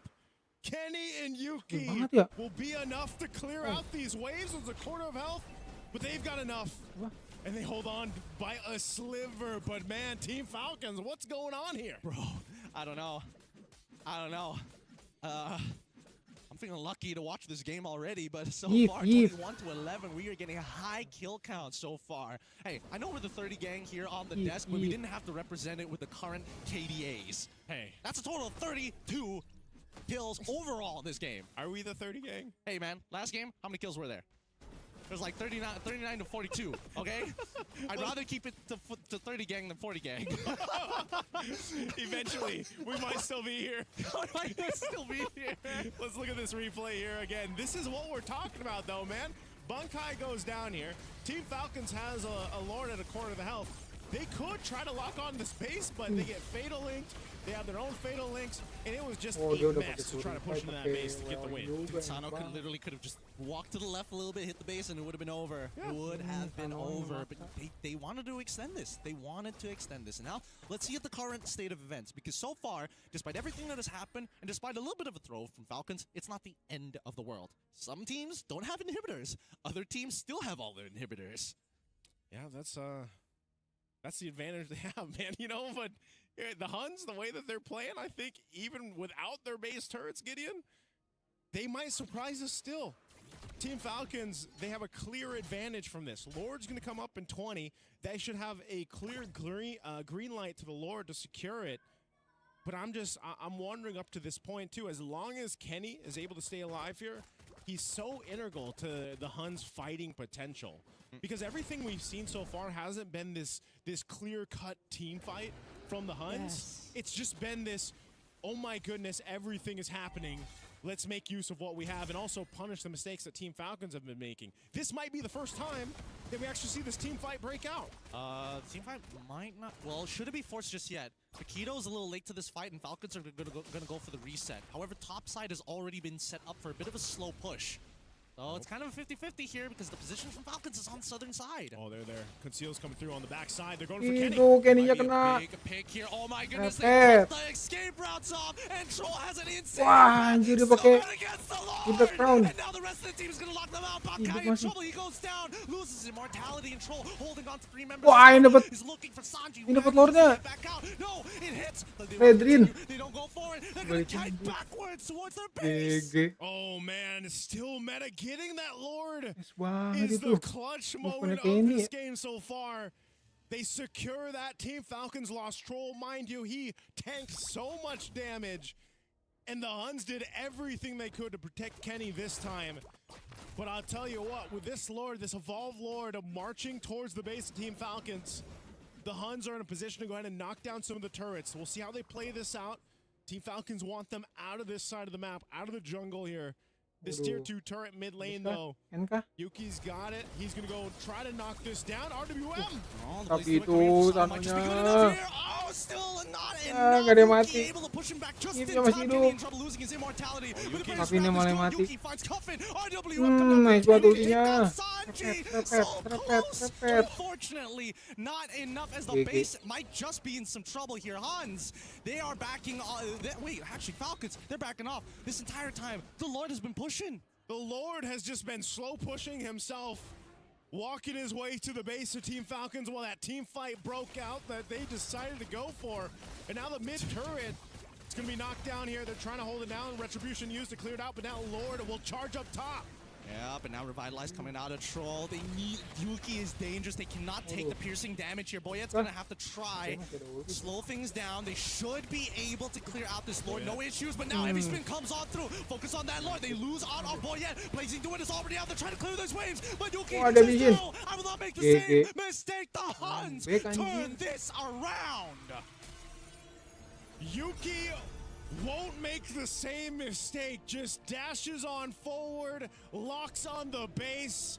The Huns again, just like from the last game, they were in the depths and they crawled out of it in this one to get a big win for them, setting themselves apart against Team Falcons in this one. What a game from the Huns.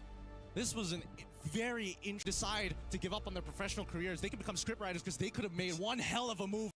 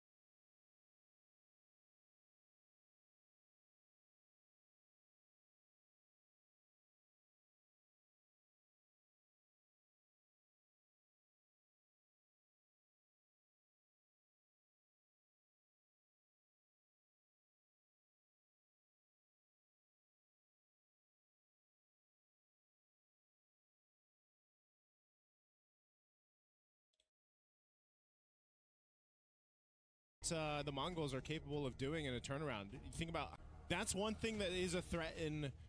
Wait, this has to be first pick Akai. It has to be. Fredrin was the last man. Wait until they lock it CC again. CC first pick. Nah. I mean, like, you already banned out the Boxy as well as the Fredrin. If you first pick the Akai here, yeah. Perfect. So they find their angle. 5 times picked already, and this might just want to be the first few times that we're seeing, hey, some side is going to get a tank jungler. You're going to have to figure out a way around it.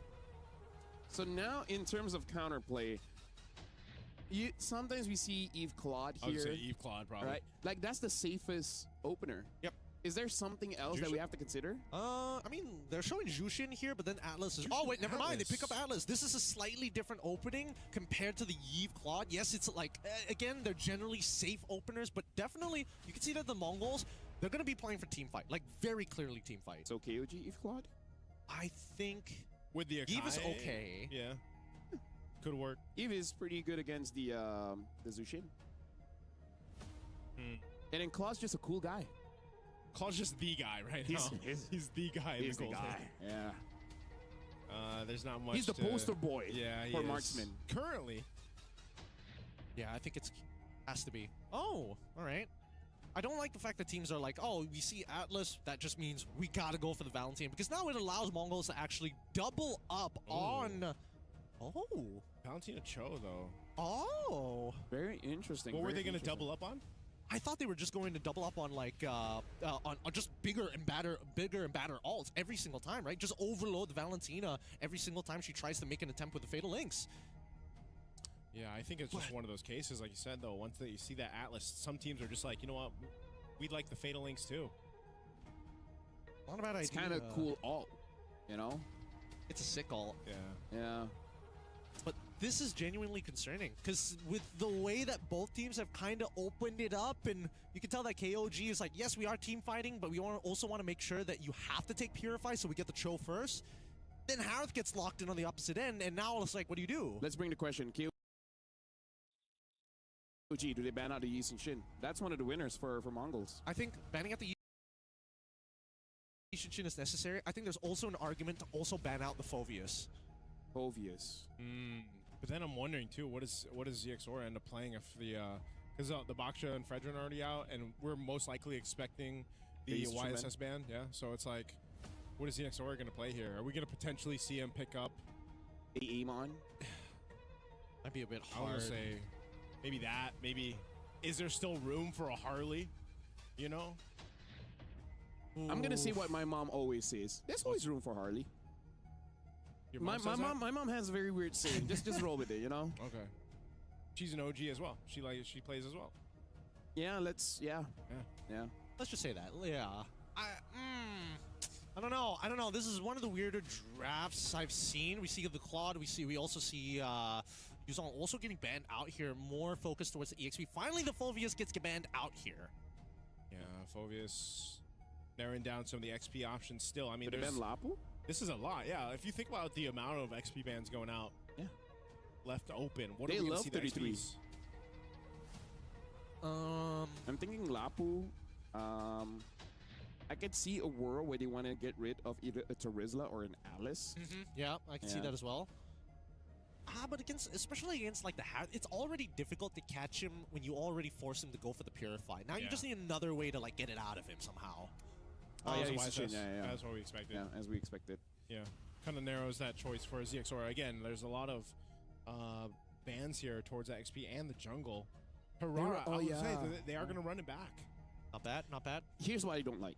What do you They like to pair Hirara with skill-based damage dealers. Yes! Like, before this was Granger, now it's Harvey. Harvey is stronger than Granger, yes. But I would always prefer Carry or Moskov, anything so that you're just buying enough time for the basic attacks to come in. I agree, but also I think that in this particular circumstance, they needed, I feel like their mid laner, if it was Yves, it might have been a little bit better because then you could proactively set up a scenario maybe where Hirara could go for a clear, or even, I don't know so much about the Kimmy. The Kimmy has to take Purify in these cases. Okay, so now for KOG, what are they looking out for? KOG is it CCable? It still might be. I mean, think about the XP bans that are out. Oh, Sora is still there. Sora and the Moskov. Soda. This is so strange. This is really, really strange. The pattern was very odd. Yeah, they're like, okay, I feel like they already had an idea of what the composition already was, and they didn't have to adjust too much on the fly because they just really just doubled down. Hey, EXP laners, that's 4 out of the way, and then we also get rid of the Yishin Shin. It's pretty wild. It's pretty wild. And they go blind Sora. All right, last pick here too for the Mongols. Probably Lapu. Oh, Alice, even better. Yeah. Because I really feel like their composition would not do well against a diving tank. But with that being said, I am interested to see how Mongols is going to make this draft work. I have my doubts. So I want to see how it actually plays out. So now, Nice as well as Gideon. I don't want to give any kind of thoughts. I'm just going to give it over to you guys and all the best. Wait, is that too much? Hey, thank you. Thank you. We'd love to hear your thoughts, but we'll do our best here with this one. Again, it's me, Naisu, Gideon, to bring you our match 7. We're here, day 1 of the wild cards for MSC. We have 2 matches left for the day, including this one. So here we are, coming down to the Mongols. If you missed their previous game when they did play against VSG, they had a rough start to the game, but man, they held on. They turned the game over on its head, and they got the dub. And now for KOG, one of the favorites, I'd say, for the wild card, they're going to be facing up against the Mongols, who technically have some momentum, but we'll see this. Gideon, what do you think of the drafts here? Oh, I don't know. I've been thinking about it for a little while. As much as the order has been really, really strange, they have to have some kind of set play here. Because there's a lot of different tools on both sides that actually counter each other if used correctly. So I think it's about just baiting it out early on. Speaking about baiting it out early on, Nile taking way too much damage here and is going to be forced to use an early regeneration for the time being. And Mumu, I think for the laning phase, it should be totally fine. I am a little worried about the team fights later down the line. First turtle is where things are going to get interesting. You worried for the Mongols with their composition, or? Honestly, I'm worried about both sides. Like, I could see an angle where Mumu tries to go for like an alt flowing blood play and then just get pushed away by Kzen, or maybe even 30-30 if he's in the wrong angle. Oh, Zixora just got the mobility there with the dashes. Oh, it's good. Might be good, might be good. Zixora should be able to get the damage down. He's got more abilities than most people can actually deal with, and is able to lock down too. They can't catch up to Nile, but they also successfully go for the invade. So things, first blood going over to the Mongols, everything that could have gone right for them just went right. That's one of the things about the Hirara, right? Like, the way that we're seeing it played and executed by some of the teams already at day 1 is this kind of finesse. It's kind of like this maneuverability that the hero provides. You, of course, have your damage. You know, you have that little bit of interaction with the iframes and everything. But it's one of those things where if you're the opposing team against Hirara, especially early on, it's like you kind of have to be really cautious of the moving in and out of the team fight, and it's just kind of elusive in a way. And I think that's one of the big things about Hirara, the way that she approaches the early game. Now, eventually, when we get to mid to late game, it kind of struggles a bit, right? You need a little more support from the team. You need a little bit more finesse on the way you go into these fights. But now that this turtle's up, and Mongols have garnered themselves a very slight lead, we'll see if they're able to go in and secure this. Makey is holding on to that level 4, and he got the kill earlier on. Nile will take some damage here. ZXORA will start with this turtle, but it looks like KOG wants to fight this one out. Yeah, I mean, the position isn't too great. Mumu's trying to get in there. Might want to consider popping it all sometimes soon, but the heavy spin is already out, so he's just holding on to it. Spear connects. Looking for an opportunity again from now, but Zexora is going to find the first turtle of this game. If they're able to take out Nile, that'd be great, but it looks like Nile really overestimating the passive coming in from this Atlas, forced to flicker away, and Mumu says, no, you're not moving. You are not going to escape from me. Good usage of the Gleam there. Mumu didn't even have to flicker to go ahead and capitalize a kill on Nile, so they get themselves the turtle. Mongols also get themselves another kill on the board. They garner themselves now 1,000+ gold up to this point in the early game. That's great for their composition that we were talking about. And now we'll see. We have to keep track of ZXORA where he decides to go. Look at the lead he has right now in terms of level advantage against Kzen. Kzen will go ahead and get his purple, hits that level 5. ZXORA still going and farming up. Now you have to start to look where can KOG find a pick-off potential with Nile once he has the level 4 available to him, which should be shortly here. But right now it's trying to hold down the XP in the jungle. Yep, I think that unfortunately for the XP laners, that's kind of a dead lane. Nothing is happening there ever. KOG want to lead in to Payan and make sure that they can protect him as much as they possibly can. And so, therefore, Mongols, the most reasonable strategy is, hey, you actually clear slower than me. I'm going to take your camps. And if I happen to kill you, I'm going to be able to convert that to a level lead. And so far, that level lead has been doing wonders for them. Now, the last problem that they have is the conversion. Yeah. Now that you have the lead, can you get something? And they find it in Killer Nile. They're looking to attack that mid lane as they've already invaded that top side. Let's see the bleed over. Man, that's just a lot of damage early on. Nile feeling it too. 2 deaths now sitting here, just getting his level 4 pretty much. And, now you're thinking, are we in a position to actually fight and follow up? All right. 33, he's already in it. They're trying to kill Ox here. Ox, does he have his ult? Yep, he's ready to go and looks for the counter engage with the fatal attempts with the fatal links, but fortunately doesn't get enough. Way of the Dragon comes on through as well as Makey is able to peel perfectly. And guess who gets a, oh no, unfortunately unable to trade. I thought Bayan was gonna at least steal an assist there, but it's going to be a 2-for-1 trade in favor of the Mongols. Man, CXora threading the needle, staying alive in the Harara here. Able to kind of, again, that's what it is. He maneuvers through these fights, he pumps out his damage, he gets out. The rest of the team kind of follows through. That might have been even a better team fight if the spear would follow through from Payan, but still, he has to deal with K here up in that gold lane, and there's just nothing favorable happening right now for KOG. This turtle is going to be secured by the Mongols. ZXora hasn't even gone back to base. He's just got control of things and will make it happen mid lane. Oh, the Fatal Links pulls in Kaizen, forced to use the heavy spin. Makey almost getting about 5 stacks, but doesn't get the pull. And now we see that Nile has to take the damage from it. KS Ox is going for the Pan, knocks him away by some time, but he still loses his support. He missed out that tempo, and now that should be technically tier 1 breaking if Mongols keep committing to this top side. Man, Gideon, ZXora has figured out to make Harara work the best, I would say, so far that we've seen today. It seems to be very clean with the way the team is supporting him as well. And they're just winning across the board. I mean, that lane up top, gold lane is going to be favored now. 4K gets the turret knocked down, so Payan delayed more on this Moskov to scale up to that Trinity that he needs. Right now, Mongols, I mean, this is a very strong lead that we haven't seen too much of. Nile goes for the kick. Okay, Way of the Dragon on towards K's side. All right, Zamanforce, and now they're committing to the heavy spin, and Zora unfortunately can't do much about that, but now they're looking for trades. Makey, he's thinking about it. He could ult over the wall here, but instead he's going to take his time as they lock one down. Zora takes out KZ. Now looking for Nile. Zed, he needs the peel. Unfortunately, loses his boy in the process, and now the Fatal Link stolen away as they get 33 into the middle of it. And now, with one back into Ox, he wants to go a little bit further, pops the ult for the iframes, forced the flicker away so he doesn't get traded back, and Momo, he's done enough. They walk away 2-for-1 in favor of the Mongols again. Oh man, good response from KOG to try to get something out of that, but man, they might lose more as this purple buff is going to be taken.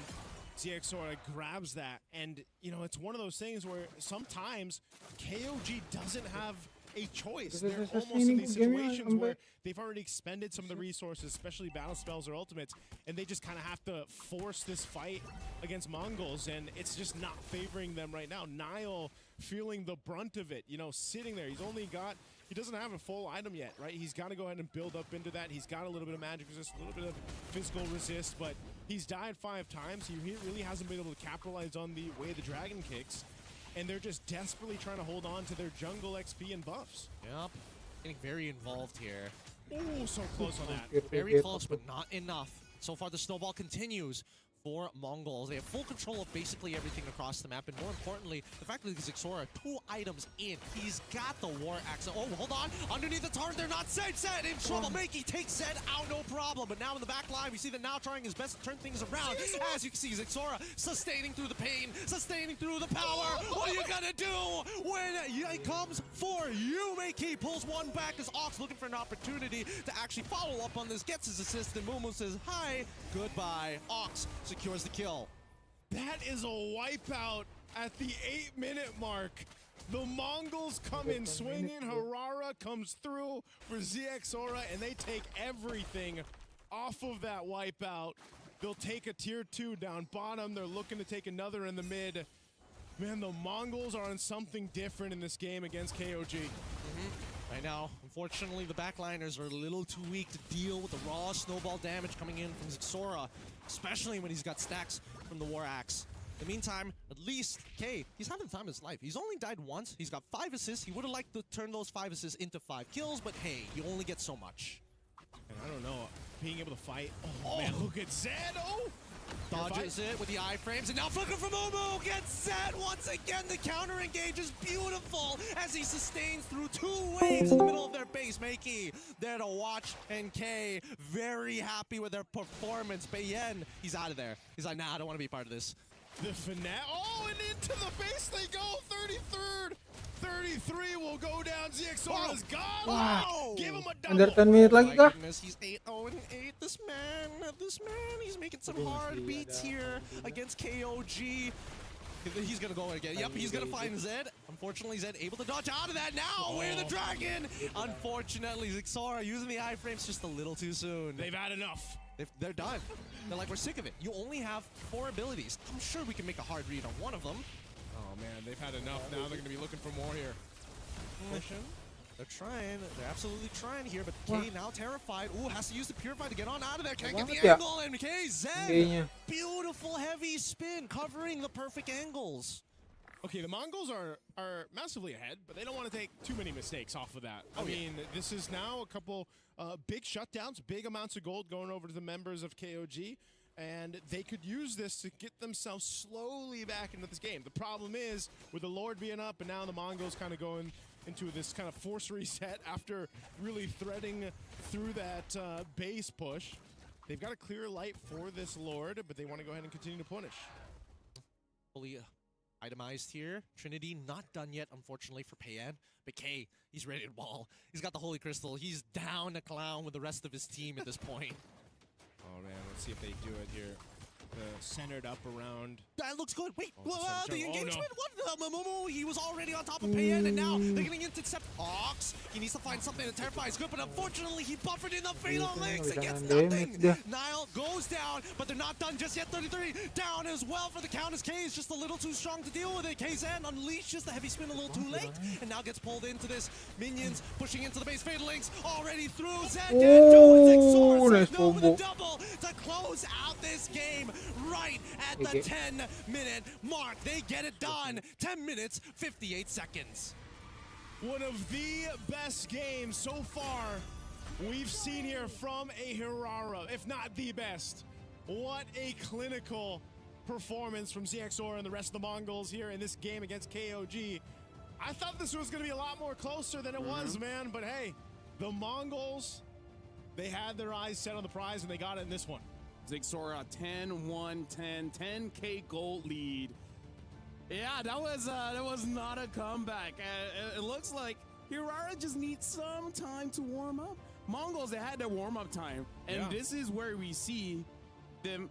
I wouldn't say peak, but this is the form that they wanted to show in the start of the day. I'm so happy for ZXORA because coming into this Hirara game, if he didn't dodge the, he would have been in a lot.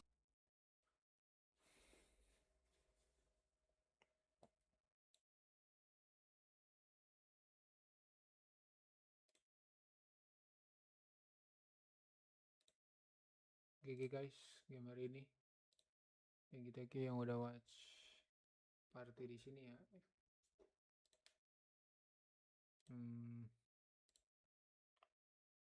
Besok kayaknya gue mau watch party Valorant ya. Wildcard Day 2 itu kayaknya skip mulainya. Thank you. Dadah.